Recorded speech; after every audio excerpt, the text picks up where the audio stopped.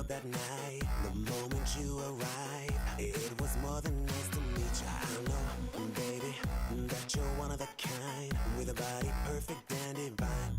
Oh, so come and let the music play, so we can move our bodies. And girl, no matter what you do, just do it hot and naughty.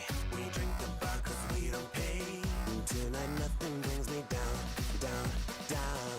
Oh, I can tell you now, this is gonna be the best time of your life. I can see it now.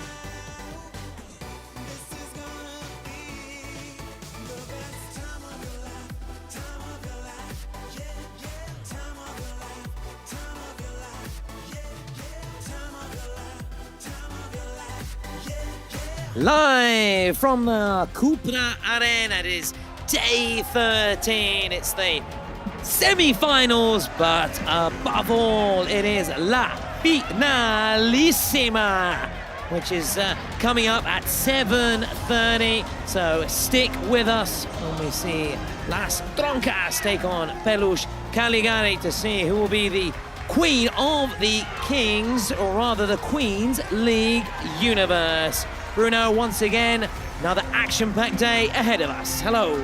Hello, Tom. Yes, the last day here at the Cupra Arena, as you say, and well, we're going to have a little look before we head into that Queen's League Finalissima. What happened yesterday in the quarterfinals, where the last standing Italian side was knocked out, with Gianmarco Chironi, of course, getting his name on the score sheet. He scores, he always scores, doesn't he? Gianmarco Chironi, the GR7 keeper, GR7, who opened up an early lead, didn't they, against Los Troncos, but Los Troncos were able to just stay always within touching distance, and GR7 couldn't really break away, and Los Troncos then knocking out GR7, Amoedo, the keeper. We've often said it's often, isn't it, Bruno, a tale of two keepers, Chironi and Amoedo, for Los Troncos and GR7. Yesterday, the Italian side, GR7, were the only remaining Italian side in the competition, then crashing out. So we said arrivederci to them in the final eight. They have a Spanish coach, don't they, in the form of Paul Fon, who previously had a spell and experience with Los Troncos. But Paul Fon then unable to get the better of his one-time club, and Los Troncos, their experience coming through. I think they've certainly got better with each match day, with each round of the competition. Los Troncos, you also sense that in crescendo, which is always the best way to do it. They're sort of, should we say, rather sort of slow starters getting into their stride, but they're hitting top form just when it matters most. And GR7, we're upset to see, of course, the likes of Rossi, Cosenza and Chironi go home, but they've certainly done themselves proud on the international stage. The first time, of course, Italian teams competing at this big stage, or rather after the Kings League Italy formed in that sense. Of course, we said we had a few wild cards, didn't we, last year? Mexico, likes of the Stallions, which we have spoken about before, Bruno, but in terms of finally here, looking to lay down a marker, so they certainly go out with their heads held high. But Los Troncos in here, Pachita with his presidential penalty, struck it well, didn't he? And we saw him earlier, didn't we, Bruno, practicing his penalty, so keep an eye on the Los Troncos Presidente later on when we see him in action. GR7, we thought were actually going to go on at one stage to win it, but that penalty took it to a golden goal, and here he is, that man there, Boada, was the hero, wasn't he, with a golden goal late on, and avoiding a shootout and sending Los Troncos through. They were the first semi-finalists. Then GR7, they go home, they're a casa, they got the plane back, Alitalia, and they're back in, or rather, it's not Alitalia anymore, it's called something else, it's changed name, it might be Air Italy. Anyway, it doesn't really matter. Here was another fantastic game as well. Panama All-Stars actually that very early sending off, didn't they? Ben Daoud, in fact, the fastest ever red card in the competition. But they started brightly, but in the end, Fluxo just too strong, inspired by the likes of Bolt. That's right, yeah, and that red card was actually in the first move of the game when they both ran out for the, the cage drop, for the ball to drop, and it was a nasty challenge really on Bolt from Ben Daoud. So So they lost one of their, not star players, but an important player in their team early on, and also the 5-minute sin bin, which affected Panam All-Stars, who we thought could have potentially knocked out Fluxo here if one of the French teams were to defeat the Brazilians. We thought that maybe Panam All-Stars could have been that side, and Musa Sao made it 2-1 just before half-time, but in the end, the individual quality of the Brazilians was just too much for the French champions. Yeah, and we've seen that, haven't we, Bruno? The quality, the technique, the style of the Brazilian sides, and that ability to always find a way, find a route to success. Unfortunately, especially for the home crowd, Bruno, here, Panam All-Stars, French champions going out later. We also said adieu, au revoir to another French side in the form of United, who were heavily beaten, but we'll talk about that. We'll see that later on. Panam All-Stars, they had a lot of support. This is a really good goal from Ulgul, with a slingshot celebration from him. They went down, of course, swinging and fighting. There's no doubt about that. The Panam All-Stars, but Fluxo just had that quality, and we know, obviously, with Brazilian national side being the world champions at club level, now they want to wrestle away that trophy from Porcinos, who knocked out a Brazilian side. But again, we'll talk about that in a few moments' time, and also in our second pre-match show, which is on the horizon. So stick with us if you have just joined us. This is, of course, a recap of yesterday's action. We're looking back at match day 12, the day of the quarterfinals. Here we're looking at Fluxo against Panam All-Stars. Here is Pifut for the Panam All-Stars. His presidential penalty, and you could say a little bit of luck as well, because the keeper got a touch on it, but it managed to go through.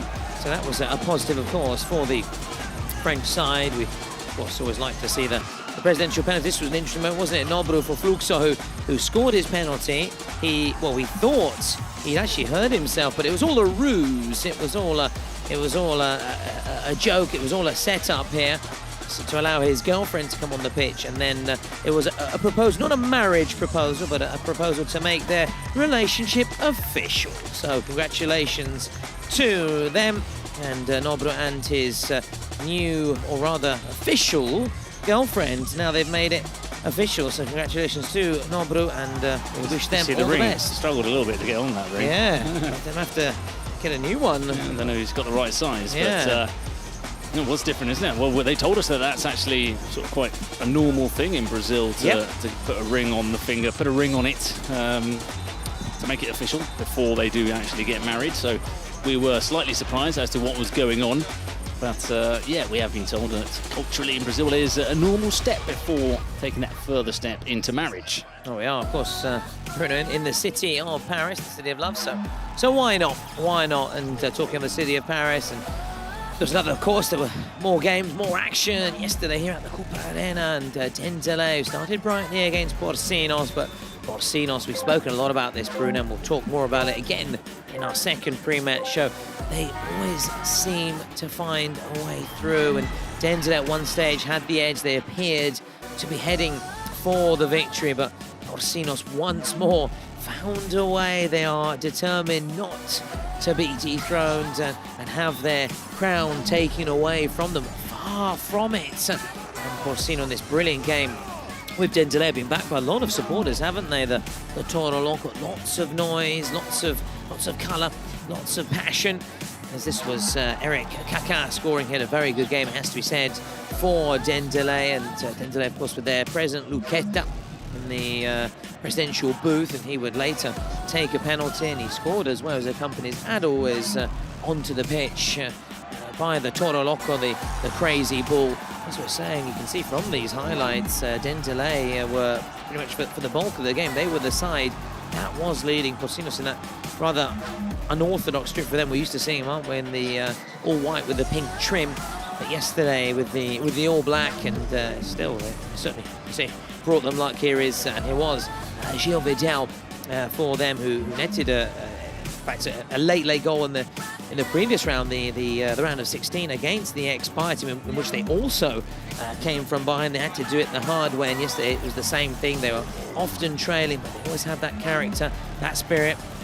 It was Oscar Coy with the assist there for Mark Pellas, who actually went on to win the MVP prize. There, Nadir, who would actually be the hero at the very end of the game. In fact, Nadir, it's been a big talking point, hasn't he, Bruno? Because we haven't actually been that impressed by him, by his very high standards. But yesterday, when they needed him most, he did rise to the fore to give them the goal that would give them the edge, and actually was the winning goal when goals were worth double at the very end in added time. Yeah, and in this tournament, we want the big players, or their teams want the big players to sort of pop up and really make an impact when it matters most. And we've seen that from Lipao, we've seen that from Leletti, players that want to go on and be crowned as the golden boot or the golden ball in this competition. And Nadir, having been named the best player in the Kings League universe last season, well, you'd expect him to be one of those players, and he was yet to really make an appearance for Porcinos until this game. Even in this game, throughout the majority of the game, he didn't have too much of an impact, but that's what big players do. You're maybe not having your best tournament, not having your best game, but you score important goals and have an impact when your team needs you the most.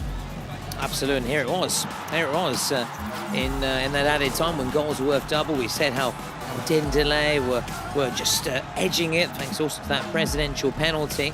They went into those final 2 minutes leading 5-4, but Nadir with that goal, and you can say coming good just when it mattered most. And they're marching on then to the semi-finals. Ibai their president, of course, delighted. He actually didn't score his penalty, so it would have been very relieved that his players went on to do the business. And we saw the action yesterday come to a close with the Furia against United, another French side going, and we thought it was actually going to be a really close encounter, hard fought, but in the end, this was one step too far for United. Fully inspired by the likes of Lipao, Leletti. Again, spoiler alert, they were also fantastic yesterday for the Brazilian side, and they just powered their way through. They just almost brushed aside United. It ended up to be a very one-sided game.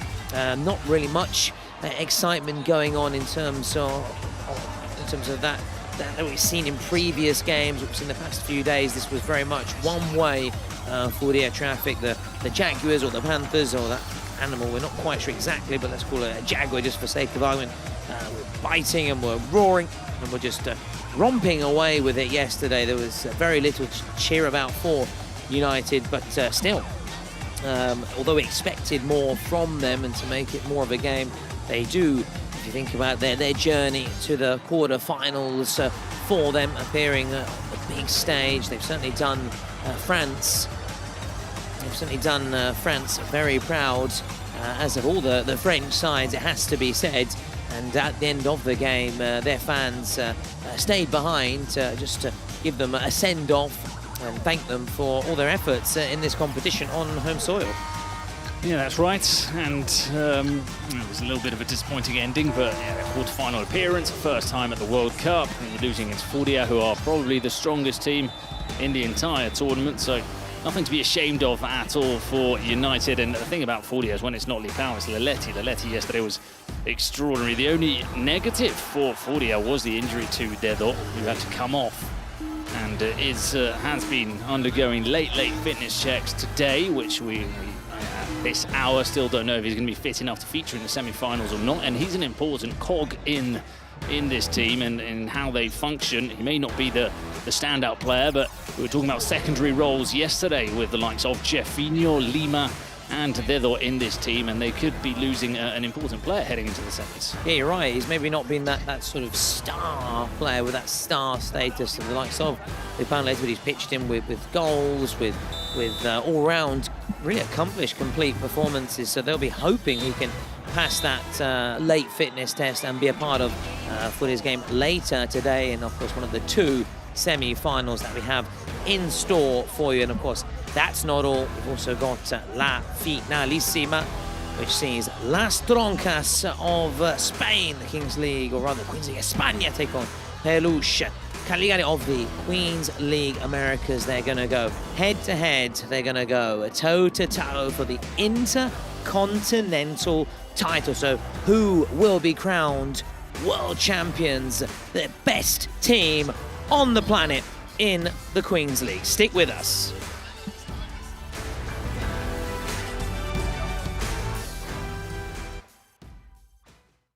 Si quieres, puedes subestimarnos. Ahora somos imparables. Defendemos lo que construimos. Las troncas, Vamos a ganar. campeonas de la Queens League hoy son.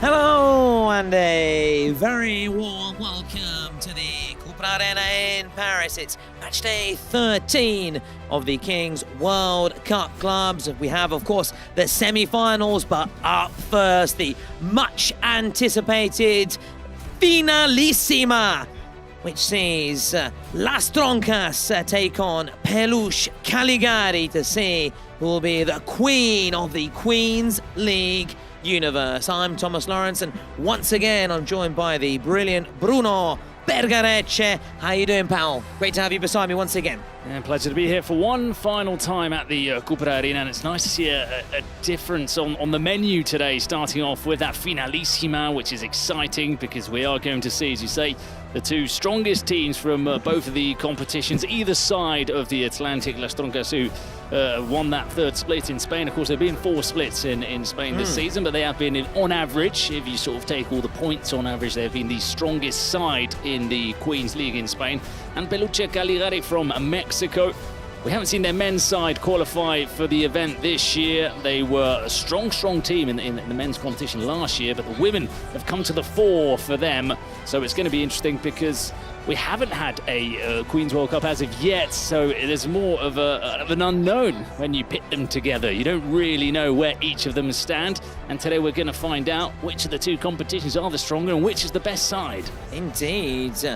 Much to look forward to as the fans are starting to get into the stands then for this 1930 kickoff between Las Troncas of Spain and Peluche Caligari, competing for the first intercontinental title of the Queens League. iShop, first international match between Queens Leagues. So as you're also explaining quite rightly, to be here means they've won one of the last 2 splits and earned the most overall points during the regular phase of both splits. Las Troncas top team in Queens League Spain. Peluche Caligari winning split 1 of the Queens League Americas in the final.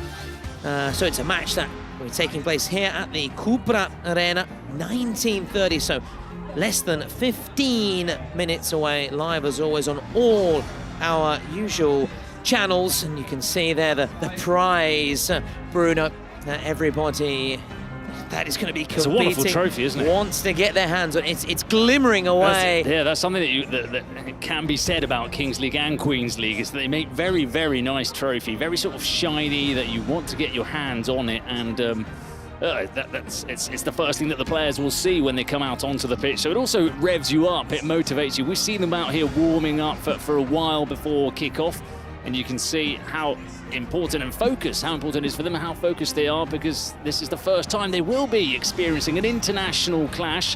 So it's going to be fascinating, and yes, I can only imagine when you walk out onto the pitch and see that trophy, your spine must be tingling. Oh, absolutely. It's very special indeed. It's a historic occasion for the Kings League, for the Queens League, the Finalissima, the big one here in Paris, the Cupra Arena. As we say, with each passing second, the anticipation is building here. We cannot wait for this clash of giants, of titans here in the Queens League universe. And as we've been trying to explain to everyone, just to get that message across, what Las Troncas represent and what Peluche Caligari represent, the latter one of the most followed teams in the Americas. They've actually got a fan base called El Caligarismo. So again, it shows the importance of the Queens League, the Kings League as well, how big a following and how much it's grown since its inception just a few years ago. So there's so much excitement here from both Bruno and I, and as always there'll be live action of the game. It's coming at 19:30. As for Las Troncas, and just like the men's team, all the players, of course, have the name of a plant or a tree on the back of their jersey. So it just changes from a Los Troncos, which is obviously the masculine, to Las Troncas. So that's my very basic, not even GCSE, maybe Key Stage 3 Spanish there, just coming into play. And of course, I always start sweating a little bit whenever there's any Spanish pronunciation alongside brilliant Bruno Bergarecci. It's been great. It's been a real learning, a Spanish education in everything, both with the language, the culture, the football, La Liga, Segunda División, and so on, so on. So that's been good. But let's focus back, of course, to this big game, which is on the horizon. In the meantime, we can give you a little bit of a spoiler because the Las Troncas players and stuff are starting just to take their position. If you have any doubts and you're still not sure what it is, well, sit back. This will answer and for any doubts.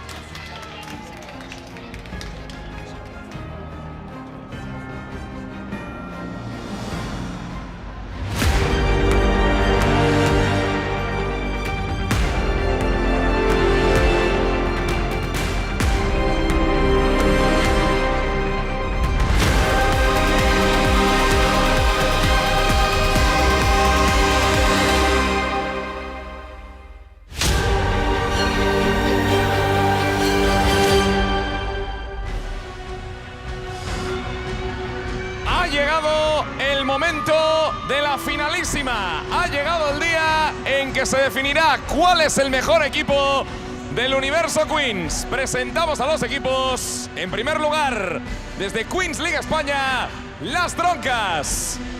Con el número 1, María Pi. Con el número 13, Ainara Navas.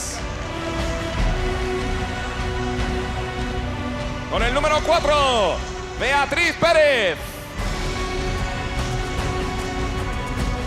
Con el número 10, Aronei González.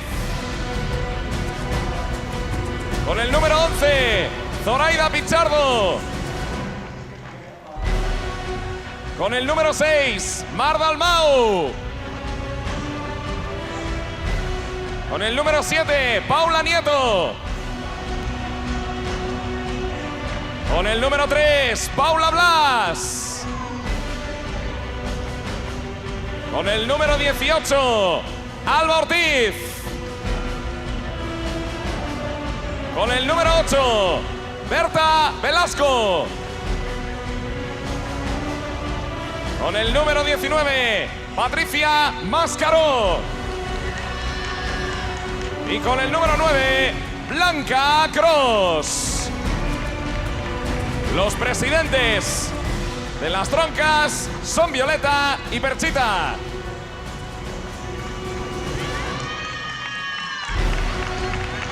Y presentamos ahora al representante de Queens League Américas, Peluche Caligari Femenil. Con el número 22, Dayan Tellez. Con el número 4, Chigua Enríquez. Con el número 7, Atsiri Montero. Con el número 9, Fernanda Lechuga Figueroa. Con el número 10, Michelle Meléndez. Con el número 11, Daniela Leal. Con el número 12, Úrsula Reynoso. Con el número 13, Meli Martínez. Con el número 66, Victoria Sánchez. Con el número 18, Andrea Morra Contreras. Con el 3, Nati Cárdenas. Con el número 49, Marilyn Bebé Díaz.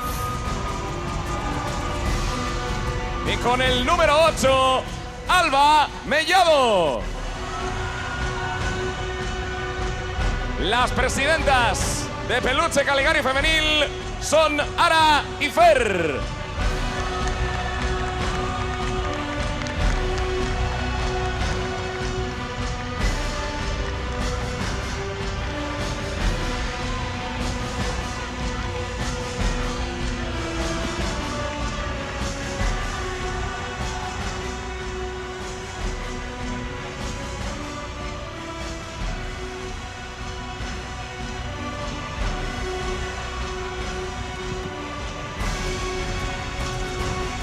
Now we are going to also hear from the presidents after the unveiling of the two teams here. Strongcast, Peluche, Caligari. Now, back down to the pitch then, as we hear the messages ahead of the kickoff. Ah, ¿se escucha? Ah, es práctica. Hola, hola, ¿cómo están? ¿Se escucha? Moi je t'ai reçu, mais je sais pas. Who is the president? Who is Bueno, pues nosotras, para las troncas, antes de comenzar esta finalísima, queríamos darles una pequeña sorpresa. Así que bueno, ahí va para ellas.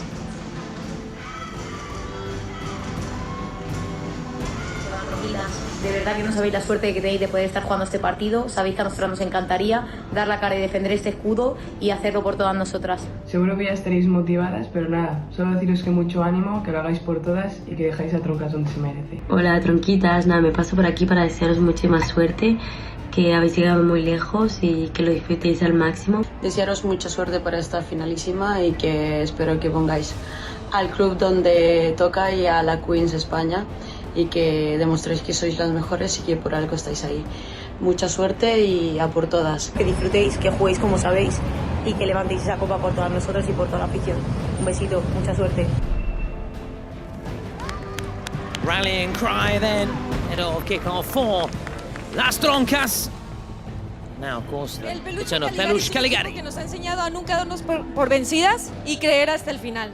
Son mi familia, son mi inspiración y este mensaje es para ustedes, cabronas.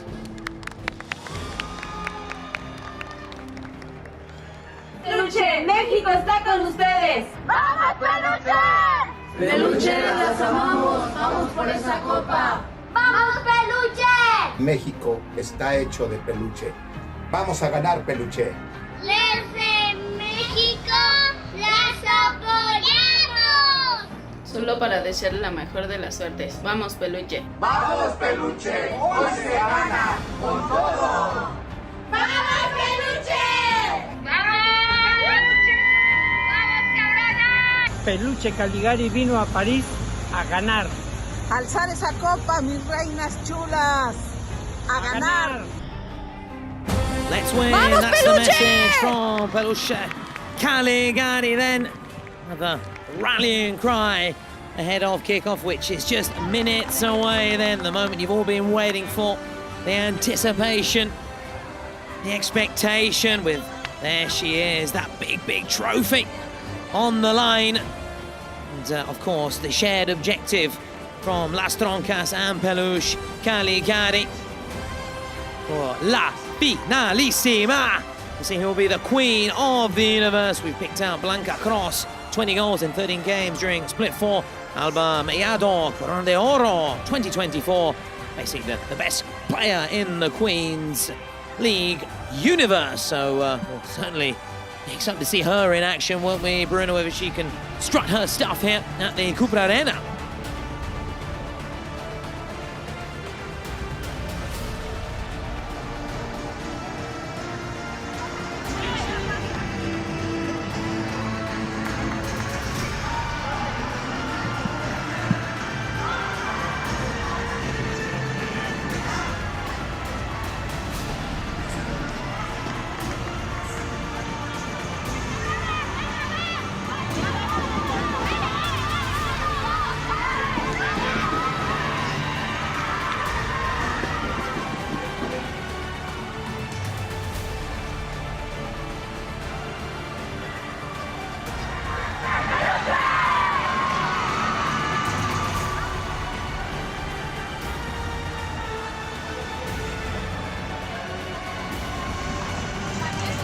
indeed. It adds another little bit of spice, doesn't it? Extra dimension of reason to be tuning in and following this game between Las Troncas, Peluche, Caligari. And talking of Las Troncas, coached by Carlos Sanchez, here's their squad.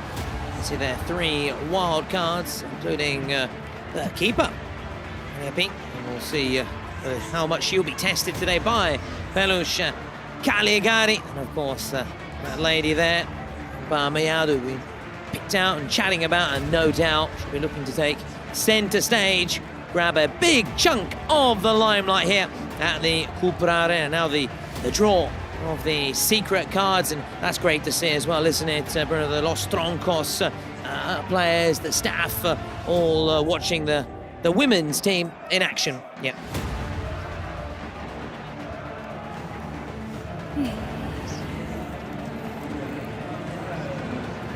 Exit.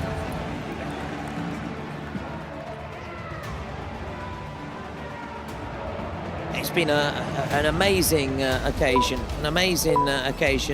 Bruno, as you were saying, an amazing occasion, and it's brilliant to see the support, the solidarity between Los Troncos and the Las Troncas, and we'll see whether it will be the Spanish side picking up the silver, or Peluche Caligari, and fly the flag high for Mexico.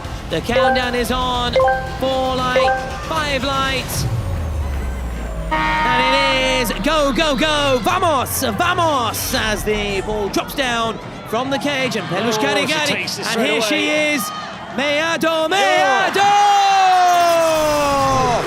Not even 5 seconds, Bruno, and La Finalissima is up and running. What a start to the game. What a start for Alma Mayado, who said she wants to get one over her former competitor, former rivals.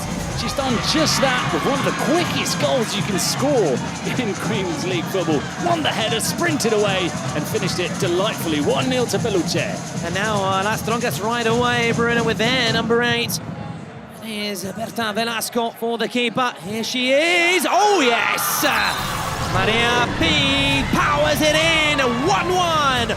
What a start. Never in doubt, of course, with 2 quality teams in action and such a big prize on the line.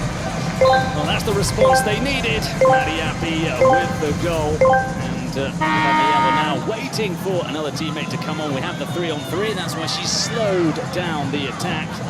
That's what she goes for. Ooh, undercut the pass. She's got to get back. Oh, that's wonderful. There's an open net here. Well done. Really unselfishly done. Oh, good work from the keeper. From Tess there. That was a great bit of play. End-to-end stuff. It was very well done by Berta Velasco, wasn't it? Just knocking it around the defenders. Other people maybe would have gone for the shot. She saw the pass to the left. She did everything right, and in the end, they couldn't finish it off. But a wonderful move by Berta Velasco. Fantastic stuff here. Great start to the game, nice tempo. Now Las Troncas with their keeper. Maria P has options, goes it alone! Oh, how about that? How about that? It's a second goal for Maria P, one of those wild cards. And what an introduction to La Finalissima. And what an addition to the side for Las Troncas. And what placement on that shot, despite the dive from Diane Dayev. She couldn't quite get there. Maria P is the standout player so far, but we're just 2 minutes in. I'm sure a lot of the players will start to emerge in this game, but right now she really is setting this field alight here at the Cupra Arena.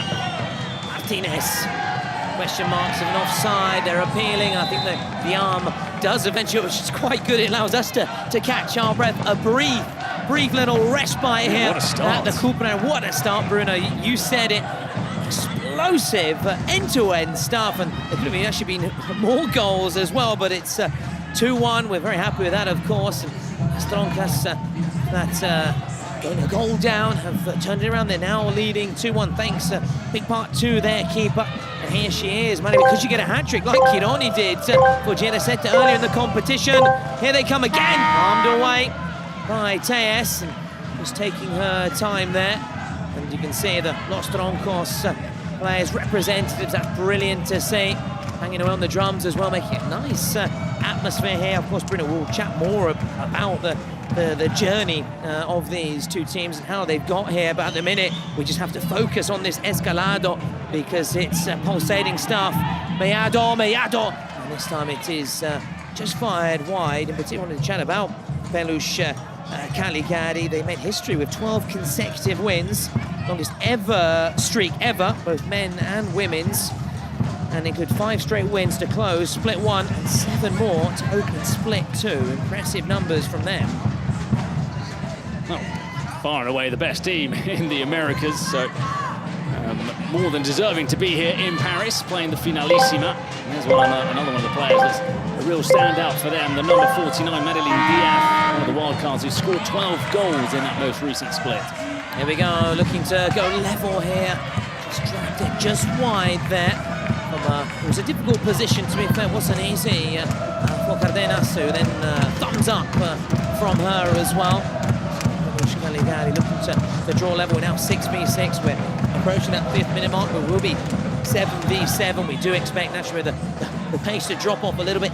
Naturally, there'll be less space for the players to exploit. That's given away. Now a chance to break for Peluche Caligari. Here they come.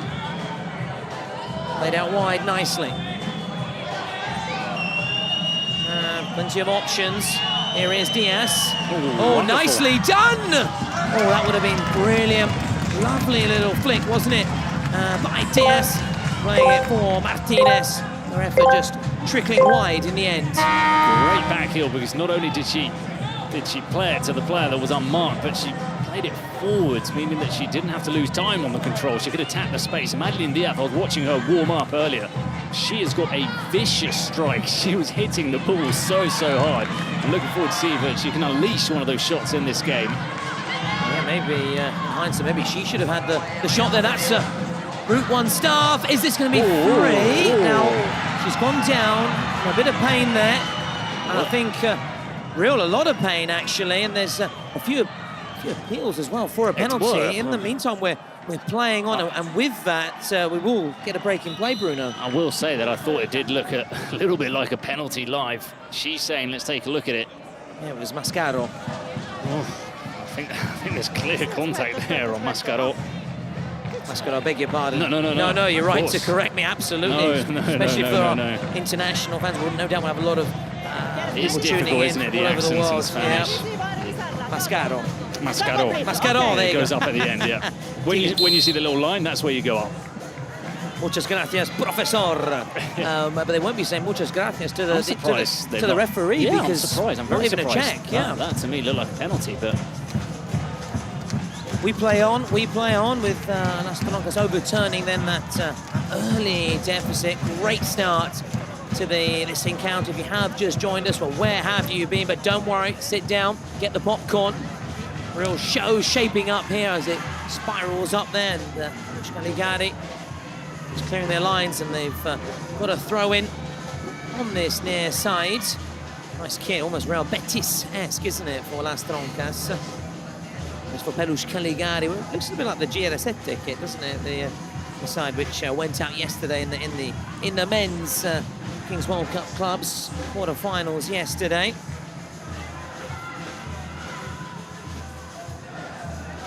We're looking to carry it out from the back here, Las Troncas. Just a wayward ball, as we said. We do expect the pace to drop a little bit. Now it happens, doesn't it, when we go for 7v7, and they can't keep that up. They can't keep it up, and I think the start was also a product of the excitement and the energy with which they come onto the field of play, because in the World Cup that we've been watching, it's 13 days into it. A lot of these teams have made their debuts, have already played, they've got used to their surroundings. Here, it's the excitement of the huge occasion, as that shot is blocked, but it's the excitement of the huge occasion. You can see that they came out, but bringing that sort of fresh energy and that eagerness to leave their stamp early on in the game. You can tell, can't you, that it is a big game, because other games, as we say, maybe have taken a little bit more to get going. I'm sure that, for example, in the semi-finals that we'll see later, it'll be much of the same, because the eyes are on the prize. It's just around the corner, and here they've come out and they've seen the trophy. So you start off playing saying, I want to win that trophy. I can see it. It's there. Absolutely. It's the light at the end of the tunnel, isn't it? It's like seeing your flight back home. You know it's there. It's that extra motivation, isn't it? Exactly. Not that we want to leave, but you know. of course, but still, we've got family commitments back home, don't we? Now Peluche. Caligari again on the ball. Contreras rides that challenge. That's a teasing ball in. Oh, and it needed that touch, didn't it? From Ortiz just to take it away, Bruno. As the arm goes up on that fast. I know you're right. They can see that prize inside, can't they? That beautiful trophy. It was glimmering, wasn't it? Shining bright here at the Cupra Arena.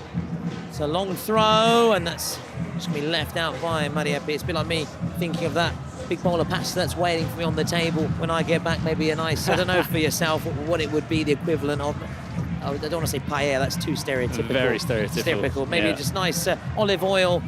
Nice bit of olive oil with bread. Simple. True. I'll tell you what I'm looking forward to. My wife did ask me, what do you want when you get back? I asked for some lentils, which is a typical dish in Spain. A bit more wintry, but anyway. Very nice. Back to the action. Now Nieto. Another chance here. Paola Nieto.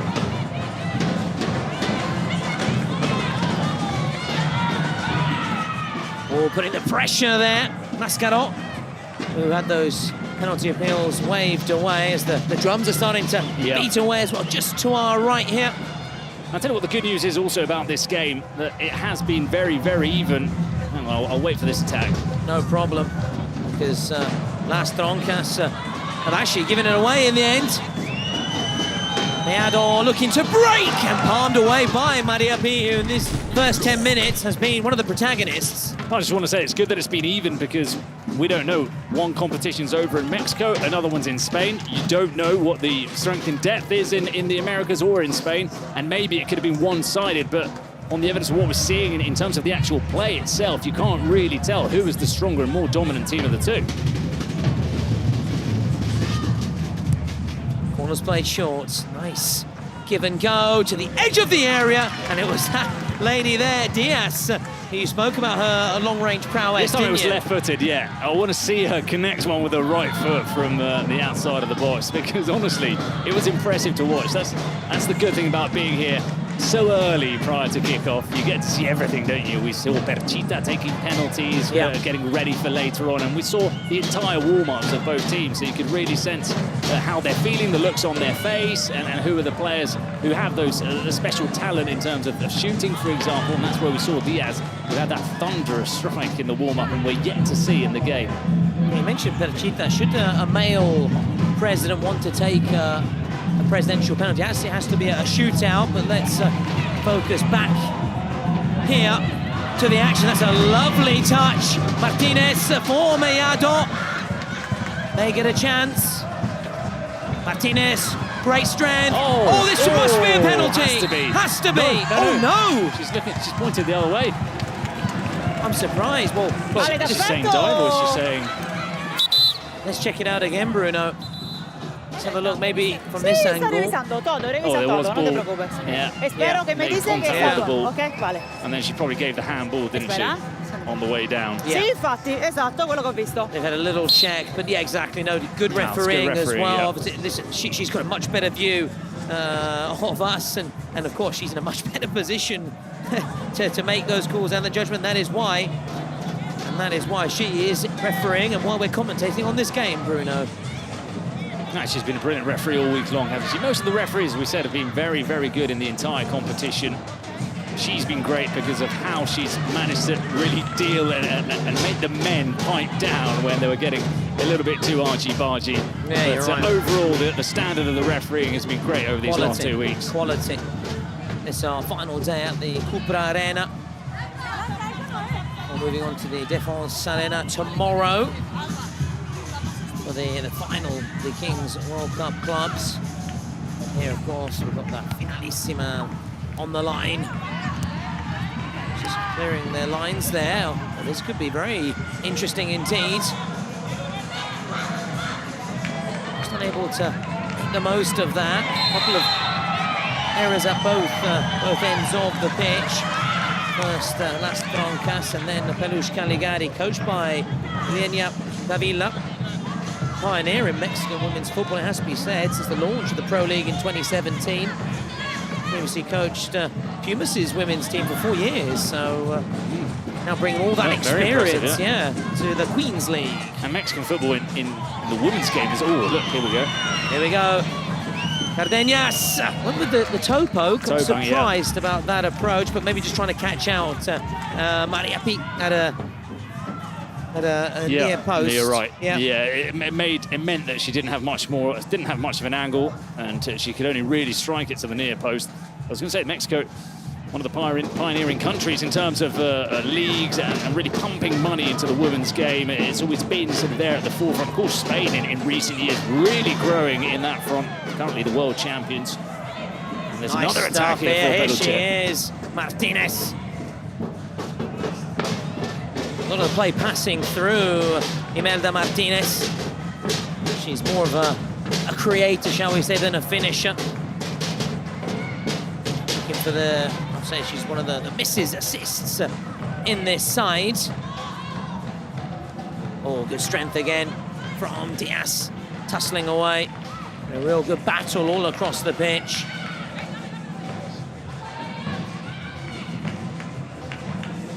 It's stayed this way, hasn't it? Following that escalado. No goals, but it has been exciting. There have been chances still, haven't there? A couple of penalty shouts. Yep. End-to-end stuff. It really has been living up to those expectations. And that was a very tricky one indeed for Maria P to deal with on Martinez's overhead kick, trying to do a Lepau for Furia. We saw score a fabulous goal, didn't we? The goal of the tournament, maybe the best goal ever in the Kings League universe, of course. Actually came off the top of the crossbar, didn't it? Yeah. I mean, Maria P, I think she had it under control, but she had to be alert. Maybe dipped a little bit more than she was expecting. She had to be alert.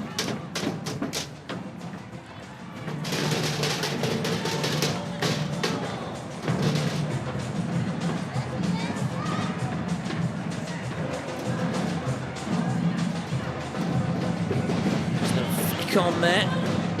Again to that far side. Straight back with Maria P, who unbelievably on a hat-trick. I think she was thinking about this game and her performance. Given anything to have such a strong start as she did to this game. She has done exactly that. Now, a little bit of a lull as we go towards the 18-minute mark when we're going to have the roll of the dice. And we also have confirmation that the roll dice is going to be from the Nivi, president of Nivelados from Kings League Brazil. So we've got that to come as we get closer to the interval here. If that first Escalado Brudo was anything to go by, then this final 2 minutes, which is on the horizon with space opening up, is going to be another 3-1. Maybe could determine and give us a clue who will be getting their hands on the big prize. I mean, look, we've had, what is it, 10 minutes of 7v7 football with no goals, so it will be very, very big in determining who will get their hands on the trophy. And look, they're going to have to play their cards right, both literally and metaphorically, of course, in the second half, but they're going to have to be very efficient in those last couple of minutes in the first half, because we're seeing from what's happening on the field of play that goals don't come cheaply. They're pretty expensive in a final, in a 7v7 format. No space is being given away, despite those chances they have opened up, but they haven't really been one-on-ones or anything like that. So yeah, these last 2 minutes are going to have a lot riding on them. We've spoken about Ilenia Davina, Peluche Caligari, we've spoken to Carlos Sanchez, mentioned Perchita, and the co-president is Violeta, or Las Troncas, hoping to set the tone, aren't they, for Las and Los Troncos by winning this, and then Los Troncos maybe doing the business later. Could be a great day for this Spanish club. Las Troncas look to make it 3 here. Good save from Tennis, but I think the arm went up, so it wouldn't have counted anyway. Seemed maybe fractional. Let's see. I don't know if the pass just took a little bit too long in being taken, and then Blanca Cruz, she hesitated a little bit with her finishing, despite it being offside. This is someone that scored 20 goals in the most recent split, and you'd have thought maybe she would have felt a bit more comfortable with the finishing there, but she did hesitate a little bit. I don't know if that may affect her then the next time she is in front of goal. Now Martinez, lovely stuff. Martinez did all the hard part, I would say there, Bruno. Just that finish straight at the keeper. Relatively tame effort by her. A very, very high standards. As Cardenas looks to play it out from the back. Countdown begins. We're about to get that buzzer. Martinez. Good defensive work by Gonzalez on that far side. So now we'll have that roll of the dice. As we're saying, sit back, get ready, guys and girls all around the world, because it will be a real show on the way. Goals galore, that's what we're expecting as we have that roll of the dice. Oh, it's taking a little touch on its way through. It's a 3v3, which is an exciting one. Certainly is. In fact, they're all exciting, Rin. I know you and I have our favourites. That's inevitable. We like the one-on-one with goalkeepers staying in the penalty area. Yeah. But we, of course, to also try and hear anything that's being said. So we might pause just for a second. Blanca, Berta, Pi. La primera hacemos contigo, la siguiente sales tú y hacemos el cambio. La primera con Pi. Ritmo en el partido.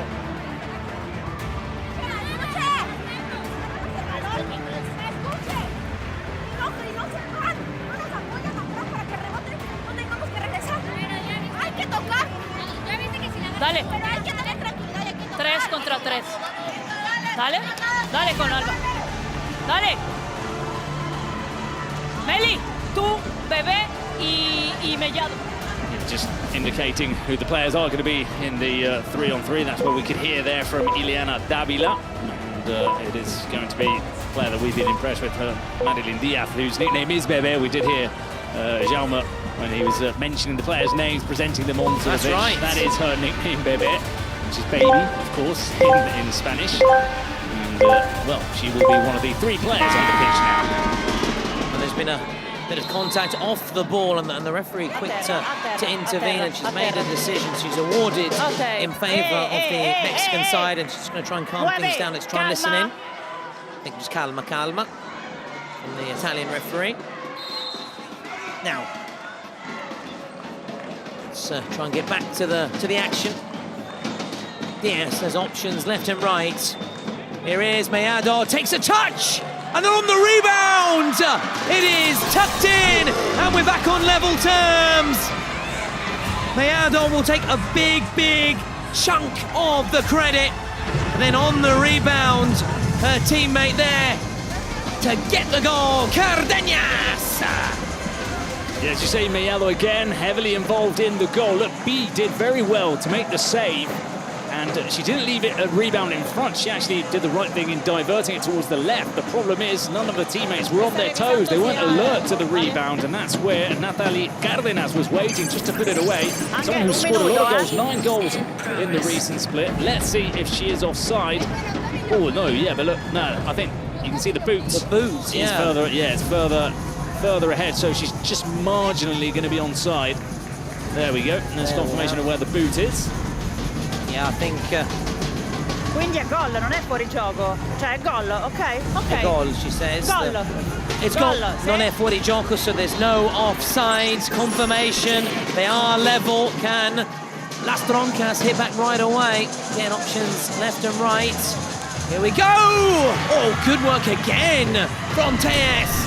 Just palming it away, but they have to dig deep again. They're going to stay camped once more, deep in their half. Peluche Caligari. That's a great save when you look at that replay. Blanca Gross still yet to score in this final. Velasco! Oh, a vicious strike from Velasco. And they're back ahead. Advantage to the Spaniards moments before the break. Now, we do feel that much of the outcome is going to be determined in these last 2 minutes. How important could that goal from Camacho be for Las Troncas to win the title? But of course, there is still time here, and anything can happen with Mellado, with Bebe. Here she is. Here's Diaz. I thought she was going to pull the trigger. Oh, maybe just looking for the teammate. There it is, Martinez. Meado now, must score! Oh, and she doesn't score, she doesn't score. Now, that's surprising, seeing her quality. She did again all the hard part, put herself into that shooting position, and Maria P was beaten, wasn't she? And she showed that calm composure to not take the shot initially and just sidestep. She'd done the hard part, as you say, then it was just to try and finish, maybe aiming a little bit too much for the top corner. Again with Velasco, and this time just can't find the back of the net. Yeah, number 8. 1 minute of added time. Wow, that was a let-off, wasn't it, for Las Troncas? Maria P thought she was beaten, but we'll chat about that in a moment, Bruno, because Peluche Caligari are going to try again. They've got time left on the clock. It's just toe poked over, and you can see the disappointment there from Carreñas on that occasion. Las Troncas then leading, and they have to get back here quickly. Well, that was just too quick for everybody inside the ground. Well, you could tell that something was happening as they were focusing on the Los Troncos players in that stand. I saw one of the players, his eyes going wide open, almost to say something special was happening, the coast-to-coast goal, but they couldn't quite find the target. Still time. Martinez rides that challenge. Oh, well played. Martinez! Wow! Oh, the goals just keep on getting better and better and better. 3-3. What a way to cap off the first half. What a cutback from Martinez, and what a finish. Still had work to do into that bottom corner. Just brushed by Maria P. But that was a very special goal to finish off the first half. And it's almost impossible, Tom, to guess who is going to win this game. Oh, it's even Stevens, isn't it? And the scoreline shows that, proves that here at the break. Las Troncas thought they would be going into the lead at the break, but Pelushkani had other ideas. Let's try and take a break and listen in. I'm going to stop talking. Nada de lo que hemos trabajado. Nada. No cortamos, nadie aparece por fuera. Y encima lo preguntáis. Si sabéis qué es lo que tenemos que hacer, apechugamos en el campo. Y es lo que toca. ¿Qué pasa? Que ayer habíamos ganado el partido. Eso es lo que pasa. Que la final la tenemos ganada desde que nos clasificamos. Que es lo que nos pensamos. Aquí hay que currar. Si no curramos aquí, nos comemos una mierda. ¿Vale? Ahora toca levantarlo. 3-3, regalando el partido. Balón, que nos lo han regalado. Nos regalan el balón.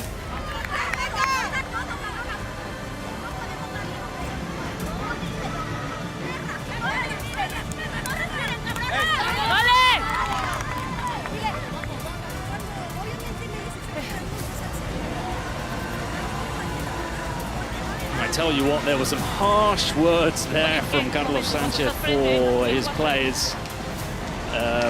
He was saying that they're gifting the ball to us, they're gifting the game to us, and we've thrown it away. Well, 3-3, this is not good enough. And now we need to try and win it in the second half. So very strong words from the coach towards her players, and let's see what kind of a reaction that gets out of them. Also because this is the third time that Las Troncas have reached the final. They lost the split 1 final to Pio and won the split 3 final in Tenerife against Gigantes FC. Como vayamos. So they have not to say hit and miss record, but of course they haven't always come out on top. It matters most. She was in the showcase final, so now they want to make sure this opportunity doesn't slip away. And as the coach was saying, they've been in that driving seat, in pole position, according to him anyway, allowed Peluche Caligari back into the game.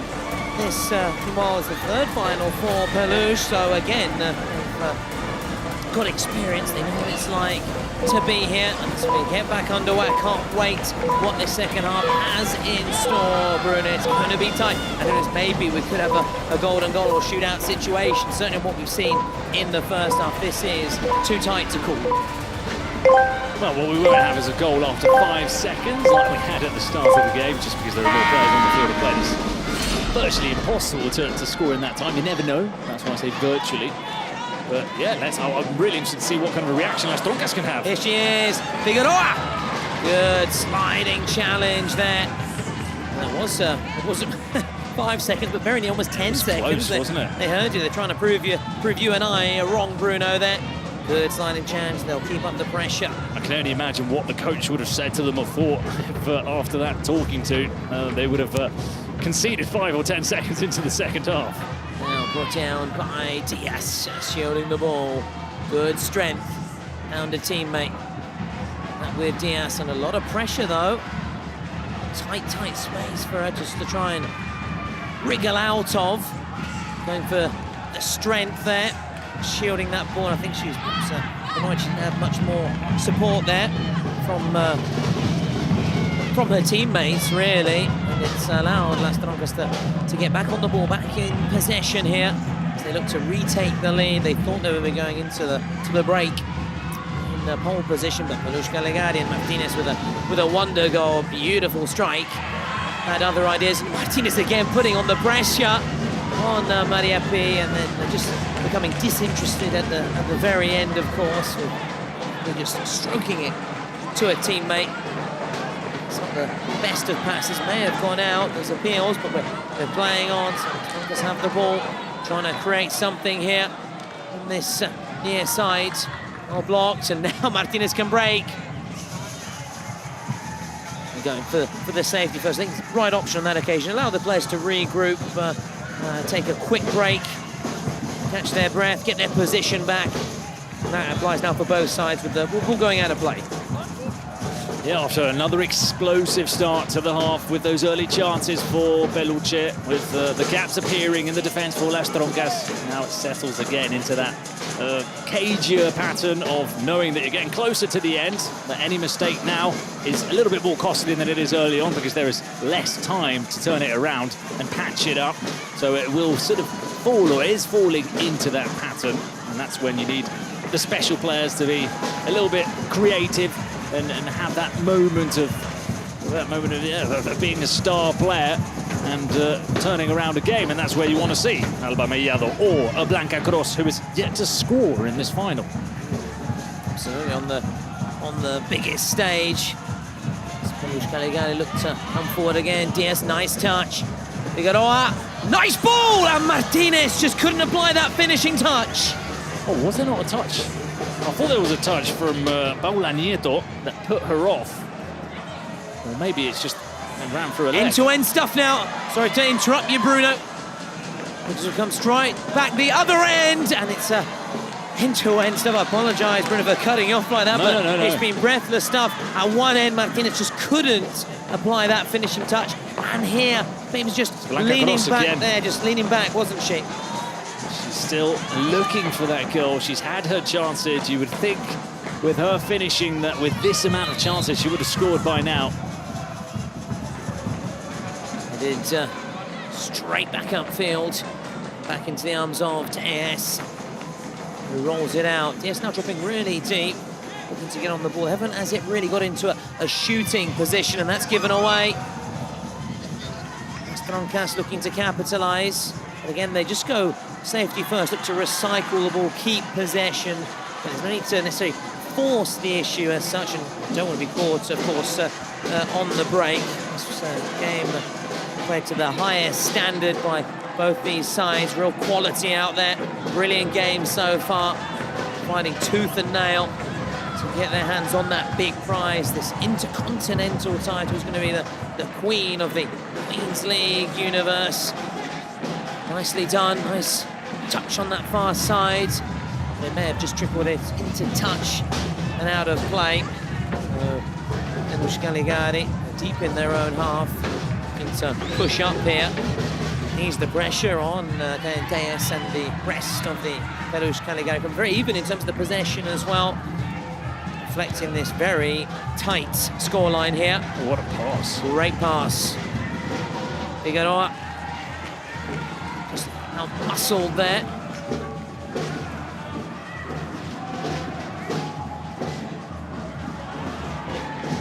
Figueroa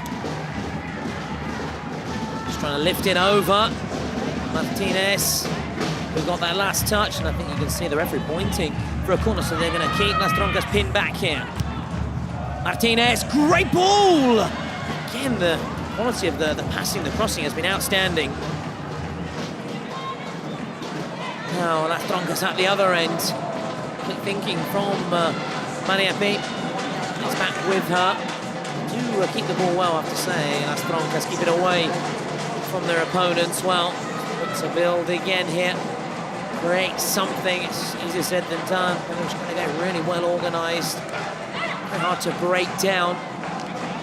Solid, compact defensive line on the Mexicans as the Spaniards now come again. Nieto rides that challenge. Trying to find Mascaro. Goal kick. Now Peluche Caligari have a chance of their own to build patiently. Just taking their time here. Tejes. The three Cardenas who got that goal. That final 2-minute period goes route one, and it may work out nicely for them. Now, Mascaro. Clever ball. Is this a goal? Well, there's your answer.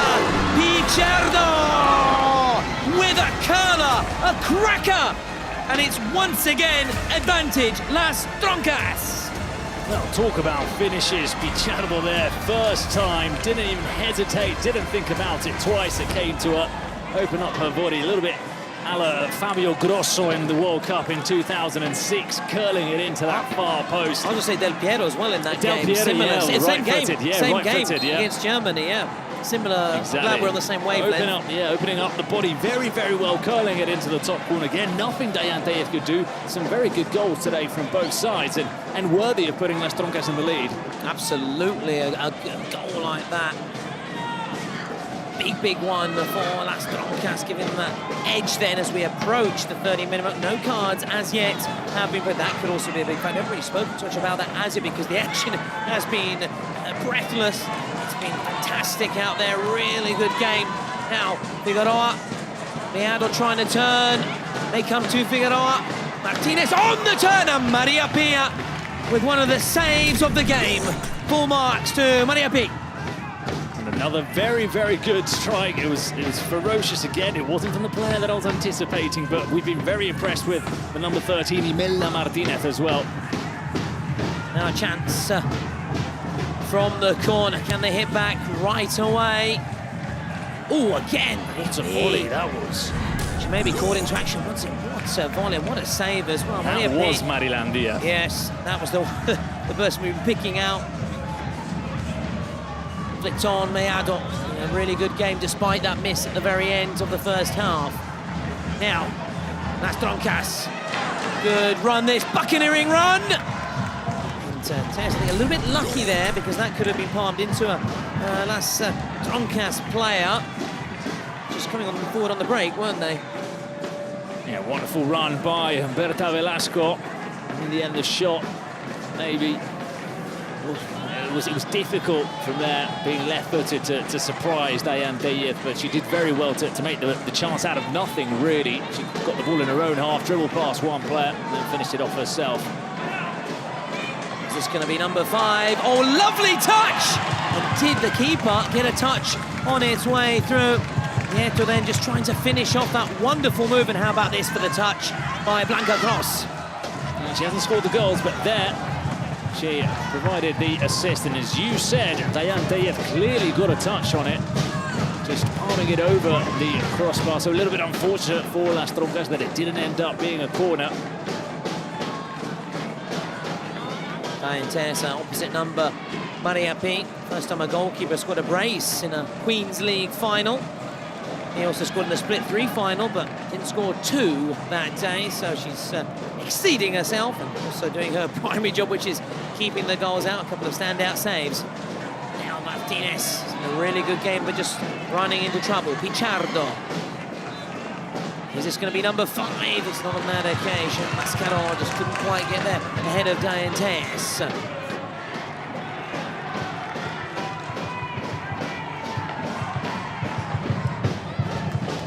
Yes. All given away. Can the Spanish side capitalise? Mascaro. Support coming from deep.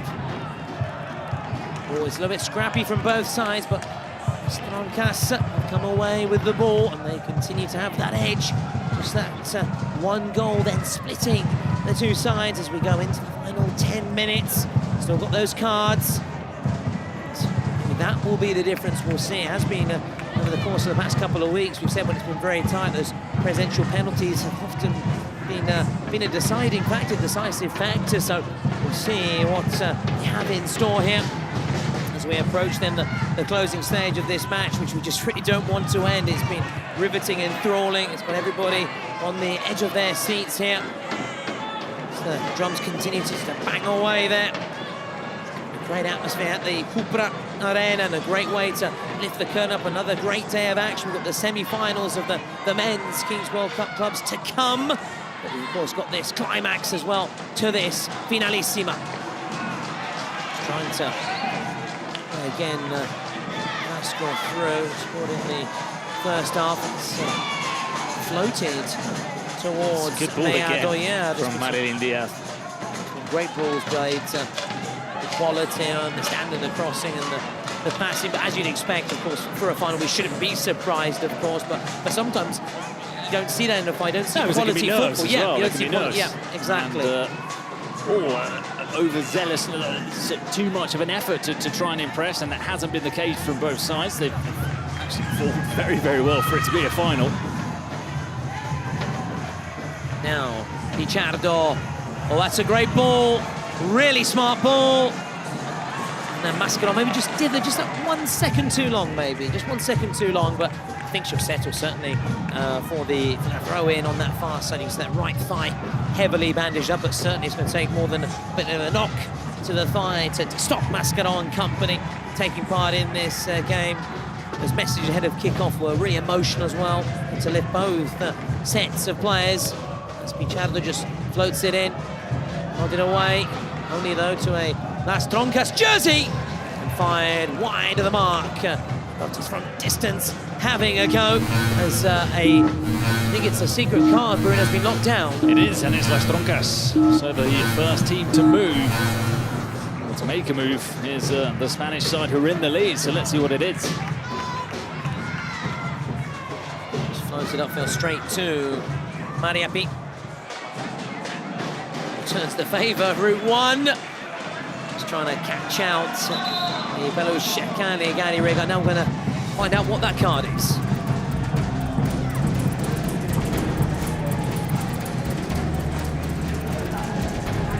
Sigue. Carta segreta.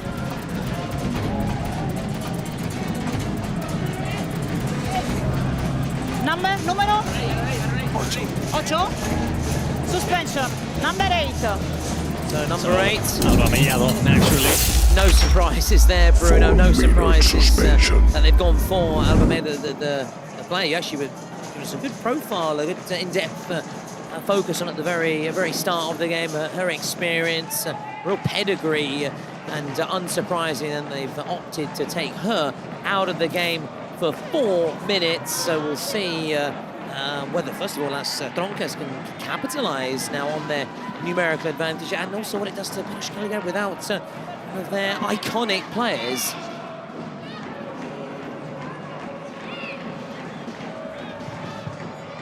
So we'll get back underway then. This near side, Las Troncas with a throw-in. Can they immediately make this numerical advantage count? There she goes again from distance. Alba Ortiz, and this time she's won a corner. Well, if they're going to allow her that much space, she's obviously going to try the shot because she's clearly capable of pulling it off. A shot coming in and looking to keep it alive, and then they settle for the throw-in on this near side. Blanca Cross with the throw, flicked on. This could be trouble for Belarus Caligari. Almao running into a brick wall, but she's recovered well. Good challenge. Good challenge. Fortunately for her, Velasco was there just to pick up the pieces. Velasco. Ortiz again. Will she shoot? She wants to return ball. The idea was there, just wasn't quite executed well enough, and Tess in no rush here. It was a good 1-2 that they played. Just slightly too long, but they almost found a way past the 6-man defence. Or 6-woman, I should say. So used, aren't you, to... Yeah, the Kings League And just generally in football, when you say 6 man or 11 men on the field of play, of course, it's 6 women on the field of play now. Mascarot. Tess then just lunging onto that loose ball. You can see, can't you, the numerical disadvantage, obviously the effect it's had on Peluche Caligari. In the meantime, players just gone down in the box there for the Mexican side. Just coming across the check-up on the situation. It is Cardenas who scored in the first half. Naturally, Diaz and company. I think it's nothing too serious. From the reaction, it may well be the end of the game. I'm not sure. So I don't know if you can read lips or not, Bruno. Maybe what's trying to be said. I'm asking a lot from you there, of course. But anyway, there's a bit of concern for it's a stranger because if she was winded, if it was a bloke, she wouldn't have turned on her stomach, would she? Because when you're winded, you want to open up your ribs, sort of lift up your arms and get as much air as you can, but she turned on the stomach. That's what's strange about the situation. So this might clarify something. It looks like she could jar her knee on the way down, but that's not what she was holding. But look, it sort of locks her right knee there. A bit of an awkward landing. Yeah. But no, yeah, that's what you do when you're winded, so that makes more sense. Yeah, yeah. Well, the medical staff are on and on quickly. Well, the good thing is obviously this she's able to sit up in the treatment she needs and back on the feet, which again is great. I mean, the game she's having, obviously we want to see her continue. Peluche Caligari, obviously, I think Las Troncas may have other ideas. They wouldn't mind if she'd been taken out of the game to maybe give that little advantage, but a real warrior. That is Natalie Cardenas. To take more than that to take her out of the game, and they need, don't they, her right now. They need everybody. You can see the co-president there just in words with the Las Troncas players out in the Spanish dugout as the Spanish ladies come forward then. Patiently trying to find a way through. It's not in a way good defensive work. Peluche Caligari looking to hold on. Less than 2 minutes to go now. They will be back to 7v7 for the final dance, the last tango. Just swung in, which makes no sense because none of these sides are from Argentina, but still, you get the message.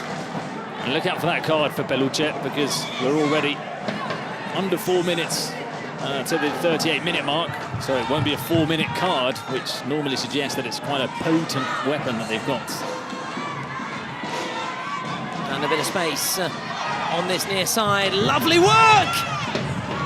Oh, and I think for a moment there, Tejas was concerned maybe it wriggled away from her. Dalma's ball. And there, very grateful Tejas to see the ball just in front of her. Put her very grateful hands onto that ball and keep it away from the Las Troncas players. You're right, it could be a joker or a penalty or a shootout.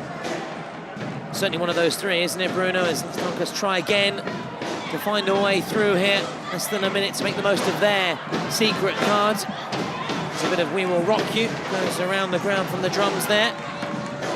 That's the beat, that's the rhythm. And Las Troncas rock Peluche Caligari here. Velasco falls here to a Las Troncas player. Must be! And it's fired over the bar. But the arm goes up, so that is a relief for them. Yeah, it means the striker can forget about missing the target. Let's see. I think here it bounced very close to her with a spin, so she struggled to turn her body and connect the strike bit anyway. It had been cancelled anyway. Approaching the final minute, Las Troncas looking to open up a 2-goal cushion. They've got a corner where presidential penalties have been locked in. Very late card from Peluche. Must be a penalty, surely. Now, here is Ortiz with that ball over the top. Is it kept in play? It is. Mascarot, nice turn! Penalty, she does give the penalty. Mascarot wins a penalty, Bruno, in the final minute before those final 2 minutes. Well, she got that penalty out of nowhere. What a wonderful turn from Mascarot. The referee taking a little moment, I think, to look over at the linesman and see if they were on the same wavelength to make the decision, to make the call. In the end, she did point to the penalty spot. Perfetto. It's a beautiful turn from Mascaro. Perfetto. Penalty Well, there's a slight hint of the dive there from Mascaro. I don't think she forces the contact. Yeah, listen, there's no doubt there's a bit of accentuation, shall we, looking to accentuate the challenge, the contact, but there's no doubt that there was a foul by Cardenas. This is a big moment for Cross here for Las Troncas, as in the meantime the secret card of Peluche Caligari has been played. Will they play it? Have it, trailing by 2, or they'll only be trailing by 1. Vale. Ok. Se queda sobre la línea, ¿vale? Just reminding the keeper to stay on the line. So, it is Cross against Tess. Here goes Cross! Unbridled joy from their number 9, who does put a name on the score sheet and does open up that crucial 2-goal cushion. Wonderful penalty from Blanca Cross. It was a matter of time, really, for her to score, but she's left it late, 38 minutes until she did get her name on the score sheet, as you say, and it was the penalty. It was all down to Mascaro. She got that penalty out of nothing, out of nowhere, with that moment of class and inspiration to turn inside the box and force the contact. So we will have to see the card. It is a shootout, and they need to score, as you say. That 2-goal cushion is vital heading into the last couple of minutes. It is, it's very important, and also if shootout, there's no guarantee. It's not like a penalty. It's very different. We often see the keepers actually come out on top more occasions than most. So Mayado, their star player, Peluche Caligari. Mayado fighting to keep Peluche Caligari in the game. Here she goes! Oh, what a finish! As cool as that from Mayado. And Peluche Caligari remain within touching distance. Hit back right away.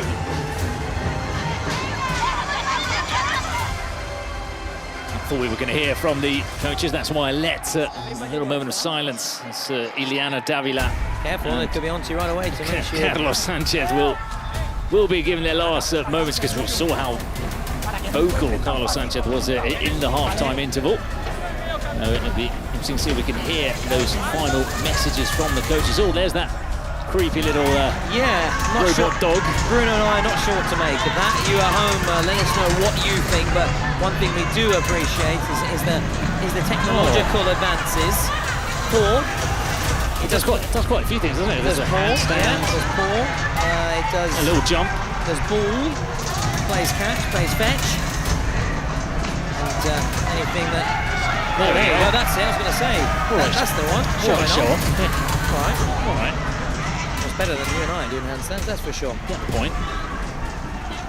Nice little touch as part of the La Finalissima, I beg your pardon, the big final, this intercontinental final. And now, though, rest of the fun stuff, back to the serious stuff. Final 2 minutes, Goldsworth double. Peluche Caligari. That's why it was so important, wasn't it, Bruno, to net that penalty, or rather that shootout, I beg your pardon, for the Mexican side, which they did. Score now, and they go ahead. And we've seen so much drama, haven't we, over the past 2 weeks in these final 2 minutes, and you sense more is to come as the ball is lifted up in that iconic cage.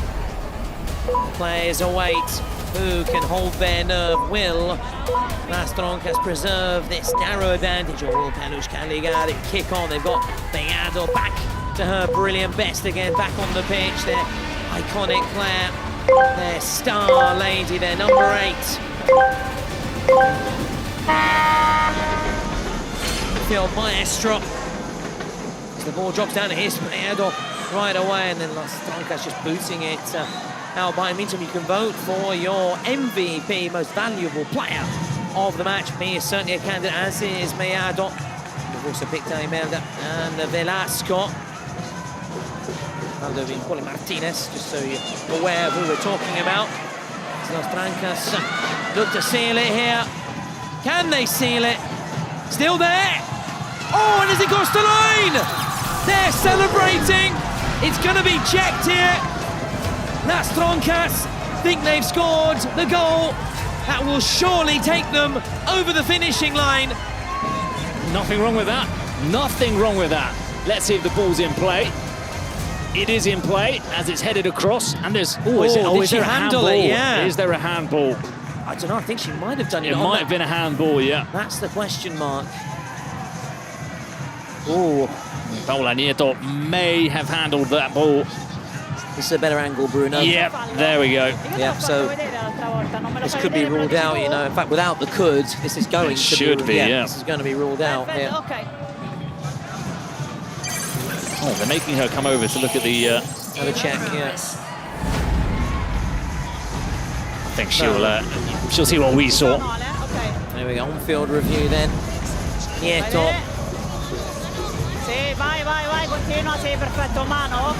Yeah, you can see the forearm, can't you? Well, that's sort of deflated the balloon for Las Troncas. Yeah. Don't know why they're complaining to the referee, some of the players. Well, yeah, had they seen that, there would be... It's quite blatant. Yeah, no complaints. So we did say, didn't we, there was just hesitant before beginning the celebrations, were we, as Pelushkari surviving that scare. Oh, it's Diaz. That was really one of the first few times actually got herself into that shooting position. There's a player down. It looks like Berta Velasco for Las Troncas. As always, exceptionally good job at explaining what's going on to the players, why she has made that call, why she has stopped the game. And it's important, isn't it, Bruno, for the players to have that, to understand decisions. Oh, yeah, it was a nasty one, and nothing intentional, of course, but it was a painful one for poor old Berta Velasco there. And Diaz, who said, has got a real strong shot on her, and almost following through with a left foot strike. In the meantime, we have Giusy Meloni just waiting to chat to the top player here. Giusy, of course, former Milan TV, now working at Sport Italia, now working with DAZN in Italy, bilingual, Italian and English, and she'll be chatting to one of these players here. And for what it's worth, I would go with the keeper, Maria P, for those two goals and those saves. But, again, it's over to you, the viewers at home, via Twitch, via YouTube. Well, Miado's got the 2 goals, but if anyone's impressed me the most, I'd say it's Imelda. Yep, and that's a good point. I've really liked her performance. Yeah. It depends who wins it, I suppose. If it's Las Troncas, it's surely got to give it to a Las Troncas player. And no, yeah, absolutely, especially in a final. The MVP always has to be on the winning side. As they get going again here. The clock is, for them, it'll feel like an eternity for Las Troncas. As for Peluche Caligari, it'll just whiz by, won't it? As Las Troncas just look to seal it. They are so close to victory that they can taste it, can't they? The Spanish side, and here they go again. Lovely run! Oh, off the bar! And again on the rebound. Tejas wasting no time. Route 1 stuff, and I think it hit the ceiling, didn't it? No, she hit the cage. The cage! Oh, it's rattling. The cage has been rattled right in the middle of the park. Wow, look at that. Well, first the crossbar was rattled, and then the cage. Straight onto the Nicolas Cage, and we haven't had too many of them. No, it's been all business, hasn't it, in the final? Allow us one, please, behind the scenes. We've been at our best behaviour. It's because they're women, you see. Well, women make us behave better. It's generally when you're with your wives and your girlfriends, you tend to behave better, don't you? And be on your best behaviour. Brought down nicely. Bellato for Martinez. It's well picked out. And that's just a bit too heavy, that touch there. So it goes out. This near side. Possession again, fairly even over the course of the game, but in the second period, Las Troncas seeing more of the ball. I think also because they went into it, didn't they? Just that advantage at the very end, which they could look to just pass the ball around, keep it away from Peluche Caligari. They played their part in a fantastic final, La Finalissima, the first edition, Bruno, of this Intercontinental Trophy. It's been a pure joy, it's been a spectacle. And it's been as tight as I'm sure everybody would have hoped for when putting together this game. And it's lived up to its billing, and it's gone right down to the wire, right down to these last 30 seconds and this last chance for Peluche Caligari. Yes, one last roll of the dice then, Bruno. Can't get caught in possession here. Oh no, that's disappointing, but you can understand, can't you, that they had to force something with the clock against them, that they had to take risks as Manepi boots it upfield, just says and invites Pelushkari just to try again. The clock is not on their side, the clock is not their amigo, is it? It's not their friend right now. Referee looks at a watch, and there it is! There goes the full-time whistle! Las Troncas are the queens of the Queens League universe! Soak it up, savor it, every single second. Tears of joy, moments these players will never forget.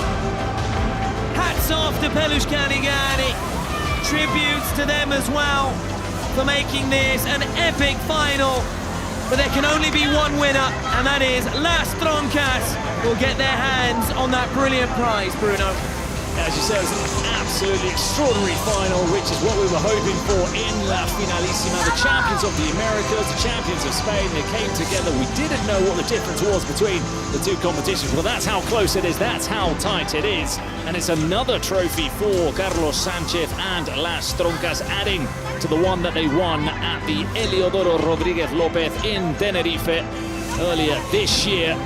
So, first smiles of the day for Perchita. There could be more later on when his men's side takes the field of play in the semi-finals against Fluxo, attempting to reach the big final at La Défense on Saturday. And there is the MVP, Maria P, with a couple of goals to her name in this clash, as well as keeping out plenty of the Peluche Caligari attempts. And we're going to hear from her with Juicy in that MVP conversation, that MVP interview.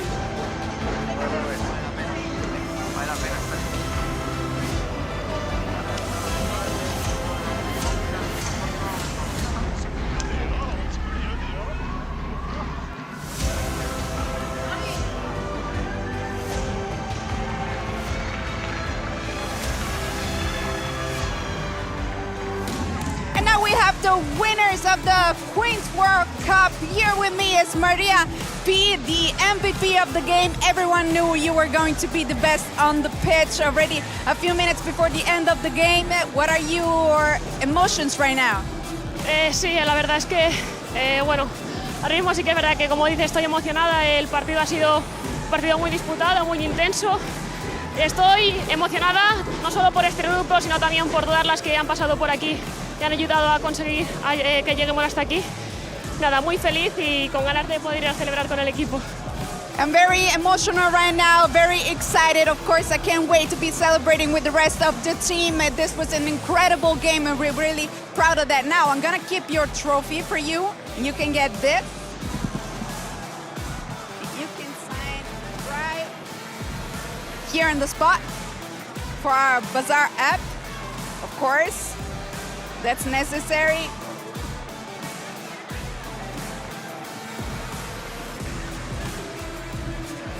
Now was a winner for a few seconds, huh? Gonna? You. Thank you. Congratulations. Bye-bye.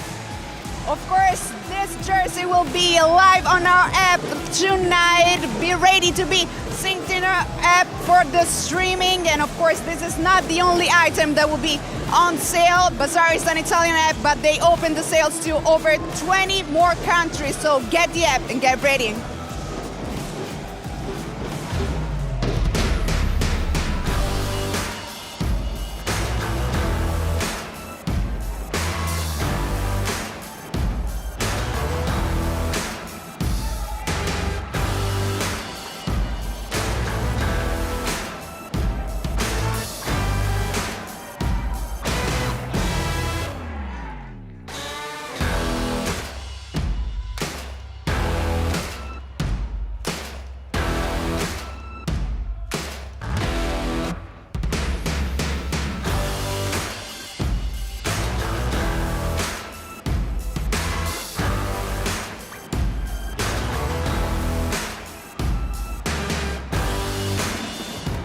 What a final, so often, as we often say, don't we, Bruno?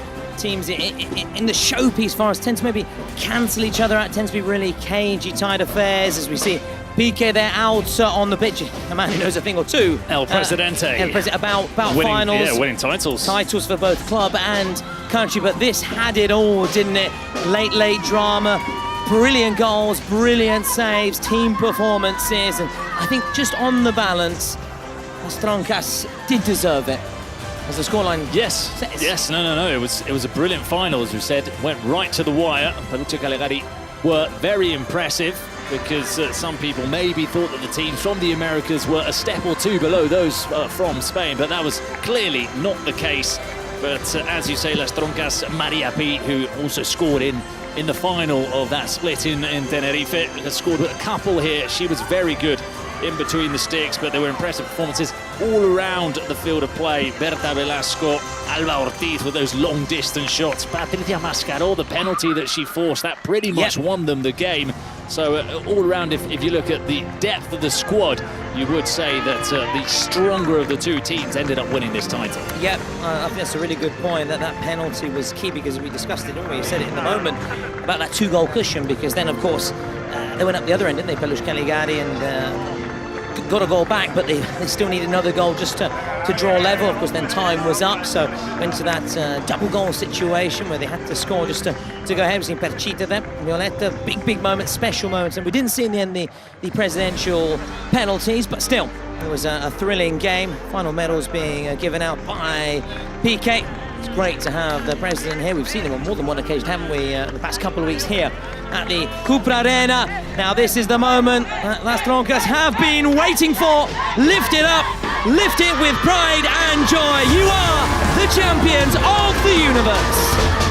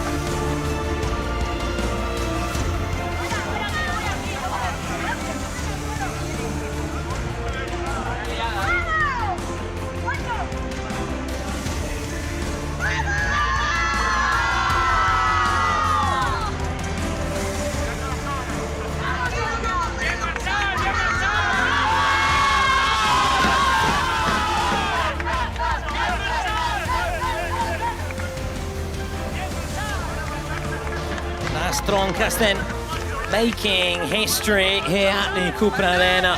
What a first edition of La Finalissima, and after that I can't wait for the next one. I've got to be honest, Bruno, very special moments. These players naturally soaking up every single second out there. They fought hard for it and they had that edge over Peluche Caligari. Again, we tip our hats to them. They made a riveting final as we try and listen in to what's being said out on the pitch. Blanca, te vemos muy emocionada, enhorabuena. Gracias. La verdad que estoy muy feliz. Ha sido muy difícil conseguir una copa y estoy muy contenta por ellas porque muchas es la segunda copa que levantan y es un equipazo, aunque a lo mejor no nos haya salido el mejor partido, estoy muy feliz de haber podido ganar la copa. Eso te iba a decir, os ha metido un poquito de caña Carlos en el descanso. Sí, no, estaba, o sea, la primera parte, la verdad que hemos salido muy dormidas. Pero bueno, nosotras sabemos tocar el balón y no lo hemos hecho y Carlos nos ha metido un poco de repapolvo a la media parte para despertar. Esta noche fiesta por París. Esta noche aquí dentro de esta copa vamos a poner muchos gin tonics. Un mensaje para los troncos para el partido de luego. No, que mucha suerte, no nos vamos ni a duchar, que vamos a estar aquí apoyándolos y que espero que ganen este mundial porque juegan muy bien a fútbol. Enhorabuena. Gracias. Well, great to hear from one of the star players, let's put it that way. Bruno, can I ask for a quick translation before we maybe hear from another player? Oh yeah, she was saying that obviously very happy, very emotional to win this, and she said they're going to put a lot of gin and tonics into the trophy very tonight, nice. celebrating. Can I come? Not even going to take a shower. Going to go straight into the stand and celebrate and support the men's side. who are going to play now, and she says they're obviously good enough to win the title. So they will be doing what the men did for them, which is be in those stands and support them. Absolutely, we'll see Los Troncos in action. Sorry, but for now, let's keep our focus on Las Troncas and go out, as we go back pit side for another interview. Aquí con Violeta, perdisteis esa primera final, pero ahora habéis cogido carrerilla y lleváis ya 2 de 2. Bueno, la verdad que sufriendo como siempre. Si no sufrimos no somos troncos ni troncas, ya lo sabes. Creo que nos han mandado también suerte desde arriba. Y nada, orgullosa del equipo, orgullosa del staff, de lo que siempre están ahí, que los quiero, los adoro, son los mejores, y que disfruten, que se lo han ganado, que se lo han merecido, y ahora pues vamos a sufrir con los chicos. Hay un grupo muy fuerte porque jugadoras como Blanca Cross que llevan un split, la he visto con lágrimas en los ojos y eso dice mucho. Sí, al final también creo que, como dices, Blanca Cross, igual que Alba, por ejemplo, que han estado en Cunitas, siempre he dicho, creo que ha sido un equipo que se merecía una final, que hacía tiempo que se la merecían. Me alegro también mucho por ellas, que la hayan tenido, que la hayan logrado, porque creo que les tocaba. Aronei, que se ha podido recuperar y recuperarse de su lesión y conseguir esto. Al final esto es de todas, y también quiero hacer mención a las anteriores tronquitas que ganaron el anterior split, porque también gracias a ellas esto también es de ellas. También lo lograron, aportaron su granito de arena. Somos un equipo, somos una familia hoy y siempre, pase lo que pase, contra todos, contra todas y contra todo. Enhorabuena, presidenta. Congratulations again to Las Troncas. Congratulations to Las Troncas as we now build up to the semi-finals.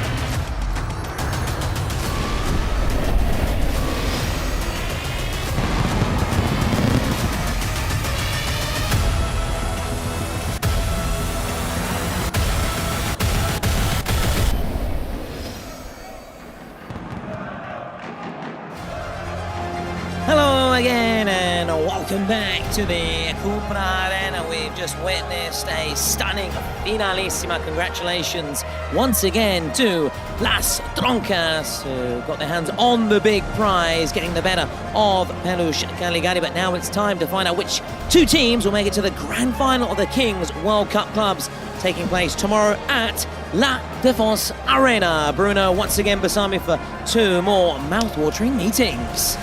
Yeah, pleasure to be here again, and what a way to have got things underway this evening at the Cupra Arena. Pure excitement and entertainment with that Finalissima. If we can still see the emotional players of Las Troncas going off the field of play with that trophy.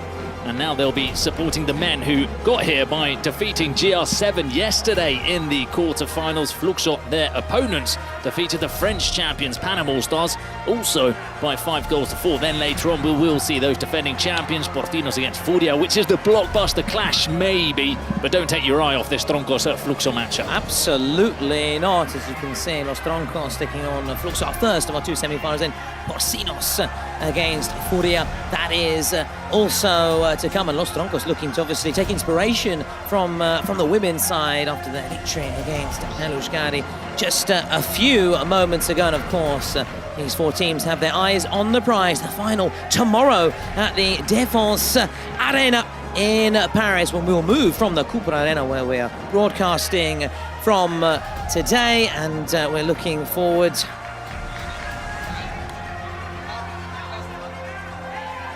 Now, so I was just trying to say there, we're going to be looking back at the action from yesterday.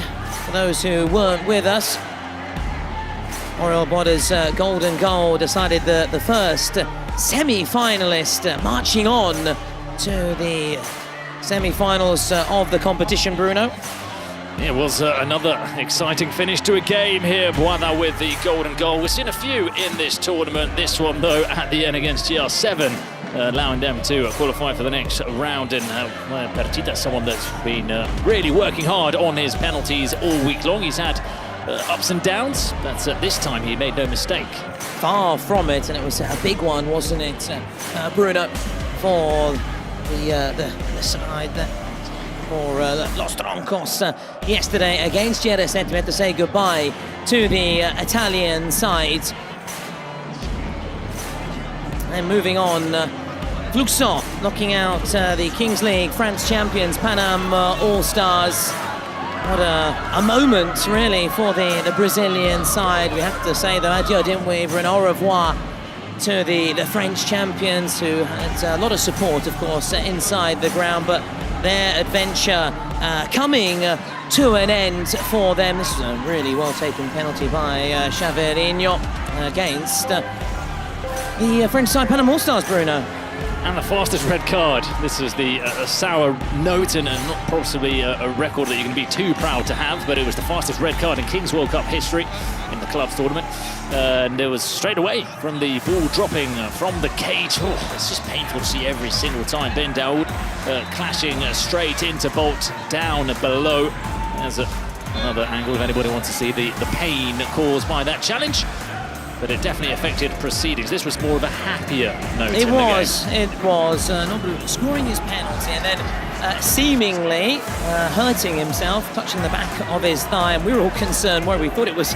I fell for it. He seriously had injured himself, but it was only a ploy. It was a ruse, and it was a way to get his girlfriend out onto the pitch and make their relationship official.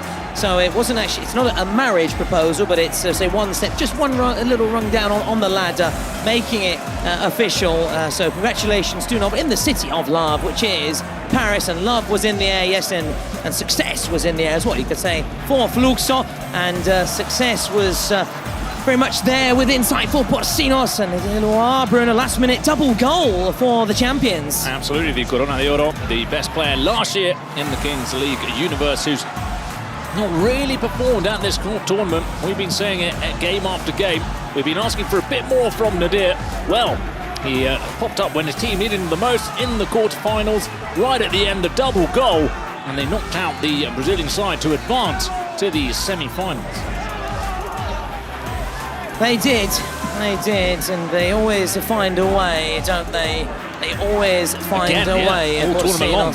They have that sort of never say die spirit. And here, Luquetu taunted Porcinos, but then his joy then went to disappointment and despair after his team was eliminated. We'll certainly miss the colourful character. Keep your shirt on, keep your shirt on, keep your shirt on for the lads. What they were chanting inside the Cupra Arena. They were yesterday, apart from obviously maybe his family members, and it was unbridled joy for Ibai there post-match as his side marching on then to the semi-finals of the competition, and we'll also now move on to another really exciting game which saw Furia in action, Bruno, against United.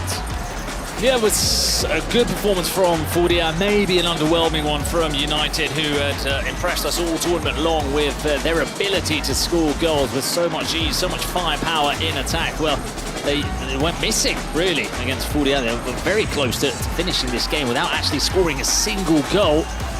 But it wasn't Lipao today, it was, yesterday rather, it was Leledi, really the star of the show for Furia. It was pretty much decided by half-time this game, and in the second half for United, it was just about playing for pride in front of their home fans. Absolutely, we expected it to be a tighter affair, didn't we? But in the end, it wasn't. There was also this bit of concern, we have to say, for Furia. Dedo injuring his knee, and he's doubtful for the semi-finals. In fact, he's going to be facing a late fitness test to see whether he will be able to play later this evening. Of course, it is potentially a big problem for the team. He's one of their key players, but yesterday and also across the competition, we have seen some amazing goals, haven't we, Bruno, throughout these 2 weeks, and now we're going to take a look back, and we're going to treat everybody to a look at the top 5 goals of this edition of the Kings World Cup Clubs. I wonder sit who's back top. and enjoy.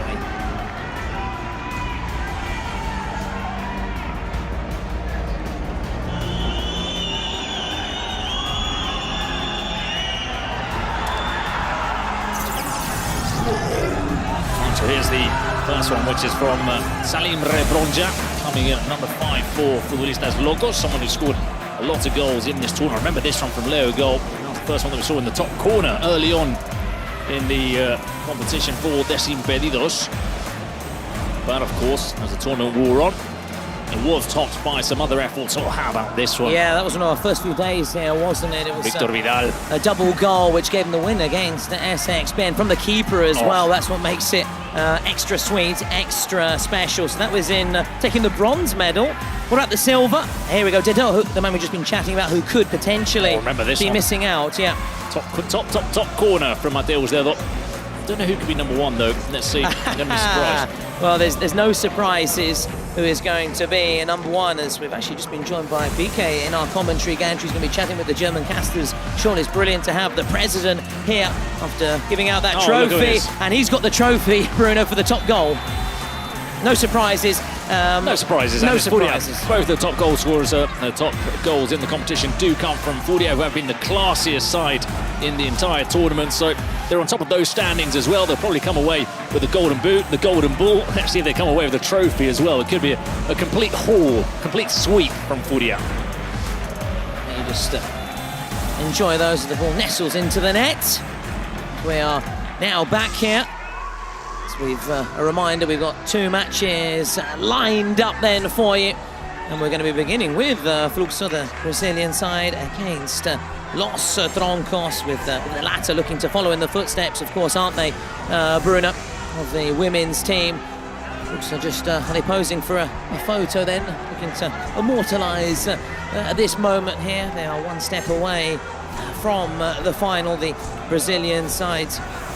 Now we'll look ahead, as we're saying, to today's big schedule, which sees Fluxo kick things off alongside, or rather against, Los Troncos, and this beginning the road to the big final.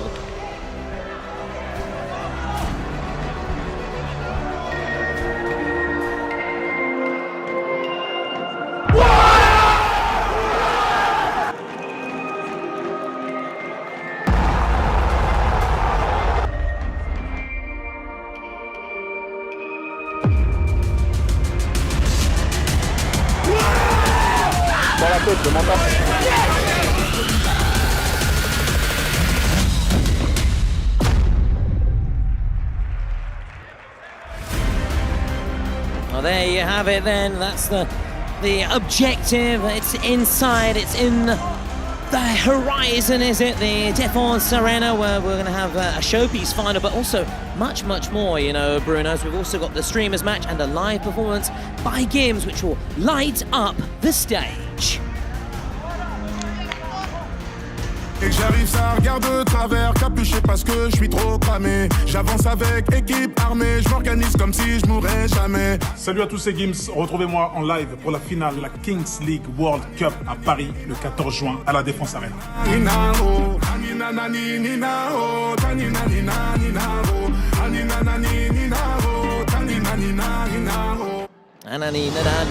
I'm already getting ready. Bruno getting up for that big performance tomorrow from Games. You'll have to calm me down. I'll be dancing away in the stands. You know, like a dance, and that's coming up tomorrow at 20:40. Here is the schedule. The doors open, the gates open, the turnstiles open at 5:30, and then we get going from 1800 with an exhibition game, France against the rest of the world. 1v1 contest, that's going to be a thrill. I know you like those 1v1 exhibition games. Fun. And of course the showpiece final at 9 p.m. 2100. So circle that, everybody, in your diaries for tomorrow. Will we have Fluxo or Los Troncos in the final? That's the question I put to you right now, dear Bruno. Well, that's the only thing missing on the schedule, isn't it? The badges of who will be playing in that final 9 o'clock. If you want to ask me, who do I think will be in the final?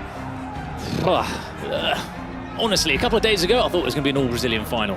Now, I'm not that sure. If it was Porcinos against Fluxo, because of what Porcinos are doing in that never say die attitude, I would say the final's Porcinos Furia. That for me would be the tastiest final. But can they get past Furia? I'm not too sure. Los Troncos against Fluxo, I can't call it. I really can't call it. It's going to be certainly a tight one. There's no doubt about it. We'll see whether we have that real spectacle on show that we saw earlier for La Finalissima. There is Jeremiah, the top scorer for Los Troncos, with 5 goals to his name in this competition. We expect him, of course, to be out there, especially in his early stage with Escalado, seeing the quality he has on the ball. What a brilliant player he is. And there's the man we've picked out in the Fluxo lineup for you. That is Vinny with the number 7. We've nicknamed him often Vinny Jones. His runner is Vinny Alexander, one of the most decisive players with 6 goals and 2 assists. So, ladies and gentlemen, the semi-finals are here. Let's sit back and all enjoy.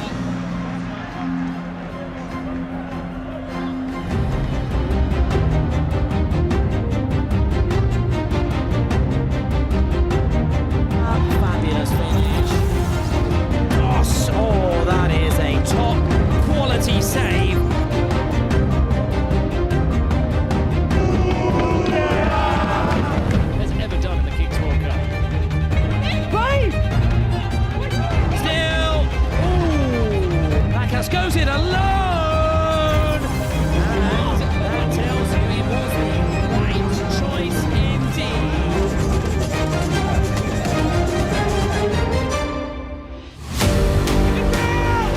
Yes, and again. Oh,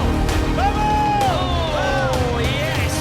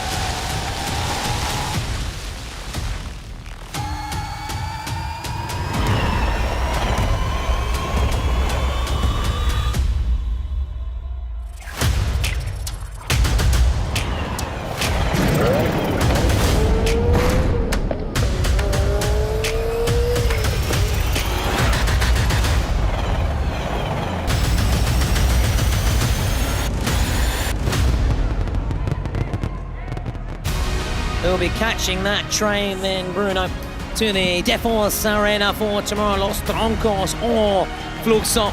Spain against Brazil. Keep an eye on these two. Eduardo scored the golden goal to reach the semi-finals. Chavarino scored twice to knock out the Pan Am All-Stars, including a penalty yesterday for Fluxo.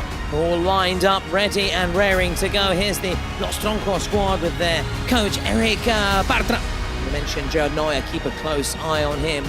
We expect him to really revel here and shine here under the floodlights, or rather the spotlight here. As for Fluxo, coached by Paolo, and, lots of names to watch out for, not just Chavarino, Lewis Bolt as well. He's had a really impressive tournament, and again, there's question marks surrounding the fitness of Dead On. We'll find out, we'll get confirmation very soon, Bruno, whether he has passed or not that late fitness test.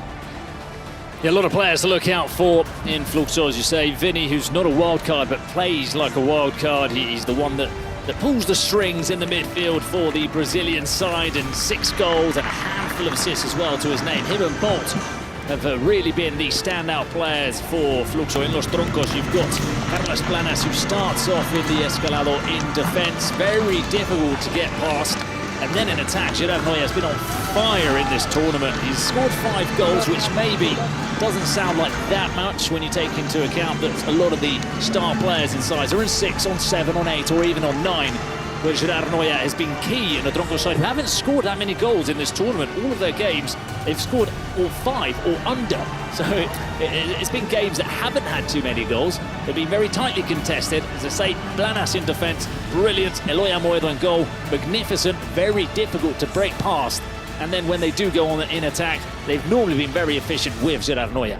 They have indeed, and it's one of the reasons why we have singled him out, and I'm sure that won't put any extra pressure or rattle him far from it. A player like him looking to really thrive in this big occasion, but of course a shared objective for him with the likes of Lewis Bolt, who takes his spot here. He's pacey, he's physical, he's got a great finish on him. This, as you said, is real tough one to call. Now the lights are on. Here we go, get set. The semi-finals are here of the Kings World Cup Clubs 2025, and Bolt has it, and I think it was just left there, wasn't it? It was quite smart thinking, I'm not going to take you on. No, yeah. Why bother? Why bother? And Planas doesn't mind because he's a defender by nature, and he's happy to do the defending. Obviously a 2-on-1's not easy, but if anybody can defend these kind of situations, it is Planas. Just not the best of passes, and now the keeper has to get back. At the other end, here he is. Amoedo, still stay there in support. Amoedo looking to get the shot away! He does! Advantage, Los Troncos. Amoedo, the man you were singling out earlier, gives them a perfect start. Great start from Los Troncos. Great patience as well from Amoedo and Planas to not take the shot too quickly, too early.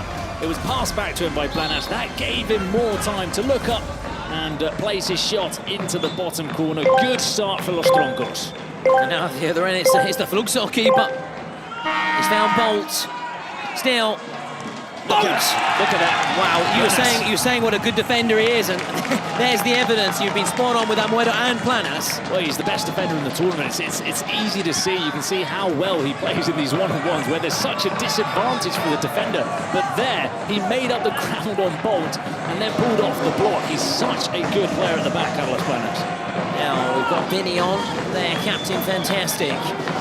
Vinny, Bolt is free. Bolt has found some space. Shaping up to shoot. Good block. This time Gerard Neuer to his defensive duties. Thiago Oliveira for Fluxo, staying out of his goal mouth. Vinny. And Lewis Bolt's found a pocket of space on this left-hand side. They go to the keeper.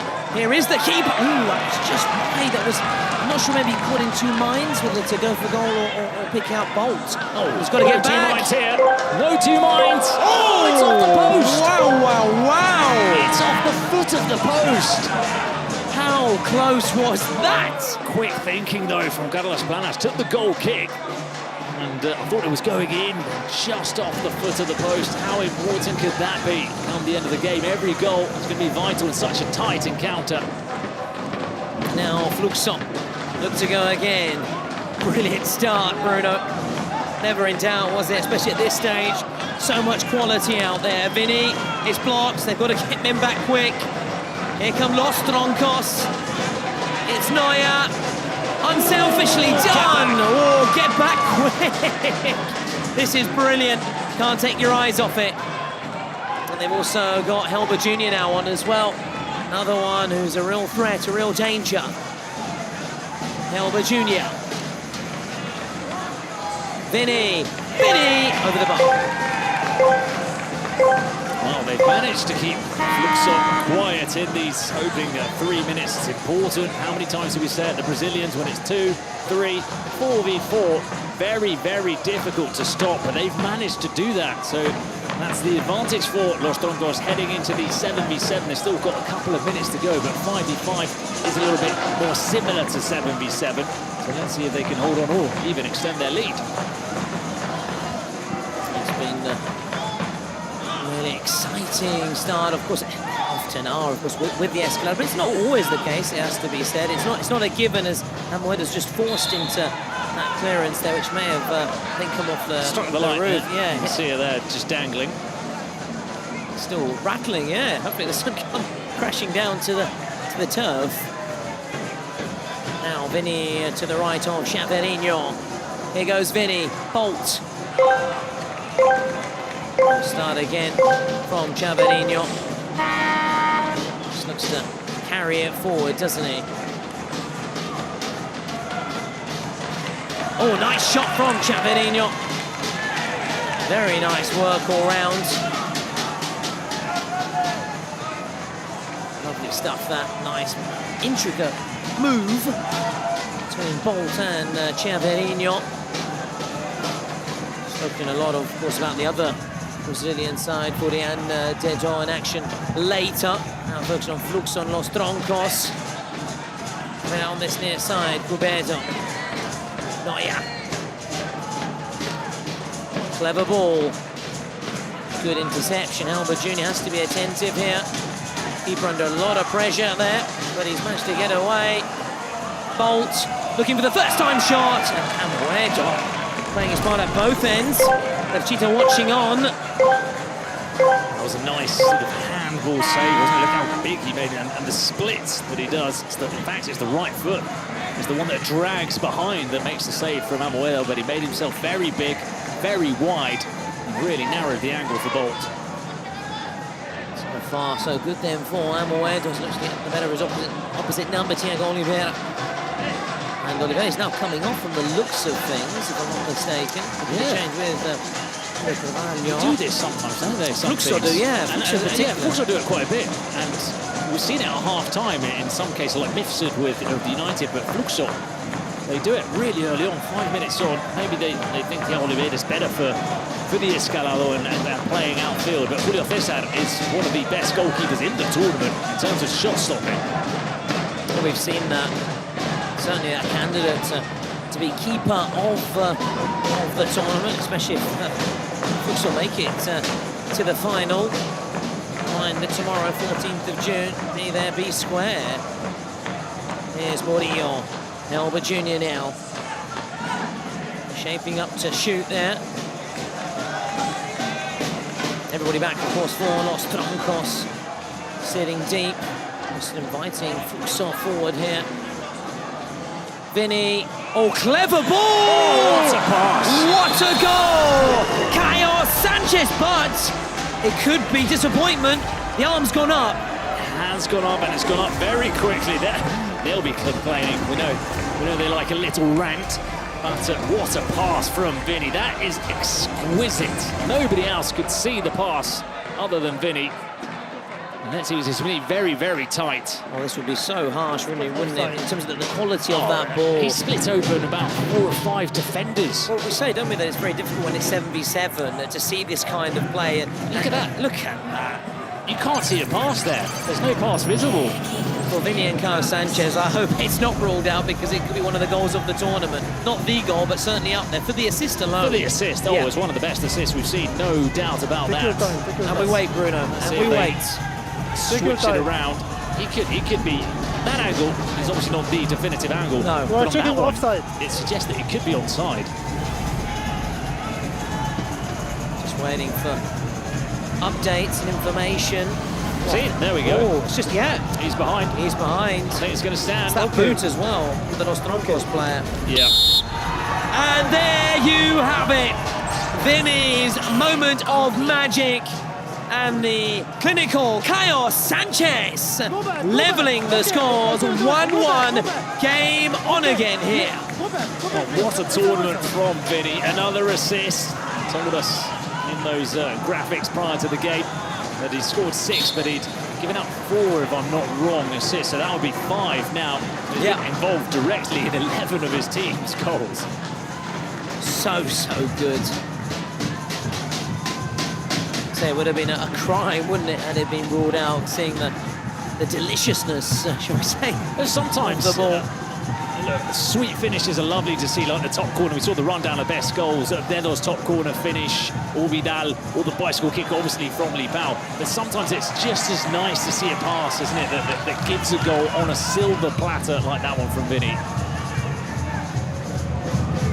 And now can be a little turning point, shall we say, for Fluxo. Caio Sanchez again. That was head on head. Yeah, the play's going to be stopped it. Now clock has stopped. Clearly there's concern. This is a head injury coming together of the heads there. The referee rightly stopping the play. Look away now if you're squeamish. That's painful. It looks like it's the cheek as I think well. it's head for head, yes. It's more painful, isn't it? Oh, you know more as a rugby player. You know more about those kind of Being things. a former rugby man, water polo, all the sort of physical sports. I've played them, I've been there. But it happens, of course, even in football. So it's a contact sport, especially those aerial challenges and duels as they leapt up there competing for the ball. And Caio Sanchez is another warrior. So it'll take much more than that than to take him out of the game. You can see putting his body very much on the line there, leaping up for the ball there. Sanchez, who's just drawn Fluxo level in the other semi-final, which is coming up right after this, Porcinos against Furia. So we're going to have an all-Brazilian final, an all-Spanish final, or 1-1. Well, as things stand, it's even Stevens. Who knows whether we're going to have a shootout or another golden goal situation as we had over the course of this competition, as it comes here to Los Troncos on the turn.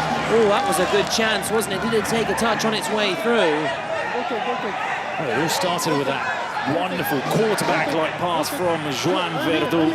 And it fell, oh yeah, no, it was the defender actually. Oh, right. That hooked it away before the volley. They've given the goal kick, but I think it was the defender that just hooked it before Woody could try and execute the volley. Yeah, they've reason to feel a little bit done by there. Strong cross. Fluxo looking to try and take control now. Intera, nicely done. Oh, again, just trying that ball over to another sort of defence. Splitting pass, booted back up, and that's simple for the keeper there. We are just rolling it out to Vinny. Chaverinho. Murillo. Plenty of options, right, left and centre. Again, we've spoken a lot about this. The Brazilian sides, right to left, left to right, through the middle.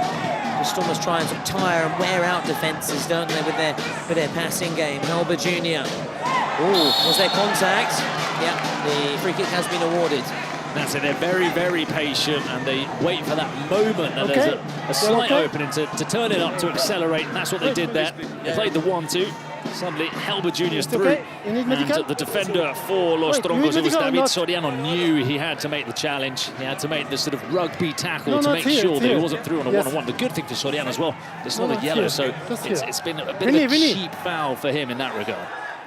Yeah, in that sense. Number 5, just take care, okay? So maybe was it necessary, but maybe it just shows the fear. He had to do it, he had to do it because he was the wrong goal. The fear. What I mean is he's fortunate that no card has been brandished, which means, look, I got away with it, I brought him down. Damage limitations because he didn't have a one-on-one and I'm not off for a couple of minutes, so it worked well for Soriano. I think he had to make the foul. Here. Aquí. Continue. Pero ¿quién marca? Just wait here, the making sure that the Los Troncos wall respects the distance here. It's to be an effort on goal then, and quite right, I think, from that kind of position you have a go. It's a dangerous position, it's very promising here for Fluxo. Here goes Vinny. Oh, they've got to get back quickly. Chance on the break. Neuer. Looking for Diego Jimenez, and it will roll out. Well, that pass, I think Neuer could have played it a little bit better into the path of Diego Jimenez. I think they're saying that maybe it touched the Fluxo player. But there is the threat with Gerard Neuer on the counter as well. Any mistake, and he'll be sprinting away, very much like that golden goal yesterday where he put in the cross for Oriol Boada. He did, he was the hero against GRSF. Now, Sanchez out wide. Vinny.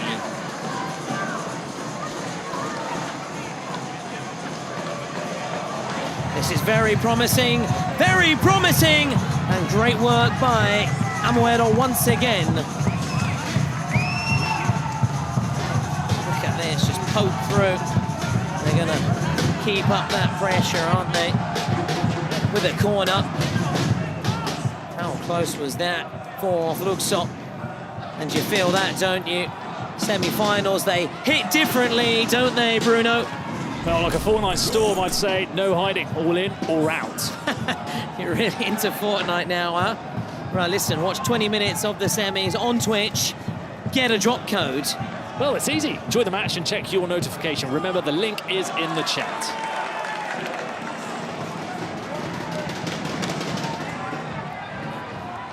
Fluxo then. Seen plenty of the ball, haven't they? I think they've, since that equaliser, been the better of the two teams. They're more confident anyway. And you got this man here, Vinny Alexandre, on the ball. Chaverinho, side that weren't tipped to go this far. Of the Brazilian sides, I'm talking, many said Dendele would be there, Furia, but very few spoke about Fluxo, but they are here. They are the men in red. Vinny, another great ball. Again, it just manages to put them into that danger zone. Highway to the danger zone. It was Caio Sanchez again at the far post. He was looking for that headed finish. He scored, well, the previous goal in this game was actually his first goal. The centre forward, he's been a little bit frustrating with his finishing and with his goal-scoring prowess. It's pretty much only been Vinny and Bolt, with a little bit of Helber Jr. and some Mateus Chavedo here and there. But we haven't seen much from Caio Sanchez, who also allows him the chance to play a little bit different, because he's more of a target man, he's bigger. He's not your traditional Brazilian who steps on the ball and moves around. Sometimes they can launch those balls into the box, and he's a threat. Now we see the last Troncas players, after having a swig of that G&T, which they mentioned, having a quick swig. Now the trophy, which tastes that a little bit better. Oh, absolutely, the taste of success. Now cheering on the men's team, and they need the support right now, because they're much on the back foot, I would say. Fluxo, the better side, and Fluxo looking to make it two, to have the edge, become that first side into book their spot in the final tomorrow at the Defense Arena. That occasion, able to drive too tricky for Los Troncos. Okay, now they can just sit back and enjoy it. Done their part, got their hands on that trophy. We have to say, rather well done though to Pedro Caligari for making it such a great final. It really was a cracker. Is this going to be a cracker from distance? Takes a block, it trickles out right in front of us as well in the corner. Myself, Bruno, Tyler and Helmut sitting down here in the corner. A shot of Helmut's sister as well, who's joined the party. Now, João Verdu. Well, that's a great ball. Is that a great volley? It's not really a great volley, it's just sliced wide. It had the headlines written all over it though, didn't it? As he was looking at it, dropped down, went for the left foot volley. It was a nice angle for Carlos Planas, but unfortunately just sliced it. Sort of a shot then of the Queen's League Universe champions. Finalissima earlier. It's a continental trophy, so once again, congratulations to Las Troncas, who got the evening going, brought the curtain up in style with a 5-4 victory against Pedro Caligari. Steaming forward here, Boada continues his run. Almost sort of Morata-esque, wasn't he, with that pressing high up the pitch. Boada was the hero yesterday against GRSF. Golden goal. Cruel way to lose, but what a way to win it. And remember that Los Troncos the 2 years that we've had of Kings League in Spain and on the international stage are yet to win a single title. Very close finals, but they're yet to win a title. So they're in the semis here. What a way to break that duck, winning the biggest of them all, which is the World Cup clubs. So there is that little asterisk next to their name, which they're looking to break and win that first piece of silverware. Yeah, then always sort of the bridesmaids, never the bride. They're the also-rans, the eternal runners-up. They want to get rid of that unwanted tag. Of course, Fluxo want to be there as well, want to get their hands on the big prize. Fluxo just keep it away here from Los Troncos, who, having said that, just want it back. That's the commentator's curse. Now, Los Troncos breaking forward. Neuer rides that challenge. Neuer! He got a helping hand. He's not concerned because they lead here thanks to Neuer. Well, we did say there is that capability from Los Troncos to wait for a mistake, a ball that's intercepted, and then pounce on the counter with the electric Gerard Neuer, and that's what he did there. First of all, riding this challenge here, boom, oh, wow. Gets away from him. Then he's got options to the left, to the right. He's maybe a little bit selfish deciding to shoot. Fortunately for him, Julio César has a shockering goal, because else his teammates could have said, you should have played that to me, I was free. But Julio César, who's been incredible throughout the entire tournament, when it matters most in the semi-final, comes up with that costly mistake for his side. And now at the other end, Bolt. You're right, Bruno. Reminds me a little bit of Monterne for Persas in their sort of big moment. But big moment, he sort of went, I'm not saying went missing, but sort of wilted a little bit. He wasn't his usual best, was he? So we have seen that, and it's costly at the moment. We'll see how costly it proves to be. We can only find out that at the full-time whistle. In terms of possession, you can see how much Fluxo have dominated. Almost 75% of the ball. But Los Troncos, they lead. They had a little bit of a slice of luck, their helping hand, and I think there's no doubt about that. But what about the run, though, from Neuer, just riding that challenge? No, that one's for sure today, because there have been times where we've joked around about the goalkeepers union, and we'll probably have a word with me, because I have been critical of some interventions from goalkeepers where maybe I was a little bit too harsh. But I think this one, I think we'll all agree, and Julio César will be the first to agree, it should never have ended up in the back of the net. No. There's no doubt. I think he'll be the first as a player at this level, playing on this big stage. He'll be the first to know that. And I think, like us as well, if we make a mistake, we're the first to know that. Maybe our commentary hasn't been good enough. You know it. Your translation, whatever it might be, hasn't been good enough. You know. And they don't need telling, and that's what happens at this level. So obviously, there's time for him to make amends. Talking of time, we're approaching the roll of the dice. It's actually going to be João Adibe, the CEO of CIMED. It's a big pharmaceutical company in Brazil. So he's going to be rolling the dice for us in, well, less than a little over 20 seconds time. The JD roll of the dice. Intera. Back with Intera. Murillo. Force backwards. The countdown begins. We're going to have the buzzer very, very soon. There is the buzzer. No time left. We're going to have that roll of the dice. And there he is. João Adibe. Very heavy JT roll of the dice, we have to say. It's not easy to get the lift on it, but he's done well, actually. It's pretty... A lot of distance. One of the best throws we've seen. It's a 3v3, which we had actually in our Finalissima, didn't we? So that was a bit of shot put there, wasn't it? Very nice, yeah. So we have the 3v3. So that's with keepers, obviously. See if we can try and listen in and hear anything. Sorry, Carlos! Feu més canvis, Eloi! Eloi! You can hear from Eric Bartra, the Troncos manager. Okay, so the referee is awarded here in favour of Los Troncos, which is why they're taking their keeper off and having only outfield players. Changing the whole team. Yeah, from a defensive-minded to attack, almost football-esque, American football-esque. Exactly. Offense and defense. Offense and defense. Now can the offense score here? Jean Verdu out wide. And with Verdu. That's more like it from the keeper. Yeah, I think much more like put it. Thiago Oliveira back in goal. Yeah. Of that little mistake. Verdu. There's two options to aim for. Here is Jimenez. Oh! It's another mistake!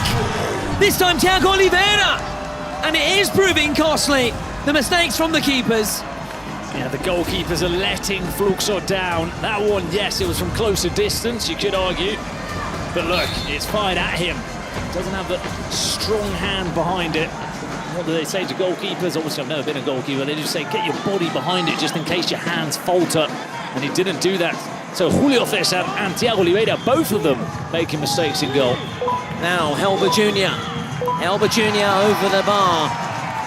Yeah, it's very disappointing for both. I said Julio Cesar, and I hope I pronounced that correctly. Julio Cesar or Julio? Well, no, yeah. Being Brazilian, I suppose it's Julio. I'm saying Julio. Julio, this Spanish, yeah. but yeah. So Julio, we'll go with the Spanish. Julio Cesar and Thiago Oliveira making those errors as Los Troncos come forward. Here is Verdu, loose out. Long range! And then the whistle has gone from the referee. I do little gestures, gesticulate a lot. I do apologise if I hit you on the arm now and again. It's the excitement as well. So I do apologise. I just realised now and it's just nearly across you. Here comes Vinny. Oh, nice pass. Helber Jr. shaping up to shoot. Offloads! Oh, they've got to go back. Chaveirinho looking down from above on Chaveirinho as he cracks it in. No, they needed to respond after those two mistakes from the goalkeeper. They don't want to chew on the negativity of having made mistakes for too long. So they strike back, and the last attack should be for Los Troncos here.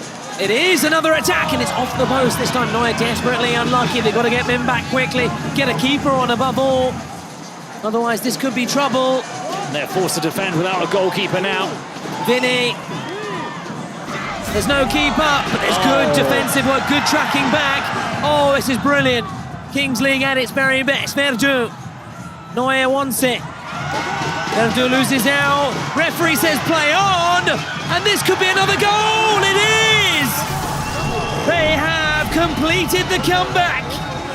How about that from Fluxo? The Fluxo Empire strikes back, and it's bolts. Well, I can see Joan Verdu complaining, but I think he got overconfident. He tried to run down the middle when he could have played the pass. He got a little bit too laid back. He believed and trusted in himself too much. I think it's a mistake from him. Look, they have to stop Eloy Amoedo from sprinting onto the pitch and screaming at the referee, but I think the mistake is made by Verdu. I think so, and the referee had a very good view of it, Bruno. Quite rightly allowing the play to continue, because you can see at the end it was actually a good challenge, and there's Verdu getting caught in possession, not winning back fairly, squarely, and you can see, got the ball, and there was an open net because they hadn't got the keeper on. And Lewis Bolt completing the comeback. It will, I think, be checked, which is why we can see in the bottom of your picture the referee still just lurking there around that centre circle, just waiting for confirmation in his earpiece. At the break, then, it is 3-3. Let's listen in. Hem de fer, nois, en la nostra sortida de pilota, quan juguem en central i dona aquí, ràpid baixeu alçada perquè aquesta curva hagi de ser molt més llarga i ens doni molt més temps a aquests dos a venir per jugar amb tercer home. Ens estan saltant sempre des d'aquesta banda, vale? Eloi, si pots, perfila't per jugar amb dreta amb passe curt, si no, amb esquerra, i ja és igual, no passa res, anem llarg. I aquí estem guanyant bé, ara ho estem fent molt millor. Però no tingueu Sim. Bem na série. Deixa eu falar só uma coisa. Ô, ataque. Cara, os caras é muito difícil de bola no pé. Diminui o espaço da bola. Tchau, bola. Ó, gente, bora. Diminui. Eu tô movimentando aqui 2 segundos. Aqui, ó. A gente vai na flecha. Pé bom pra fora. Xavi, teve esse passe aqui, pau pro gol. Sem tabela, entendeu? Continua. Pera aí. Xavi no pé bom pra fora e Vini pé bom pra fora. Tá tudo pé bom pra fora. Pé pra fora. Se tiver ruim aí, vai inverter os pés, tá? Só dos extremos. Beleza? Para de trocar contra-ataque. Finaliza. Porra do ataque. Bora! 1, 2, 3, segue o fluxo! Go, Fluxo. I think that was pretty much the message. Didn't need a degree in Portuguese to understand that one. But full marks to Fluxo, battling back off those, not, as you said, not letting those errors derail them and allow their heads to drop far from it. It was vital. It was vital to finish with a bit more wind in their sails, because you can understand them for being completely knocked out after those two mistakes from Thiago Oliveira and Julio Cesar, which can sort of throw you on a negative spiral. But those last two goals changed the feeling, the mood in the camp when they went into that half-time interval. And it's a completely different outlook now for the second half. It is, with Los Troncos to keep hold of the ball here. Looking actually to now win it back. Oh, it's scrappy, isn't it? It's a real battle as Vinny comes away with it. And then out on that far side, Los Troncos, the team has Bruno conceded the fewest goals, 9 in 4, to start off the Kings World Cup clubs. And of the 4 semi-finalists, Fluxo 19, Porcinos 19, and Furia 14. That's right, we did say, didn't we, at the start of the commentary, how tight all the games had been and how good Blanes and Amoedo had been in defence in not conceding too many, and they hadn't scored many either, but they've been just clinical enough in attack and efficient enough in defence to almost comfortably make their way through to the semi-finals. As I say, 99.999% of the time, Bruni are spot on. No. But again, those predictions proving correct. Well, I didn't predict anything in this game, did I? I was very safe in my prediction in saying I don't know. One medical. Free just coming across just to check up on the situation for, I think it's Jimenez, wasn't it? Diego Jimenez, yeah. And that boot, flying boot from Xaverinho, number 10. Completed that comeback, or helped spark the comeback, should I say, with Bolt making it 3 after those 2 mistakes from both keepers. First Julio Cesar and then Thiago Oliveira for Fluxo. Now attacking towards us in this second period. It's delicately poised. Shielding the ball from Xaverinho there. Their 3 wild cards, Helber Jr. And for those options. Long range strike! Oh, and that very nearly went to Kai Sanchez. Then Vinny on the rebound. Kai Sanchez there. Just lurking, wasn't he? Just that penalty area. Box in the box kind of penalty area predator that he is. Fluxo started their second period as they mean to go on. He peppered the goal on a couple of occasions. Los Troncos have been warned. Here's Vinny. With that delicious ball for Kai Sanchez's first goal for Fluxo. Forward to seeing that again in the highlights. Helber Jr. wards off that challenge. Audio, plenty of options. Now they're trying this right-hand side through Vinny. Just unable to be brought under control there by Victor Buenos. The drums are very loud again. Very loud, a bit too loud for our liking. I find it's a bit more sort of samba style. Pleasant. That's a bit better. They've heeded the message. Oh no, now they're back to the loud ones. Anyway, never mind. Here's Vinny Alexandre. Vinny's ball. This time it's not so precise from Vinny as it's curled out towards that Brazilian flag. What jersey is that? Botafogo jersey, perhaps? I'm not quite sure. I have to ask our resident Brazilians and our Brazilian casters, but there's plenty of Brazil shirts. And there are many, aren't there, here to the right? Yeah. Sao Paulo and Flamengo, you can see yeah. here. Nice jersey. Reminds me of Dennis the Menace. Remember Dennis the Menace? And the Beano. Dandy. Christmas gifts. Those big annual books, weren't they? Used to get brought down here. Or rather, attempted to be brought down by Orel Boada. Baobab, that's a tree. That's another sort of one I've seen before. Which one? When you go to the garden centres, the Baobab. You knew it? I've seen it at the garden centres, yeah. Oh, wow. Yeah. I've not spent much time in garden centres. So. Oh, you're only missing out. They've got great cafes. Great cafes. Good really trees. Good trees, good plants. Always good fun. Now, Elba Jr. able to hit the target, and it's just a great place to take children as well. There's lots to do there as well, so it's going to kill a few hours or something. Take him to the garden centre. Didn't know that was a thing, to be honest. Very British of you, though. Very British, to exactly. be on top of your gardening. Yeah. Oh, yeah. The pollice verde, as they say in Italian. Literally a green thumb.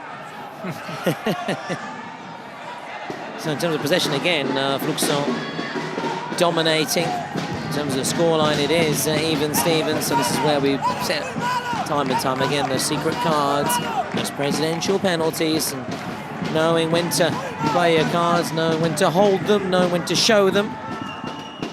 Higher or lower. Brought out a lot of Bruce Forsyth this week, haven't we? Yeah. It's just inevitable when, it's inevitable when cards are involved in an activity where you do have to play your cards right to make the most of it. Vinny Murillo goes for goal. Oh, it's a real fit strike from Murillo, wasn't it? He's a powerful defender as well, Murillo. That's and Moedos looked sharp today in most of his interventions in this game. That one there, for example, not enabling a rebound or follow-up from any of the Fluxo players. He's definitely looking safer than, well, it goes without saying, than Julio César and Thiago Oliveira in this game. Of course, his primary job, we know, is keeping out the goals, but he's got a foot very much like a traction engine, hasn't he, when he puts it through that ball. And that had certainly had Amoedo concerned and worried, but he managed to get down and keep it out. There's the Fluxo fans chanting away to the beat of the drum. So, two sides currently just cancelling each other out. Well, we could do with something like a card, couldn't we, Bruno, just to bring that excitement back again that we had towards well, throughout the first half, I have to say, throughout the first half. And the ending of the game is also going to be exciting naturally because a place in the final is on the line, so things are going to happen in these final 50 minutes. Again, it's been all Fluxo in terms of the possession as well. They just might edge it in terms of chances in the second half so far as we begin to approach the half-hour mark, the 30-minute mark here at the Cupra Arena. As tomorrow we move into the Defensa Arenas. That is a brilliant strike, and I think it's an optical illusion, is it? That's the kind of one that can fool a commentator, can't it? Because of the way the ball dropped in behind the net. Oh, I thought it was in. I'm not going to deny it. Chaverinho actually came out and then back in the arena. Off the Turkey flag. Yeah, off the... So, Turkey playing their part somehow then, that, as you said, that Turkey flag with the assist, shall we say, but it was out as an optical illusion, eluding everybody then, this man included, but not Bruno, the eagle-eyed Bruno. He's got the better eyesight. We'll be okay in La Défense when we have a different angle maybe of the action. Oh yeah, this goal's different. This goal's difficult. The one on the Turkey flag, we can't really see it. We need to look at our screen. So presidential penalty has been called. Chaverinho still just crowded out, wasn't he? And last touch of Bolt, and it's Fluxo have called that presidential penalty, and there he is. Nobru. I can't see his girlfriend wearing the ring after yesterday's proposal, but anyway, maybe because it was too loose. Maybe they need to get it. Oh, it was pretty tight. Maybe too tight. So maybe she couldn't get it out. Maybe her blood wasn't flying down to her fingers this morning. Well, hopefully they're still together, of course. I'm sure they are. That's just purely speculative. Never last. Especially after getting that ring. Yeah. So we're just waiting for... No, but this will also say, if you call that penalty, be prepared to have your boots just by your side, put them on quickly, get down here. So he netted, as we said yesterday, and there was that ruse, wasn't there? He pretended to be injured. His girlfriend came on the pitch in concern. She passed the test though, didn't she? She came out worried. That was a girlfriend that was worried for her boyfriend. Imagine if she just stayed standing in the booth. He would have been like, well, maybe doesn't deserve this ring. Well, it's like we said, if it was me down, my wife would say, give him another kicking while he's down. There was one time I was actually being beat up by 9 people. My wife was with her friend and she said, you know, a friend said, oh, shall we give him a hand? And she said, well, I think 9's enough. I'm here a week. I thank the great Les Dawson for that one. I stole it from Les. The great late Les Dawson, ladies and gentlemen. Now, from Les to Nobro. With the number 7 jersey. I think it's got the number 7. Nice to wear that number 7 strip. Hopefully, because I've just been committed to the number 7. There you have. So we'll see if there's any antics today as well after yesterday. If there's any sort of show, I don't think so. With a final spot at Perth. Well, go one step further. Oh wow! Actually, Actually get down on one knee. Ask her to marry him. Anyway, now his concern is purely on putting this ball in the back of the net. Here goes Nobro.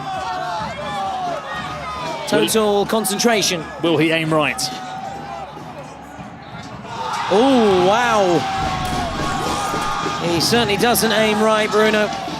Amoedo getting down low, making that save, tipping it away. It stays 3-3. Should have read the banner. Amoedo, though, we did say he is looking sharp in this game. Every involvement from Eloy Amoedo has been almost to perfection. So Nobro then, Nobro, I beg your pardon, the number 7, just like Vinny Alexandre. So shout out again to the likes of Astrid and Adri behind the scenes for making sure we're on top of all the stats and facts. Now Fluxo, we missed that penalty, had to think about defending here on the volley! What a save. Wow, wow, that's more like it from that man there, isn't it? Well, look, he's making noise now after having gone sheepishly silent after his mistake. He can come out of his shell again, because that was a remarkable save, and not a save that a goalkeeper lacking confidence would have made. Look at the reflexes on this, right at the end. Boom, boom. Just comes across Bruno, and we'll continue paying tribute to the keeper in a minute, because we want to talk more about that save from Julio Cesar Verdu. Because it's almost as if he's got his identity back after that, isn't it, Bruno? I'm serious, you know, after, as you say, going really quiet and a very uncharacteristic mistake, and then showing, actually, that's what I'm about, boys. That's what I can do for this team. Well, it's the same value, really, that save. You've made the mistake, but you've saved a shot, which 9 times out of 10 is a goal. So that's the value. You know, it's one for the other, almost.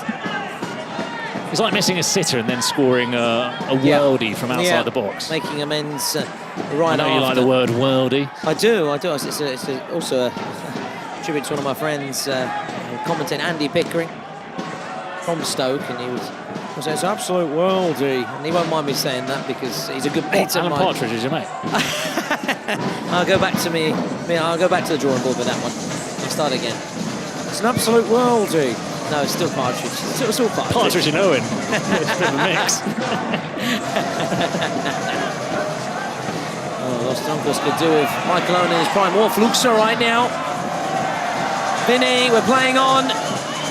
Vinny! Ooh, just wide. That's what he can do, almost from a standing start. As Amoedo complains. Well, he did get a touch, I think, you know, the keeper. He did. No, I think the defender. Oh, right. I think the defender, just as he crossed it in. I don't know what Amoedo's complaining about. If anything, it was a foul for Fluxo on the edge of the box. He allowed the advantage. There wasn't really much of an advantage with Vinny so far wide on the flank, but decided to finish off the move anyway.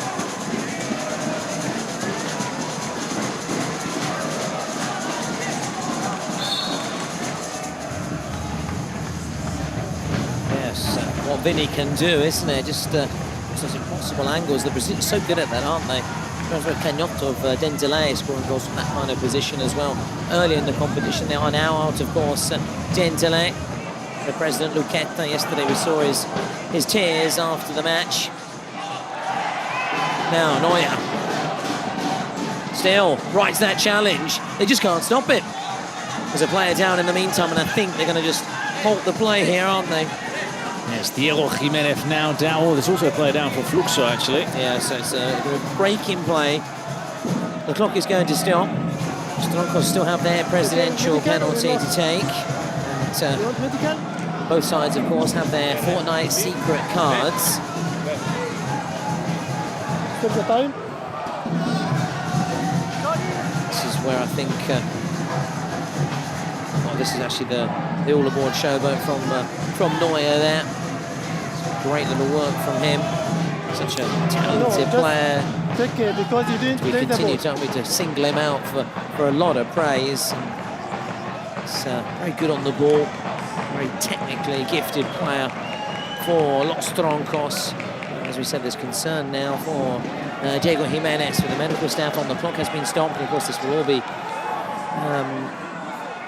get the clock going again, should I say, once we find out the situation with Jimenez. Coming to with Helber Jr. Yeah, he followed through, clattered into Diego Jimenez. I think it's a painful one for Diego Jimenez. I can see Perchita maybe asking for them to review it and see if there could be a card. I don't think it was, because if you are going to review, it would have to be a red card for me. Correct, it's not a red card. No, I think that would be very harsh. It's nothing like we saw yesterday in that game, the first game, and that fastest ever sending off, which involved Fluxo yesterday in their big win in the end against the French. Oh, it's a yellow. It has been a yellow card. Yeah, yellow it could be, because one thing's protecting yourself, another thing is following through in dangerous fashion like Helber Jr. did there. He caught Diego Jimenez quite high. It could have been dangerous, could have hurt him. Well, it did hurt him, in fact. That's why he's been receiving medical treatment. But it could have been a more serious injury if he caught him on the face. But no, it was never the levels of Benduad yesterday for Panama All-Stars when we had that fastest ever red card on Bolt with the... That was that ball on Xavi Alonso. You're the one who put it out. A little bit lower, actually, unfortunately for Bolt. Fortunately for Bolt, but the good thing is he's okay after that, surviving that. It was a very nasty one. Now, Los Troncos then, they've got a numerical advantage. We've got an extra man. It's 7v6 then in favour of the Spanish side. Looking to do what Fluxo do so well, pass it from left to right. Try and find an opening here. Just kept in play, then kept alive. Alex Cupedo. Guti, Chaverinho. That's the best really Fluxo could have done of that, so just try and just ease the pressure, clear their lines a little bit. No point trying to break, and he caught out on the break already. As you said, a man down, they've got over a minute to wait before they have their player back on the pitch. Helber Jr. Now Alex Guti. That will suit Fluxo just nicely, just letting it run. We've got the throw in. Vinny will come across it.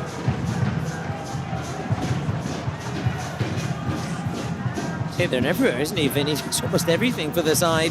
Throw-ins, corners, assists, shooting, goals. He doesn't have a clear position, does he, on the field of play? He's sometimes the last man. I think that's more because they want him to be the one organising, moving the ball around. You can say he's a bit of a holding midfielder, just without being the biggest of players. Who's that card for? Fluxo, so they've bit their two cards in quick succession, haven't they? I think they're just perhaps waiting also towards the end to have a Helber Jr. back on the pitch, so that's why they wait a little bit longer. Make sure it's 7v7 again when they have their cards. Los Planas, Guti, first time. Oh, that was a real good ball, flashed across the face of the box there from Alex Guti. And now, secret card time.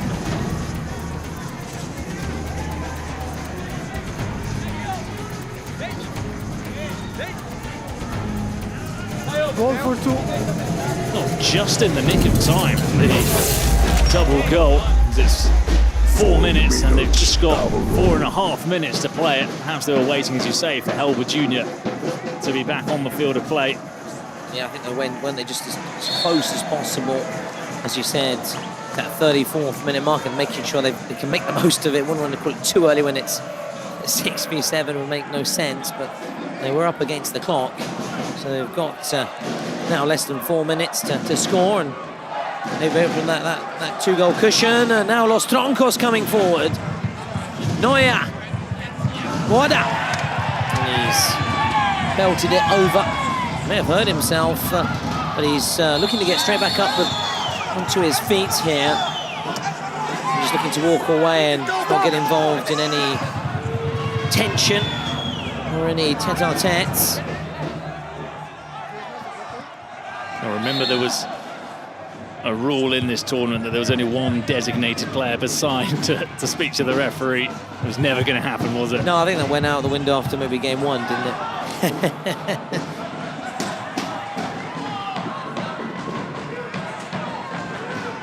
Okay, guess who it is? It's Vinny, just starting things again. Sort of deep lying. Oh, wow! Oh, that was quick. That was impressive from Bolt. Just how quick were they just getting that ball A upfield and then B into the finish feet as well there, because it's played into him, sort of right under his feet. How quickly he gets it out, pulls off a shot. I remember Ronaldo used to be very good at that, for example. Oh, it reminds me of Ronaldo. Alex Guti. Swept back upfield. So we've got less than 3 minutes now. As things stand, we'll be going to a golden goal as things stand, but Los Troncos have their secret card, which must be a shootout or a penalty or a joker card. Bruno, it's one of those three. They'll be hoping it's a penalty or a joker card.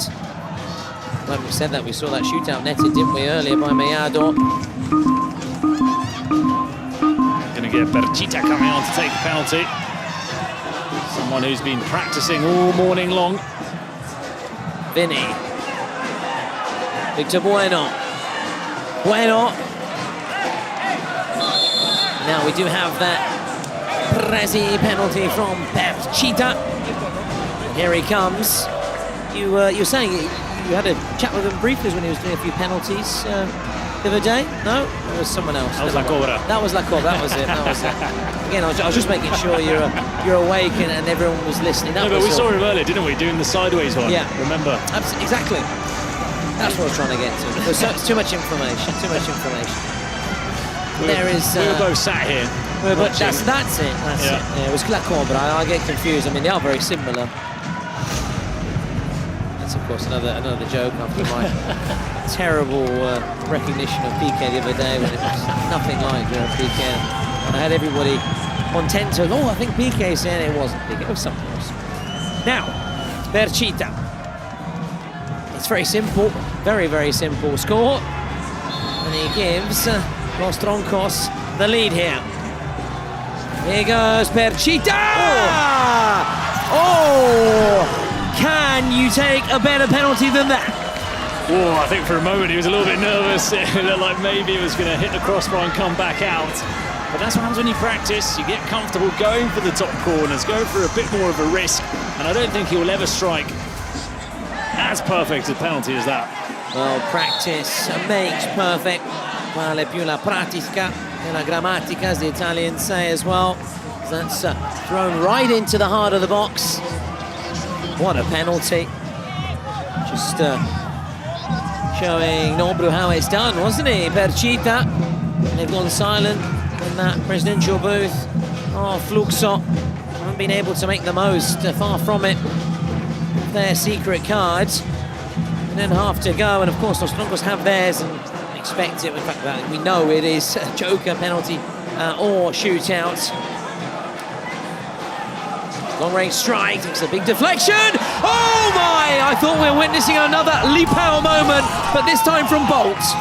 And this time it was more of a reaction. It was more of a, I've got no other option than to do the bicycle kick, the turnaround. It was the only thing that Bolt really could have done, and he almost pulled it off. Still with Fluxo. Let's get back to the action, please, ladies and gentlemen. Let's get back to the action, because Alex Guti is here. And it's turned in! They get that 2-goal cushion, Bruno. And they're already starting the party. Who was it again? Making the run into the box and just pushing it into the empty net. Perfect timing, perfect positioning. Oriol Guada, who scored the golden goal yesterday, makes it 5-3 for Los Troncos, and that's a hammer blow for Fluxo, because they were looking threatening down the other end with a double goal window, the card, which they almost managed to pull off through a bolt, but that'll be a deflating goal for them because you really couldn't see it coming. And they've still got that secret card, so they can now make it 6-3. Los Troncos, as you said, that decisive touch there. What are they questioning? What are they complaining about? I don't think there's complaining. No, I was just wondering if it was an own goal or Boada's goal. Either way, they're not concerned, are they? They've got that 2-goal cushion. And a good run from Guti, who we said was world champion last year with Porcinos, who hadn't played as much with Los Troncos, and he'd only come on in second halves and then towards the end of the game. But he's a powerful, strong winger, and I don't know if he's fully fit, and maybe that's why he hasn't featured as much as he did last year with Porcinos. But that's what he can do. He can get the ball, he can run at defenders, get past them, and put in those dangerous crosses. Great run, wasn't it, from we were saying, get back to the action. We obviously wanted to see that replay of Bolt, but in that moment we wanted to have our focus on Los Troncos, who've made it 5-3. Less than a minute ago, they've got less than 30 seconds to score. Should they score, they'll make it 5-5. It's a bueno. Of course, we expect that secret card, and there it is. Brought down, and Los Troncos just hang on a little bit longer. Here comes Fluxo. Vinny, have a go, Vinny! It's the right thing to do with the secret cards, the time available, ticking down, and now the referee comes across here to reveal the Fortnite secret cards for Los Troncos. The only question is it a penalty or a shootout? They'll be hoping it's a shootout in the Fluxo camp, and at least that gives them a little bit more of life, a little bit more of a chance. It does, yeah. More hope. And especially if you're going to face someone like Julio Cesar, who we've seen in a few moments ago, appears to be back to his brilliant best. So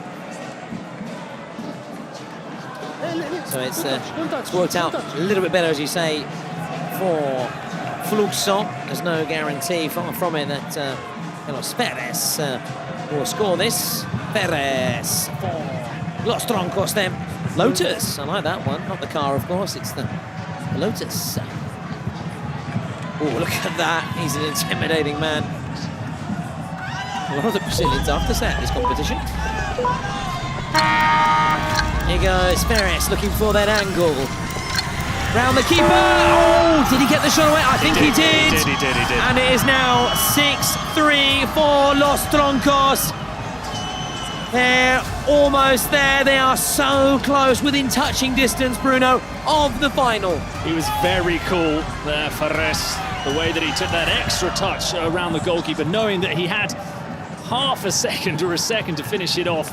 He was very composed, very calm, and a brilliant penalty given the moment and given the weight and the significance of scoring that penalty. And Ferres made it 6-3, so now it's going to need 2 goals from Fluxo in the final 2 minutes. It's a very difficult task for them. It's a very tall order, isn't it, for them? So what they could do with is a goal now. They've just got to go route 1, direct approach, no other option, even just have a hopeful shot from distance, something. It's not going to happen. Los Troncos back on the ball. Verdu. Clock ticking down. We're about to have the buzzer then. Goals will be worth double. Fluxo, as you said, quite rightly, Bruno, need to score twice to win it. Los Troncos have a bit of daylight between them and Fluxo. Let's try and listen in to what's maybe being said out on the pitch.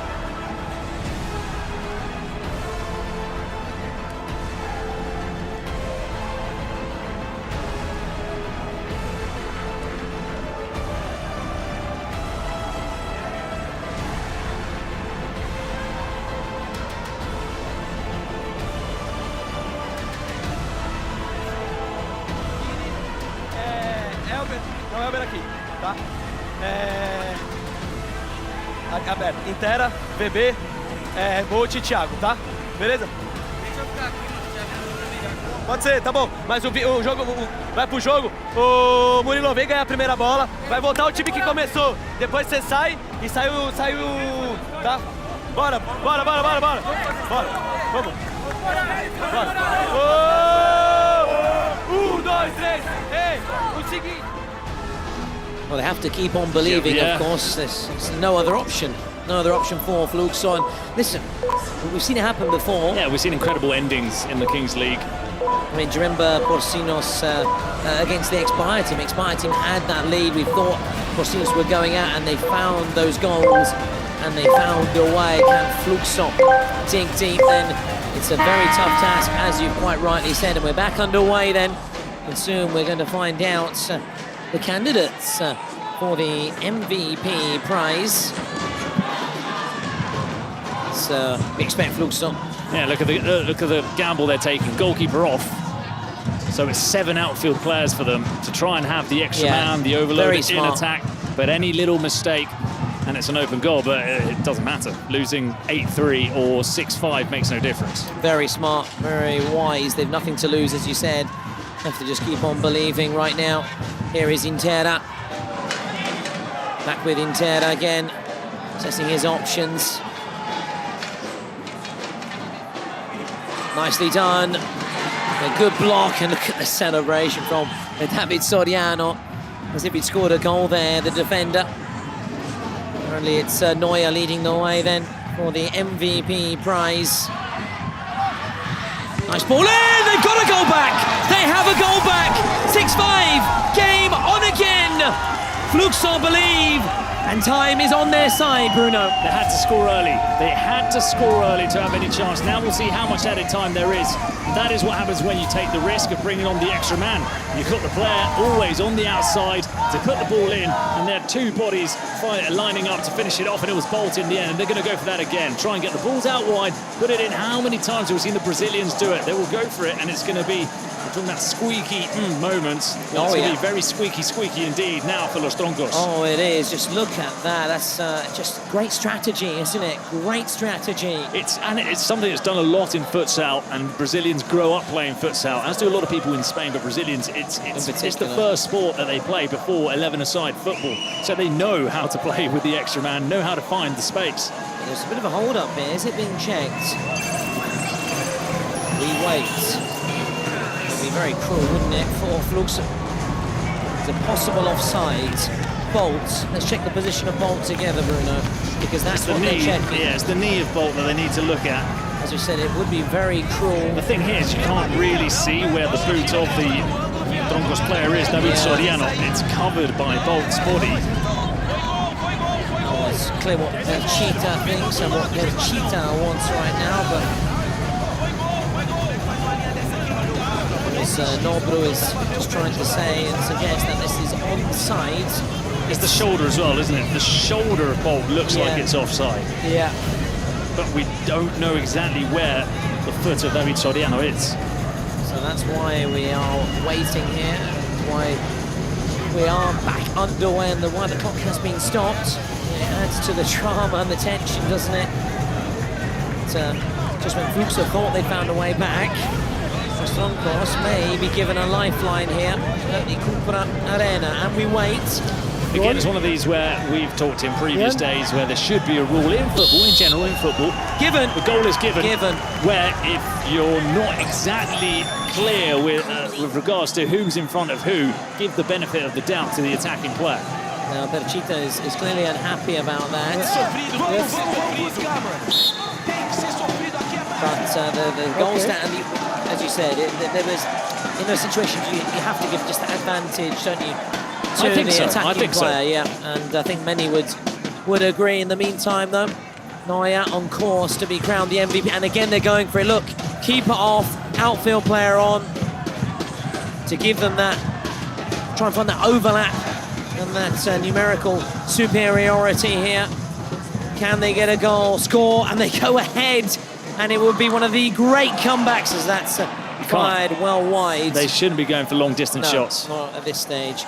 Neuer then on course to win the MVP prize. Chats alongside Giuseppe Meloni post-match.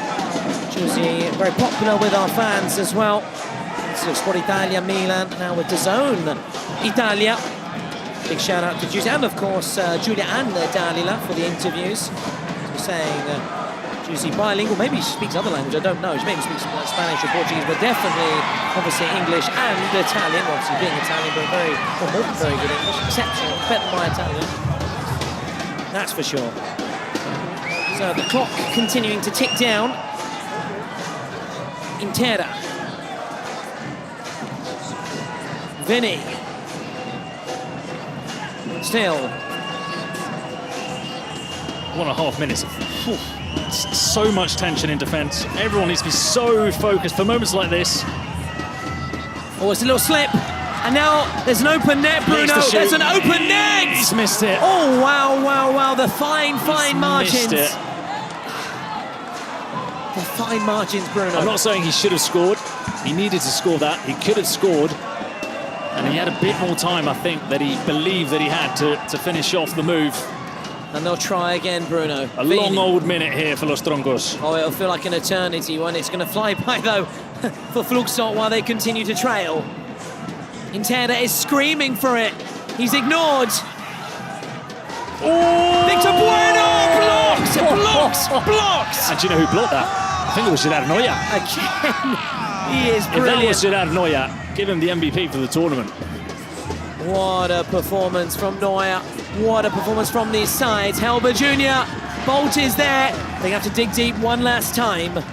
One last time then. It's taken quickly. Vinny! And the less said about that one, the better on that occasion. Again, he rushed it. He rushed it. As I said earlier, you shouldn't be going for long-distance shots when you've got an extra man. He had a pass out wide to Victor Bueno. It's a rush decision from him as he still had 20 seconds. And the 2 minutes are almost up. All eyes on the referee. Los Troncos are going to the final. March on the Defense Arena. Ladies and gentlemen, we have our first finalist. Los Troncos eliminate Fluxo. And I want to see a replay of that challenge. I think it was Gerard Neuer. If that was Gerard Neuer, what a performance from their standout player in attack. He scores the goals, he puts together the counter-attacks, he provides the assist, and he also comes in with the last-ditch tackles to block shots, which would have been a goal. It was a clear goal-scoring chance for Victor Bueno. Everybody here in the stand where we are, you can see them just rushing forward to the net, to the front row, because they thought they were going to witness something very special, which was an improbable turnaround from Fluxo. But Victor Bueno's shot was blocked by Gerard Neuer, which could end up being a championship-winning move from the number 30 for Los Troncos. There he is, confirmed as the MVP of the match, of course. Who else could it have been than Gerard Neuer, who's on 6 goals. Remember, he won the World Cup last year with Porcinos, and he'll be playing in his second final, so that's 2 out of 2. Not a bad record at all for Mr. Gerard Neuer.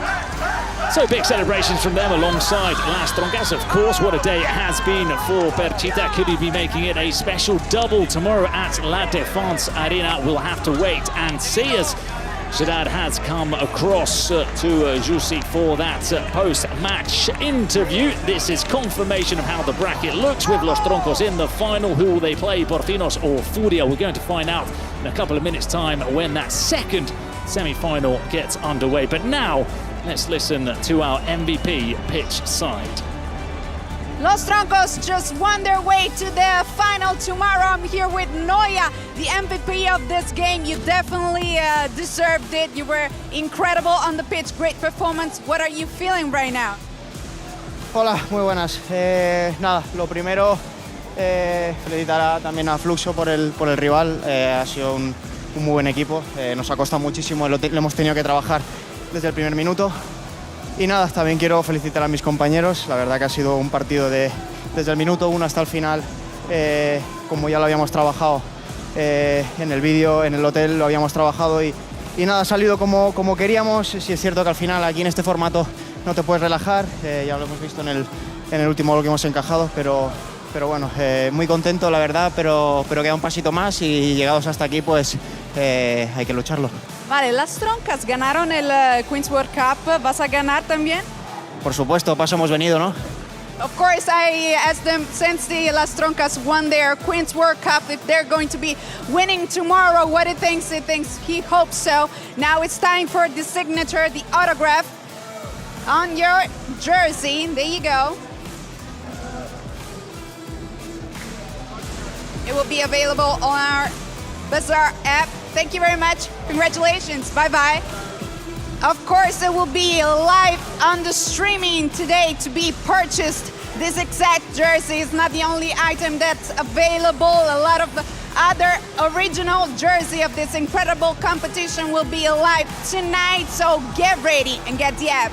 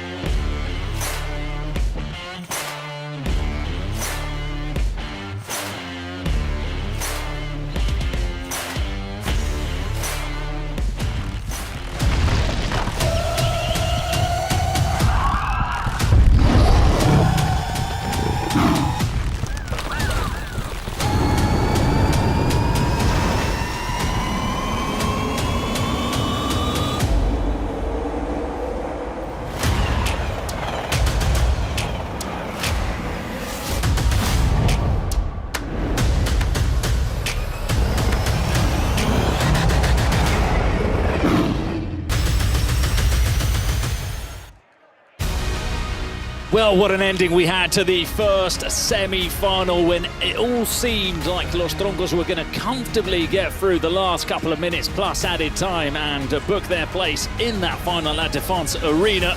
There was a spirited comeback from Fluxo, almost the last second goal, which would have been the turnaround of all turnarounds.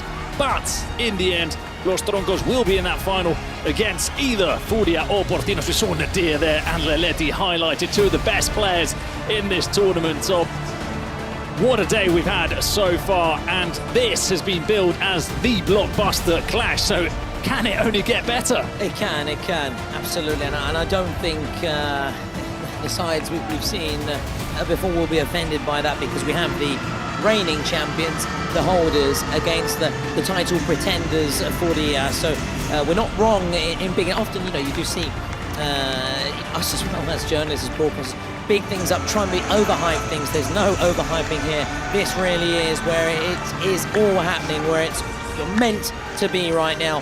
Porcinos against, and I'm delighted to see Porcinos back in their all white with the pink trim, their traditional colours, their jersey, and of course Furia in their all black, back in black for Furia, and we'll see whether the man I mentioned quite a few times over the course of the evening, Dedor, whether he's okay to take his spot, at least in the squads.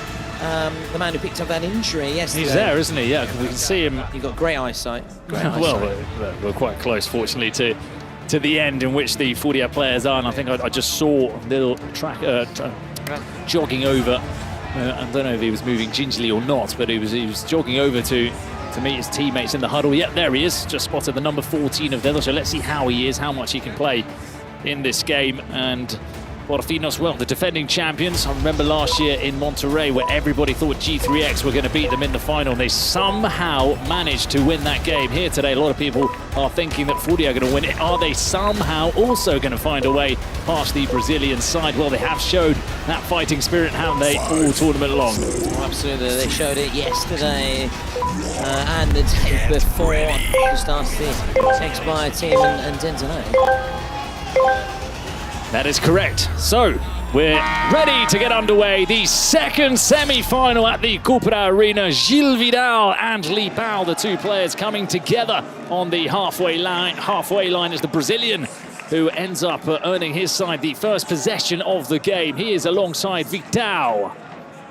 Will it be one of those games today for Lipao? Yesterday maybe took his foot a little bit off the accelerator. He's set up Vidal for the first goal of the game. So the first strike is blown by Furia.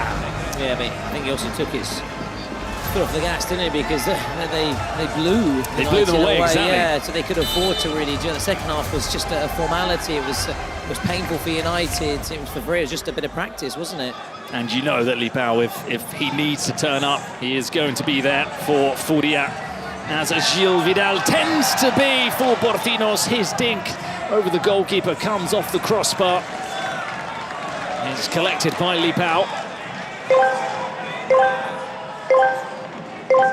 And over to Vital. Lipao is, I was going to say, he's going to have to be quick because there's a player coming on. He was aware. He was well aware, and he tees it up to Leletti, whose first intervention in the game is almost a rebound pinball goal from him. Yeah, pinball wizard. Well, he was the one that maybe shone a little bit more yesterday, but that's the quality of this team. When it's not one, it's the other.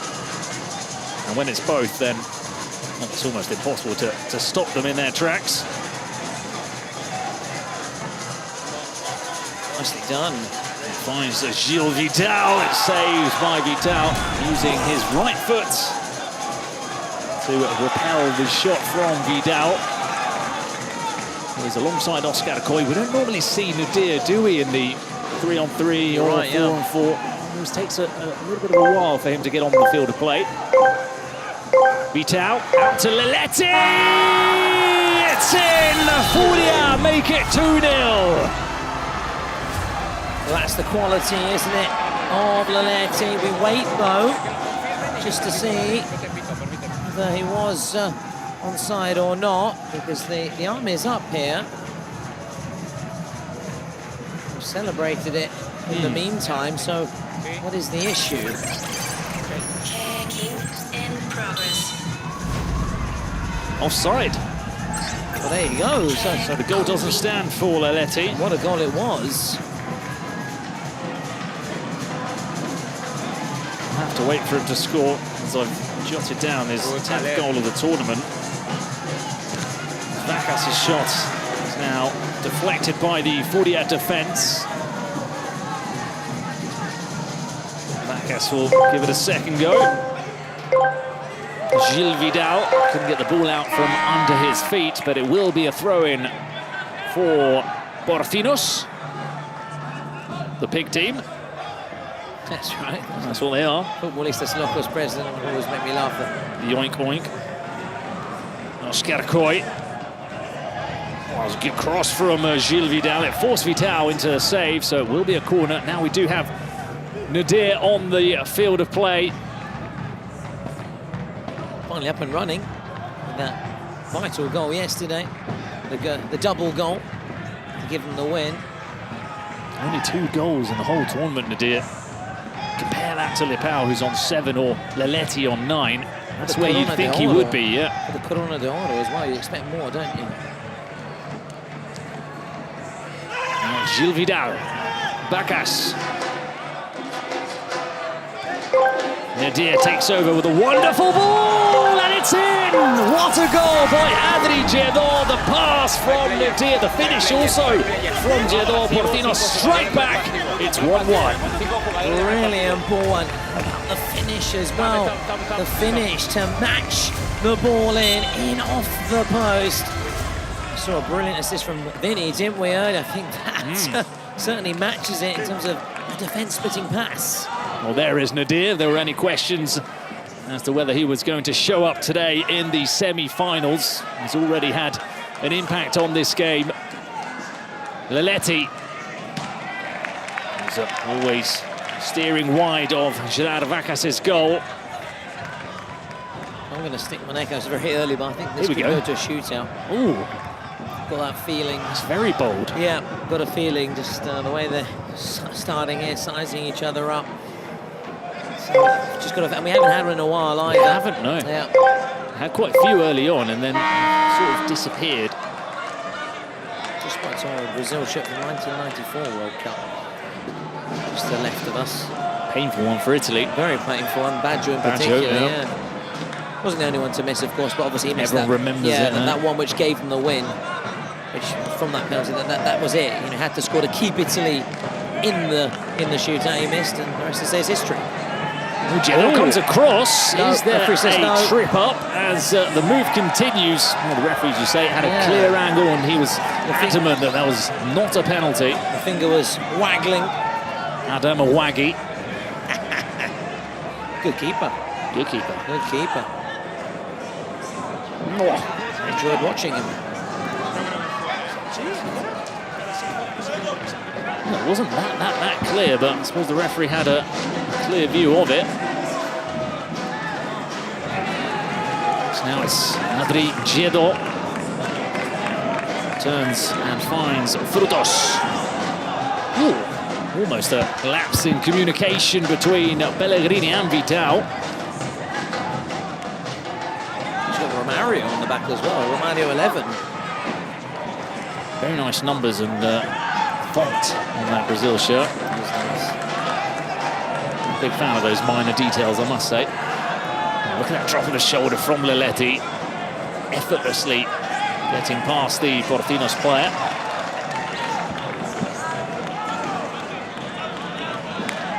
So Leletti again. Now Lipau's playing closer to him. In other games we see them on complete opposite sides of the pitch. Leletti on the right, Lipau on the left, but maybe they thought if we come close and play together, then we can cause a bit more damage for Porcinos. That's interesting. And against stronger opposition, they are looking to be closer to each other.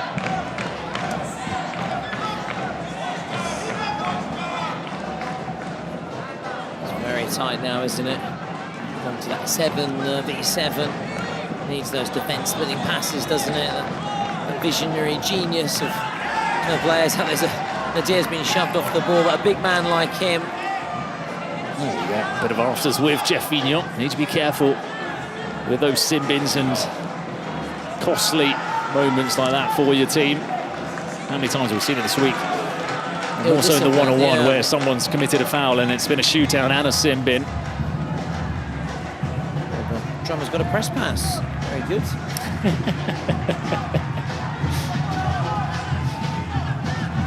It's not my one, is it? I lost the other day. Well, the plot thickens. You were certainly in a haze that day, weren't you? I was. Not in the mood to do the luge. Far from it. Don't know what would have got quicker back home yesterday, the luge or the bus. Ooh. It's a long one yesterday, I have to admit, to get back. I wasn't in bed till at least 1:30. Normally I'm home by, what, 12:30 maybe? Anyway, we digress. Yes, back to the action. I don't want to be yellow carded for going off topic. That was Nico Santos. See there, looking up a little bit about Nico Santos earlier. Didn't know he came through the academy at Fulham. Wow. Despite being from Santander in the north of Spain. So he picked up as a youngster, I assume. Came through for at least 3, 4, 5 years at Fulham Academy and retired very early. He's only 25, but he retired from football. His family moved over to London, but now here he is, featuring in the Kings League for Porcinos, where he's also been one of those very good players for them, scoring important goals as well in that last game against his it wasn't ex-Bayern team in the last round, it was for Porcinos. Yeah, Dembélé. Yeah, he scored that late goal for them. Yeah, but against ex-Bayern team he was brilliant. He scored another late goal against ex-Bayern team as well. Yeah, what a player. You see that, don't you, in these competitions, as players go on a bit of a run, don't they, and become sort of talisman and I don't say good luck charms, but they seem to just find that way, don't they? The Milan Barros effect. Yeah, Barros, but also I was thinking it's like David Villa in 08 and 2010 for you. That was a bit more significant, I suppose, than Barros. It was, of course. It's far more significant, but still, they're in the same sort of category. Listen, I mentioned that jersey, how much I'm a big fan of it, didn't I, Bruno? That all white with the pink trim, and you can get all of content, such as Bazan. You can also grab the signed items of your choice. Not only jerseys, all sorts of items, balls, caps, so much more. Get online, guys, get on. Bazar. Oh, you heard it here first. Our very own Tommaso Lawrence. No Italian sides, of course, left in the competition. Only Brazil and Spain, they're making it to the final four. And we've got Spain, or Spanish side, should I say, already in the final. Los Troncos, great day for them. Las Troncas winning La Finalissima. And Los Troncos going through to the final. And one step away, then one hurdle away from winning the Club World Cup. Got some flags here being brought in. They look like Furia flags, don't they? They are Furia flags, with a jaguar/panther being hoisted aloft, obviously on the flag, not actually a jaguar being lifted. That would be difficult. That would be dangerous as well. Not like in those Italian grounds where they used to bring in the Vespa. Vespa, yeah, they put all sorts in. So back to the football. It was actually thrown down. You know? It was thrown down. It was very dangerous. No, very dangerous. Make us believe. Now we laugh, but it could have been a tragedy. Yeah, only because we know the outcome. Otherwise, there's no laughing matter. Yeah, it was Inter Atalanta. They're actually mopeds actually stole from the Atalanta fans, and then this was so crazy story.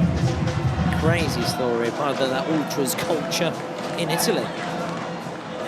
Pass there for Nico Santos. Now Leletti. Incredible you can get a moped into the ground when you can't get a bottle. But anyway, here's Furia. Back towards Victao.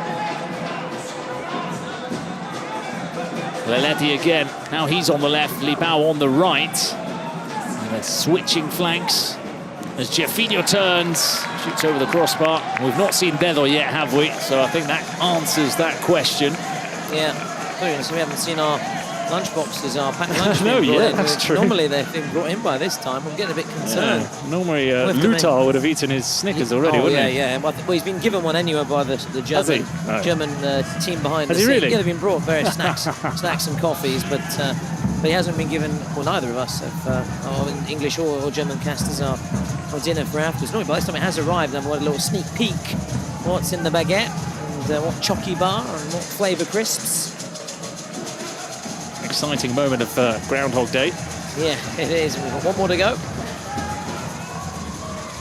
We might have to have a dash to a fast food joint, maybe. If that is the case, we'll need some kind of food. It's been tough for us. Well, not tough, enjoyable, but it's tiring also for us, obviously, because the pace of it, the talking, the jumping up and down with the goals.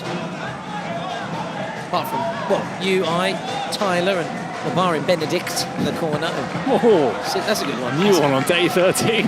Very well played. Thanks, mate. Leletti looking to play it through. Will be a throw-in for Furia, so still 1-1 between Porcinos and Furia with almost 14 minutes on the clock. Yeah, it's been a bit of a lull, hasn't it? It has.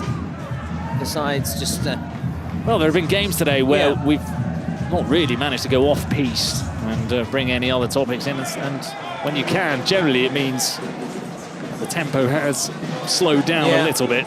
There's not much going on out on the pitch. Lipao can make something happen now with that pass! And it's finished by Ryan Lima! Lipao with a wonderful assist. Look at his teammates. They go to celebrate with him instead of Lima, because they know that that goal, 50% at least, belongs to Lipao. Bruno, the quality of the assists today, the passes, the crosses, the vision has been out of this world, and there's another one to add to the collection. Ryan Lima just stroking it home, but it was again all about the assist. Yeah, very much Ala Vinny earlier on. As you say, the Nadir pass too. That one from Lipao was something special from a very special player indeed. Look at the reaction from everybody here, supporting Furia, of course. Party time for the Brazilian fans. Don't need much encouragement, generally, do they, to dance and jump up and down. I can only imagine what it's like to be, what it's going to be like in Rio in January. Absolutely, yeah. The Kings World Cup nations, when Brazil on home soil looked to defend their crown, they won it back in January, beating Colombia in the final in Turin, the Allianz Stadium. So they'll be looking to see reclaim their crown, show why they are the top dogs, and they want to have be winners at national team level and at club level. They're on course to do that. Leading 2-1. Nepal, the most decisive player then in this competition. 8 goals, 8 assists.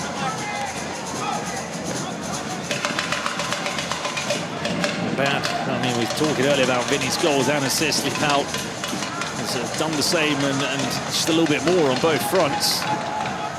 So I have jotted down for 7 goals, but must have missed one of Nepal's goals. Well, that was just coming through from behind the scenes. Yeah. Just, you know, sometimes I do miss some with my pen.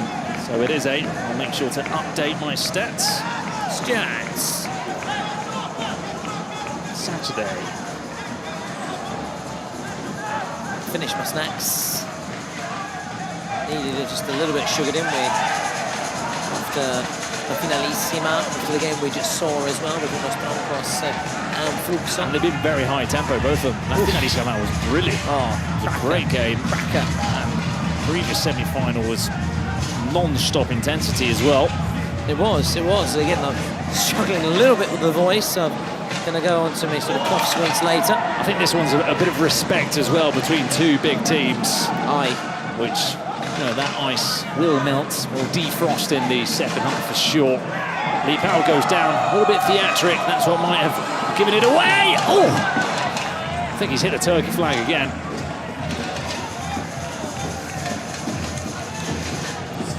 Talking of flags, plenty of Brazil flags, of course, inside the ground. They're looking to make, or rather play their part tonight. The Brazilian supporters inside the ground, rooting, of course, for Furia. It's Porcinos looking to become, as we have said before, first ever team to beat Porcinos at a Kings World Cup clubs. They've never lost. But they always seem to find a way, so don't write them off just yet. Good feet from Gielor. He's another one of those that's maybe not so much in the spotlight, but very, very good on the ball, Anthony Gielor. Yeah, you can say that again. There's those kind of players, isn't there, across all teams. You've got to be quick here, got to be quick. Gielor with a volley. Oh, another turkey flag. You were talking about, yeah. Poor Turkey flag there. It's taking a battering today, isn't it? Taking a battering. And here we do, it's actually the Las Troncas players with the JD roll of the dice. Get on JD website and get all your exclusive only at JD products. Much, much more. You can also now download the app or check everything out on their Instagram channel. And again, congratulations once more to Las Troncas, winners of La Finalissima. Liga aí, ó. Tá muito bom fechando o meio, mas liga, desce a bola longa, olha só. Olha aqui. Quem tá marcando esse cara aqui, quando os caras estão na armação, então fecha um pouquinho, porque esse cara sai nas costas pra fazer cobertura. Porque quando a bola viajar, dá tempo de chegar. Não fica colado aqui não, que abre the tactics from Carlos Barbosa. As we saw Las Troncas doing well not to drop the trophy as well. There was a moment there I thought maybe they were at risk of dropping the trophy as well as the dice. It's going to be 1 against 1 with keepers, which is the one that we mentioned earlier that we do enjoy watching. And now they do use Nadir. Physically, it's a wise move. Look at that. Look at that. Yeah, he's unshakable. And there you go. And then comes off. And they will use Gilles Vidal. Vidal onto his left foot. Vidal, oh, just drags it wide. And now an idea for the defensive work. Well, he's going to come up against Laletti. Probably the most amount of quality that you could find on the field of play in a one-on-one in this tournament. Laletti against Nadir. Laletti accelerates, and his shot is saved by Vacas. The follow-up! How has he managed to put that in the top corner? Disbelief on the faces of the fans around us. from here, it's almost impossible to understand how Leletti has scored. Let's see if the replay helps us to get a better understanding of what he did there. It is unbelievable right now. Leletti and Li Pao are almost unplayable. They're doing almost whatever they want to do. That goal is out of this world. Oh, wonderful finish from Leletti. And defending to do now for Porcinos as Jefinho has won back the ball.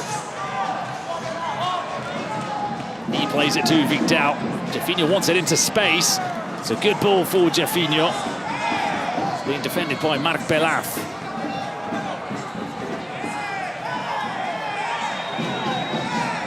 He's going to have to get a shot away. I was going to say the referee was warning him. Good defending there from Belaf, keeping Jefinho quiet. How about that goal? Still thinking about it. I can't wait to see a replay. Almost as impossible angles. Anyway, back to Porcinos. Belaf is up against Li Pao. He also shows that he knows how to defend. And he can't go off Belaf because Li Pao is back on the attack. He's clearly blowing Belaf. Struggling. He can't stop Li Pao. Well, he wanted the substitution. They couldn't make it. You knew he was going to suffer against Li Pao. It was just too quick for him. It's 4-1. They are devastating in one-on-ones. The escalada at the start and the dice in between. It's so difficult to get the better of Furia. Now Vidal, he needs to at least stop Li Pao from counter-attacking. That he did. Furia, they just come to life, don't they, in these situations, those final 2 minutes, the 1v1s, the 2v2s, and they're going to have another go here. Here they go. Away he goes. Away he goes. And the dink is saved by Gerard Vacas. I don't think there's any time left, you know, Bruno. Is it half-time? It is half-time. Well, the claws of Furia have really hurt Porcinos. We know that they're capable of fighting back, but is 4-1 against a side with this quality too much of a tall order? Let's see what both of the managers think about it in this half-time interval.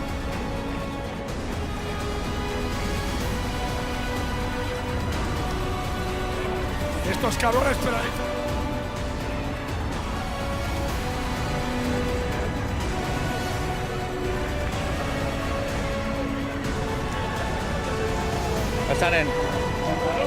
focusing on the referees. See if the camera swerves over here. Yeah, that's what we wanted to see. Y juntaros, y el banda que venga para aquí. ¿De acuerdo? Ganadir. Okay. Star player. I think that's 2 games in a row they've had star player for Nadir, isn't it? Exactly, Bruno. Sorry, I was just trying to find my on button on the microphone. Just making sure, because your memory's pretty good of these little details, I will say. No, things like who scored, who pulled off a save, who was a star player, what card who got. Thanks, mate. We will work say well. You're very impressive in that. We work well together, and tactically, there's no one better to be beside than Bruno. Absolutely, yeah, it was. They actually didn't make it count. It was the goal came afterwards, didn't it? And we were sort of saying, weren't we, that we were surprised by the fact because he hasn't actually been played his well, best. that's right. But because of the star status he has, they go for it. But I suppose it's quite good as well because they will maybe draw in players towards Nadir. Maybe they try and mark him a bit tighter, an extra or a closer eye on him, and maybe open up some space. But yeah, he was the star player. He did make it count. It was in those final 2 minutes added time that he got that goal and came to life. Anyway, back to you, Bruno. So the second half is underway. The ball is won again by Furia.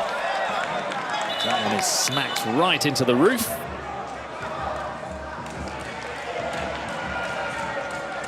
It's taken to Gerard Vacas.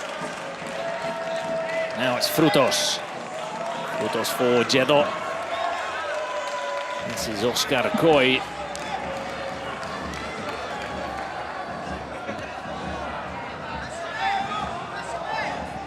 Jeddo.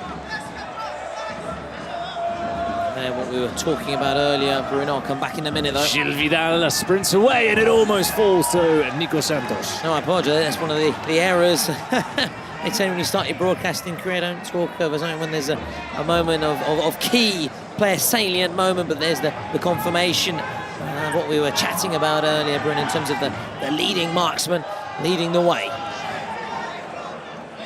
Letty Lipao still on top of that particular ranking as Donato now is looking to add to his tally. They're both Letty on 10, Lipao on 9. Is this, though, one step too far for Porcinos in their sort of great comebacks? Trailing by 3 goals now.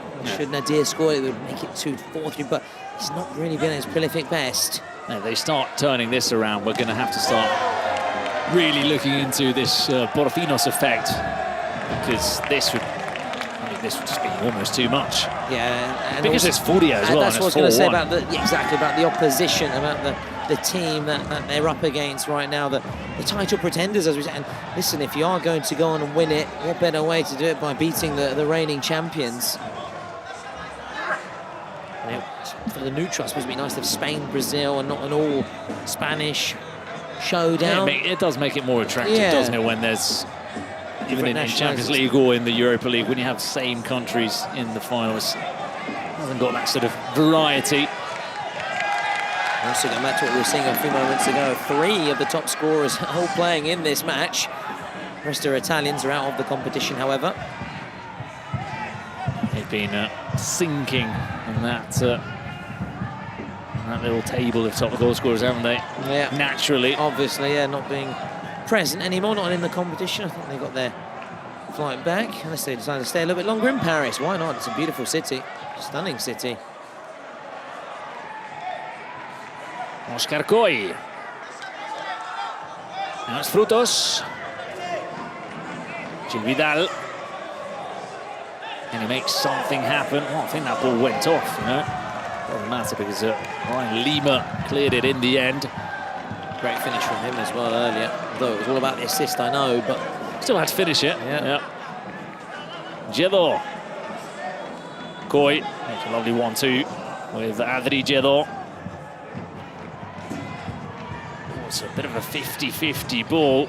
It is. Oscar Coy does well to keep a hold of. Frutos. Frutos to Nico Santos. There's a run being made. He decides to go back to the left with Gil Vidal.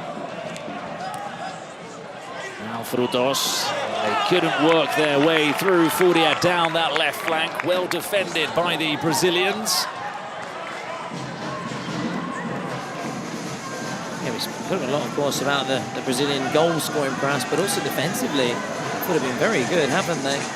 So they have that also in their DNA. Oh, keep it on Santos. Headed it the wrong way. Santos for Nadir. Oh, that was almost the moment for them to get back into the game. Oscar Coy's cross. The presidential penalty is locked in by Furia. Oh, what a moment. Could that was be, almost it, wasn't it? Could that be the turning point in this game? That was a glorious chance, and well done to Santos, though, for the assist. Just wonder if he could have taken a touch, maybe. Could have finished that. Nadir. Now that you look at the replay, it's even clearer than it initially seemed from here. Listen, the Nadir that we saw storm his way to the Corona de Oro certainly would have finished it. Here he is. It's both presidents coming down. We've got Chriskiewicz, who has not been brilliant with his penalties this week. Big mates with Neymar. Yeah, needs to spend more time, as you said. Yeah. With Neymar. Lessons on how to strike it. Back of the net. Striker. So it's going to be first Furia president, and then we're going to right away. He actually missed yesterday, and he was devastated, bless him, but fortunately his boys did the business for him. I've not actually seen him practicing today. I did see him yesterday. Maybe he thought, what's the point? Yeah. Pointless. I hear someone screaming, trying to put off Chriskiewicz. Oh, he's missed again. I cannot believe it. Wow. I can only imagine what Neymar will be saying to him. He's not even hit the target. And Porcinos just have to wait today before taking theirs.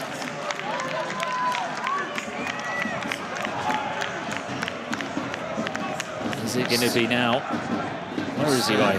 Just jogging off in the meantime, Chris Guess. I was hanging his head in shame, but he will be very disappointed with his records at this competition when it comes to taking those penalties. Now, here we go. Terrible record, terrible. Yeah. Again, no, he's going for the socks. Yeah, he goes for the socks, yeah. I don't know why. It's not as if it's putting great luck or anything. Anyway, he knows best, and Presidente knows best. It must be a decision where he just doesn't want to bring boots. Looking for the valve. Yeah. Laces Out. One of your favourite films.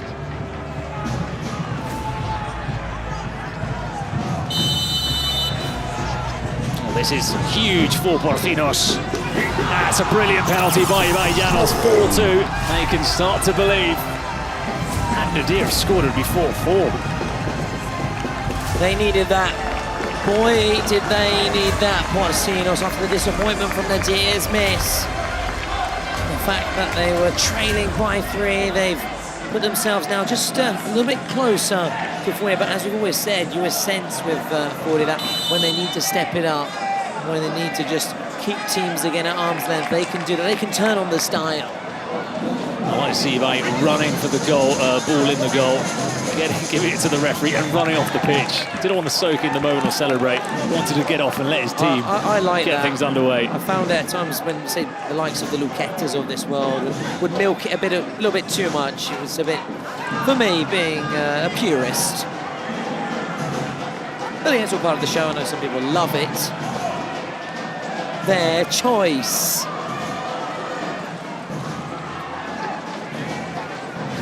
Pellegrini coming through. Pellegrini looking to finish. No, he's got to pass out wide to Ryan Lima. Nico Santos intercepting. Lots of flags today. Just that of Brazil. Well, that's that Turkey flag that's taken the most hammerings in terms of the balls and the shots hitting it. Corner is played all the way back to Vidal. Nico Santos lets it run. Come again with Adri Giedon. No, just saying, talking of Turkey, we had obviously Kenan Yildiz, his side, Futbolistas Locos, go out earlier in the competition. That's right, yeah. Side from Germany. Best performing side of the German sides. We did have Turkish presence last year with Limon. That's right. A very, very good team. They have played their part and continue to play their part in some way, don't they, in the Kings League universe. Turkey have control on it. They're going to move away from Inter. Time will tell. Let's see what happens. Oscar Coy. Through ball, looking for Marc Pelaf. Vidal gives it away. Oh, this could be a chance. Gilles Vidal. Gilles Vidal, shoot! Bang, bang! He's a taxi driver. Gilles Vidal makes it 4-3. In the night, if you need a goal, it's Gilles Vidal. Bang, bang, Gilles Vidal. How? What a strike there. Bruno, he has answered the call from his teammates and made it so exciting. Just when we were saying, is this the end of the road for Porcinos? It never is it? You never know when it is, at least.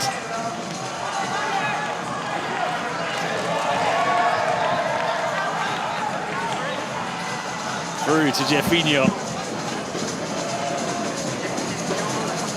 Looking for the shot. Oh, he had options left and right, but he went for goal. His choice. And he got the choice right as well, didn't he, Bruno? Absolutely. And look at that, what it does to the standings with Gilles Vidal putting the pressure on Leletti. It's going to be very tight. He's probably the only person that's going to be able to live with Leletti or Lipao. You can definitely sense a change in the mood on the field of play. Real growth in the belief of the Porcinos players. Vitao looks for Ryan Lima. He turns, he goes down. The referee says there's nothing in it. Giedo plays it out to Tronos. If Porcinos can, sorry, I don't cut you a bit. Just coming to us, if Porcinos it would be incredible, wouldn't it? It would be sensational. And we maybe look back and say that penalty, that more than a presidential trend. penalty. Yeah. Now they need though, Nadir Loire. Leletti. He shoots wide. Well, they needed him yesterday, and he answered the call with that double goal. But they need him now to get a double goal with that star player status. It will put them ahead. Come on, Nadir. Now it's your moment. But then again, Furia need now the likes of Leletti and Lipao to turn on that Samba style. Giedo at the back, looking for Nadir. That's a nice ball from him. And Oscar Coy, well, it almost battled his way through the Furia defense. Secret card time.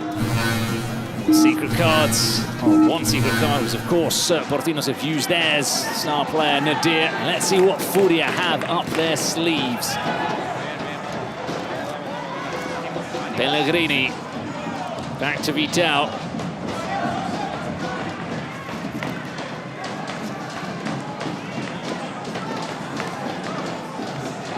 It's the Furia goalkeeper again.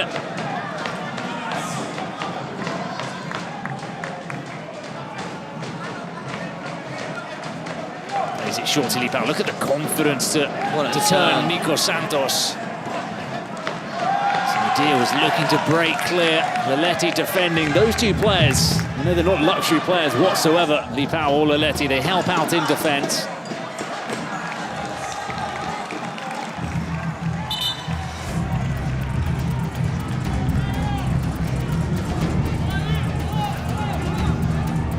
¿Cómo está Rafa? ¿Todo bien?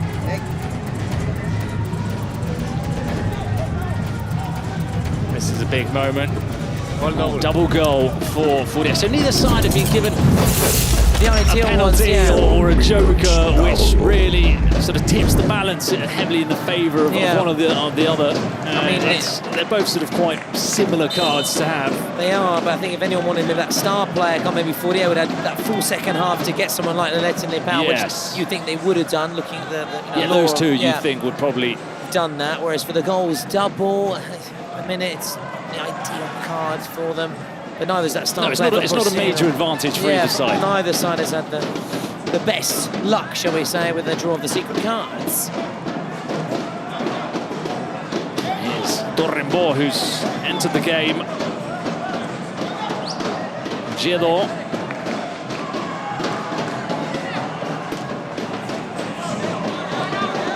Gil Vidal.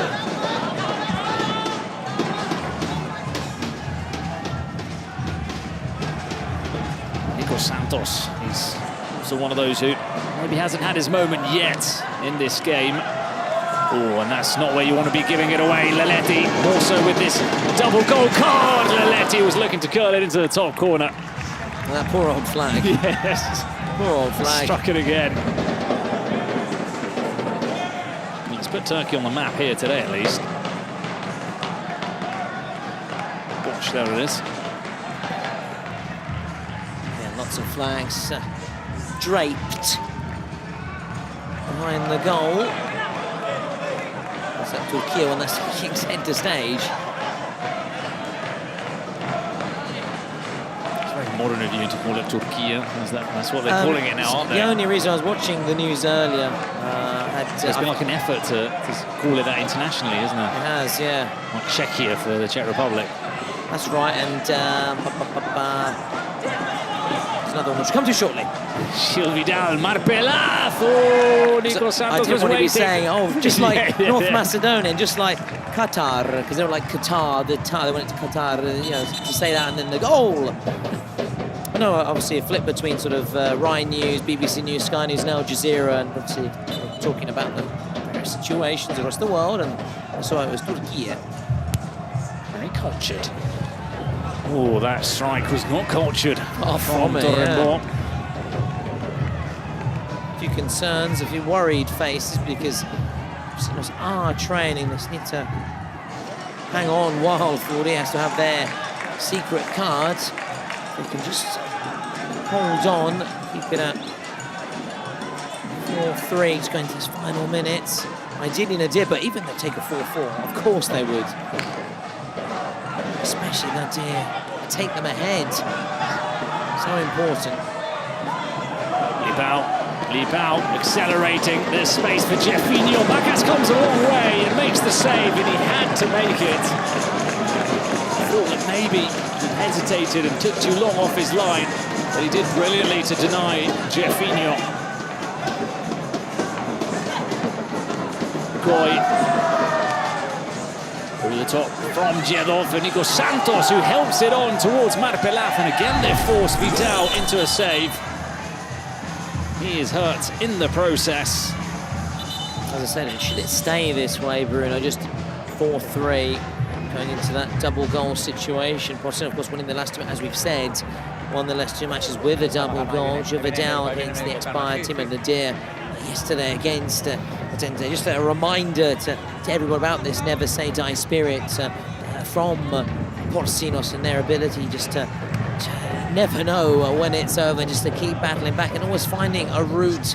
But as things stand, it's Furia in the driving seat, in pole position to go through to the final. For many, they are the favourites, they're the title pretenders, but the title holders are certainly not going to go down without a fight, and they still believe, and they will believe, because they've done it before, so why can't they do it again? Absolutely right. The corner is swept in and cleared by Donato. It'll be a throw-in for Porcinos. As that ball hit the roof. Now it's Oscar Coy.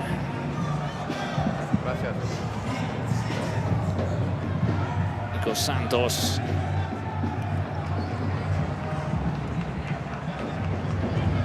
Stelios. Some fresh legs on for Porcinos. He just enters the fray in these final minutes. Belaf, good defending from Ryan Lima.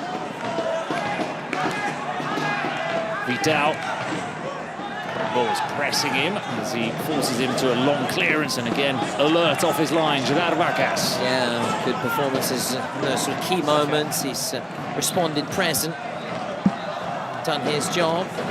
That's what's to come tomorrow, ladies and gentlemen, 14th of June, tomorrow.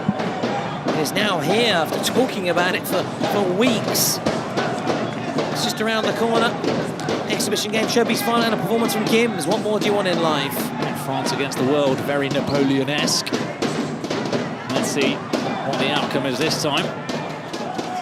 Yeah, really conquer the world or not? Maybe this time around. Belaf. Hoping for the foul. Fortunately, he had defensive cover to clean up.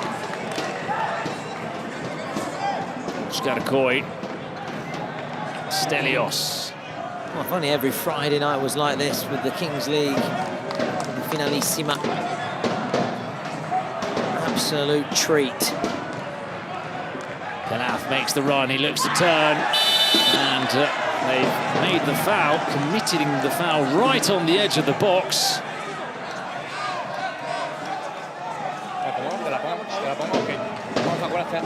Obviously, I think as an dig and a strike, you'd expect it. Have to. Yeah. Even if he's not the best free kick taker, you want to get him here on the end of the free kick. Did very well, didn't he, Belaf? Just forced the contact. They ran him over.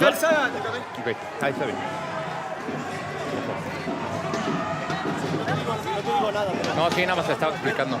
It's Nadir. Of course, it's Nadir. Always Nadir. Always Nadir.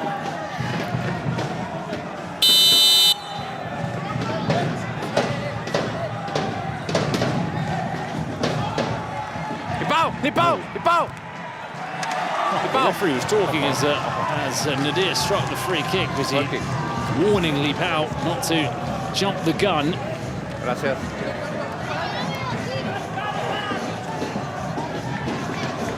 So Pellegrini looking for Lima. Jeffinho.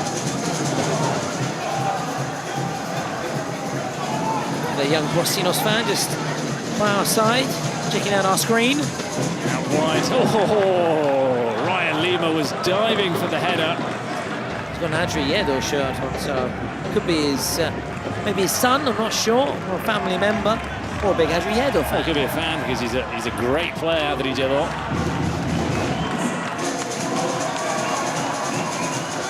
Oscar Goy. Adriedo. It's all been Porcinos in this second half. Looking for Nadir at the far post. Furia, obviously, a reminder, starting this second with leading 4-1. They missed that penalty, though.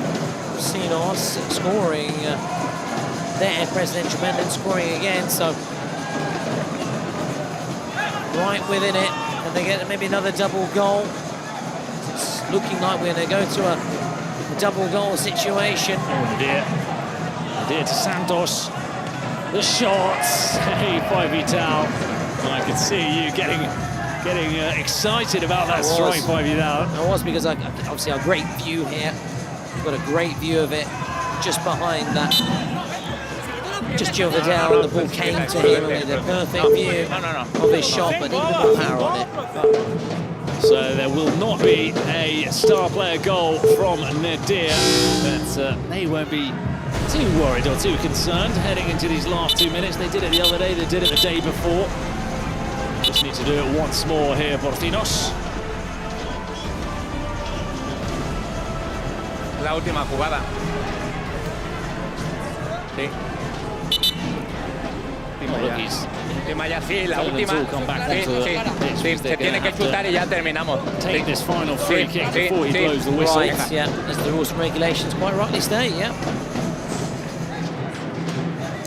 Es el shoot y acabamos, ¿vale?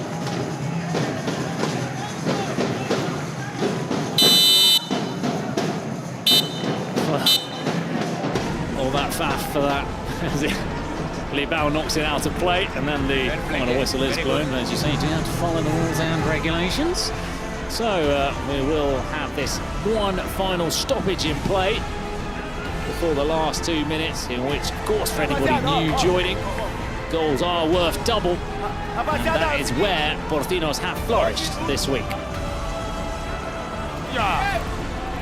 Sacamos a Vacas en ataque y entra Misterios. Te pondrás aquí a la derecha, ¿vale? Aquí. Adri, callaros. Adri. Oscar Coy. Torrembó. Nadir, Nico y Sils.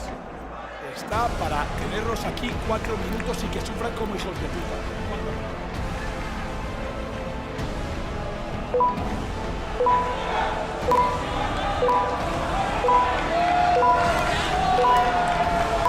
Well, I think Porcinos are going to go for the Fluxo, from what I heard from the manager, Nacho Castro. I think he was saying that when they're in attack or in possession, Gerard Vacas is going to come off and Stelios is going to come on. Oh, wow. As the most defensive player on the pitch. So it's a bold move. It's a big move, but they need something like that right now. Go big or go home now for Porcinos. If they want to be there tomorrow, reminder, 14th of June, Devils Arena, the final of the Kings World Cup Clubs 2025. There's still time, I think, to get the final few remaining tickets as well.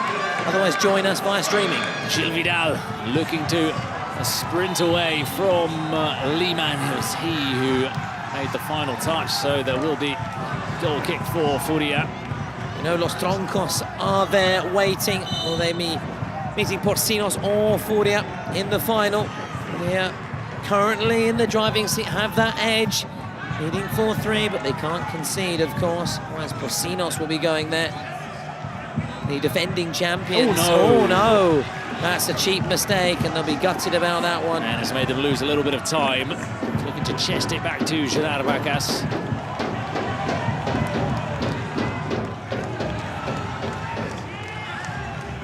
Just coming across it, just taking his time, understandably.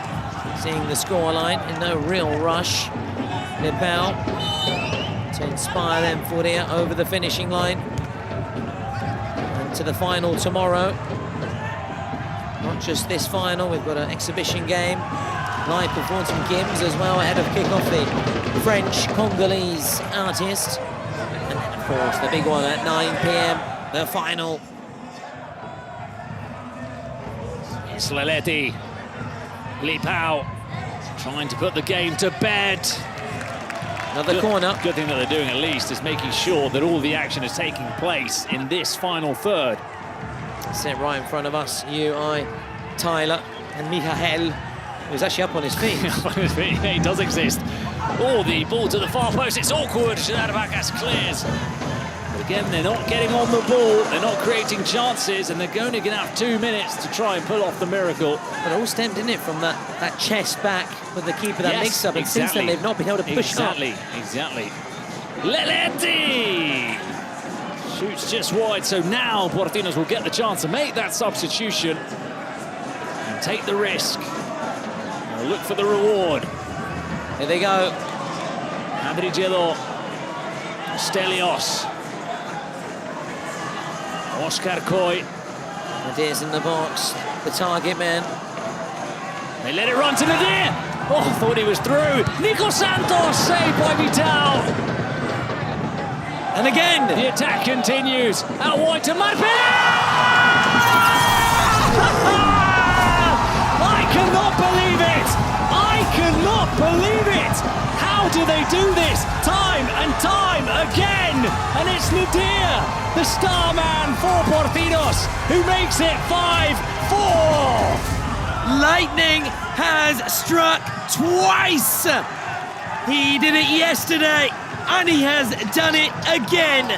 Nadir with another double goal. And we have to start talking about a Porcinos dynasty, aren't we, Bruno? It's becoming ridiculous. It is becoming ridiculous. You cannot do this every single game. They're starting to get that Champions League Real Madrid winning aura of the comebacks. Manchester United in the Premier League, Juventus as well. In Serie A. Of course, every country has that side that always finds a way, and they have done it again. Unbelievable. You just can't write them off. They score, they always score. But Furia are going to try and have the last say in this game. Vital. Lipao. The cross comes in, it's headed away by Stelios. Falls to Leletti. There was an offside, and that is celebrated by the Porcinos players, who roar as they get back the possession. Of course, they'll keep Shadavakas in goal now. Bruno, I'm going to say something may not be popular by everyone. Viva España! Viva España! Viva España! Very much Los Troncos and Porcinos. At the risk of being berated by some people, but Viva España, very much so.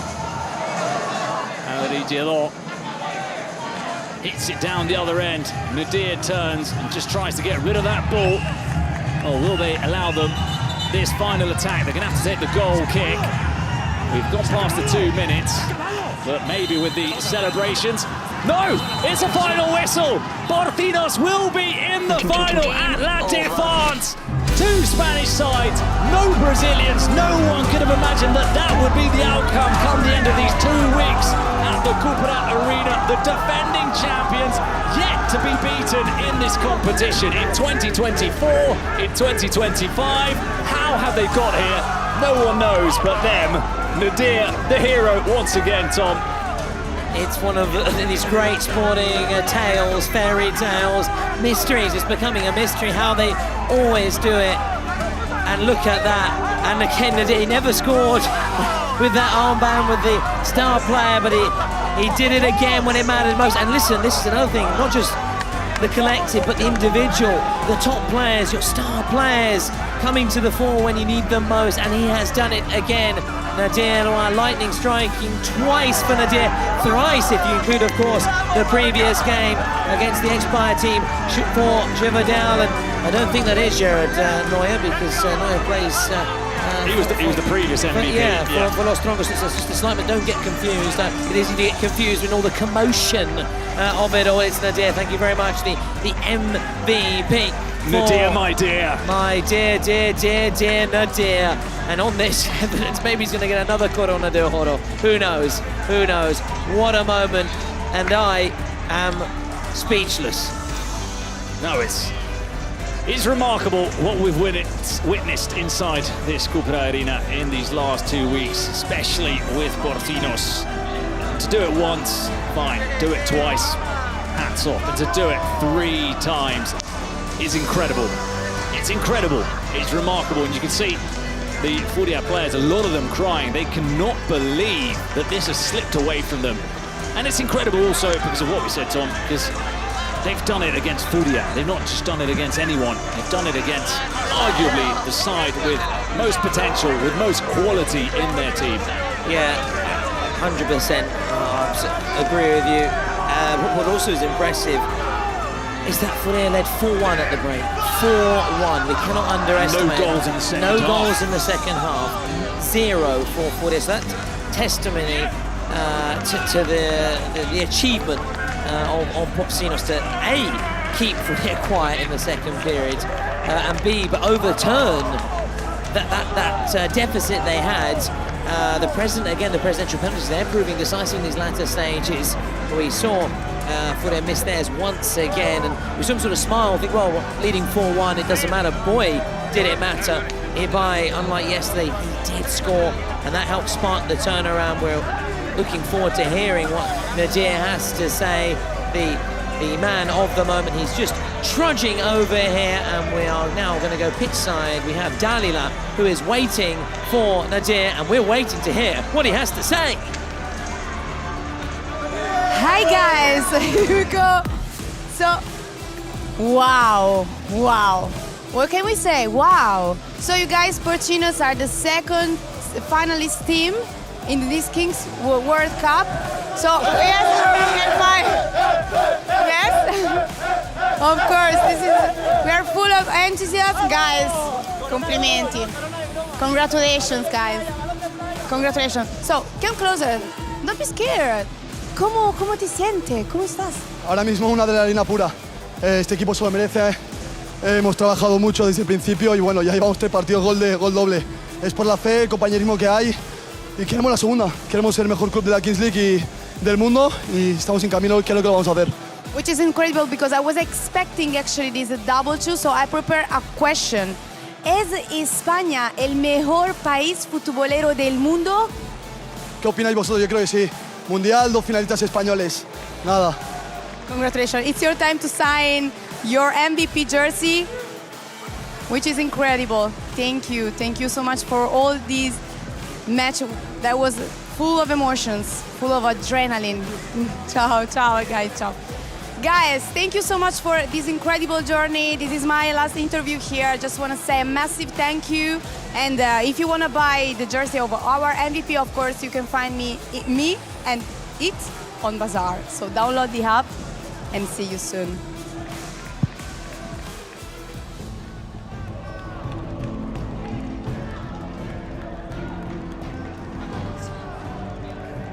So let's have a look at the bracket confirmation of what we were just talking about. As we all know, the big day tomorrow at La Défense on Saturday, the 14th of June, an all-Spanish final between Los Troncos and Porcinos. As Nadir was saying in that interview, the Kings League Spain reigns supreme. 2 sides from Spain in the final in this World Cup, and it's going to be a momentous occasion tomorrow, Tom.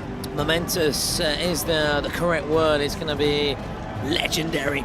As we see the 2 Spanish sides, this all Spanish showdown tomorrow between Los Troncos and Porcinos, who just continue to find a way. It's unbelievable the way they just keep on fighting and they never give up right until the very end. Nadir quite rightly taking all the plaudits, but it's a team effort, of course. It's a team effort, but he has found a way and he continues to prove us wrong. And he'll be in action tomorrow, of course, Bruno, at 9 p.m. But there's so much to come tomorrow. It's not just the showpiece final. We've got the doors opening, the turnstiles opening at 5:30. We've got an open shootout, then an exhibition game, France against the rest of the world. The 1v1 contest, that's going to be an absolute belt. And then Gims, his performance, lighting up the stage at 20:40, and it's going to be the perfect way to then bring the curtain up on the final at 9 p.m. A reminder, guys, if you are in Paris, get your tickets, get there to the Défense Arena. However, if you can't, for obvious reasons, because it's not easy just to fly out to France just like that, you can follow us via streaming on all our usual channels. It's going to be a fantastic day. Bruno, what a moment, what an occasion this has been so far. Can't wait for tomorrow. And look at the little pig, the little cuddly stuffed toy that they got in there, the little pig. It's wonderful. As you say, looking forward to tomorrow. It's going to be a nice way to finish off a wonderful couple of weeks, and it will be incredible if Porcinos do it again and defend their title.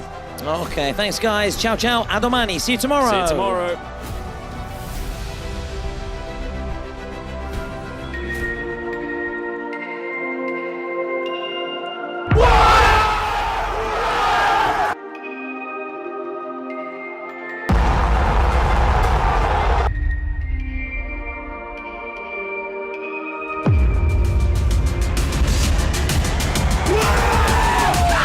Buona a tutti,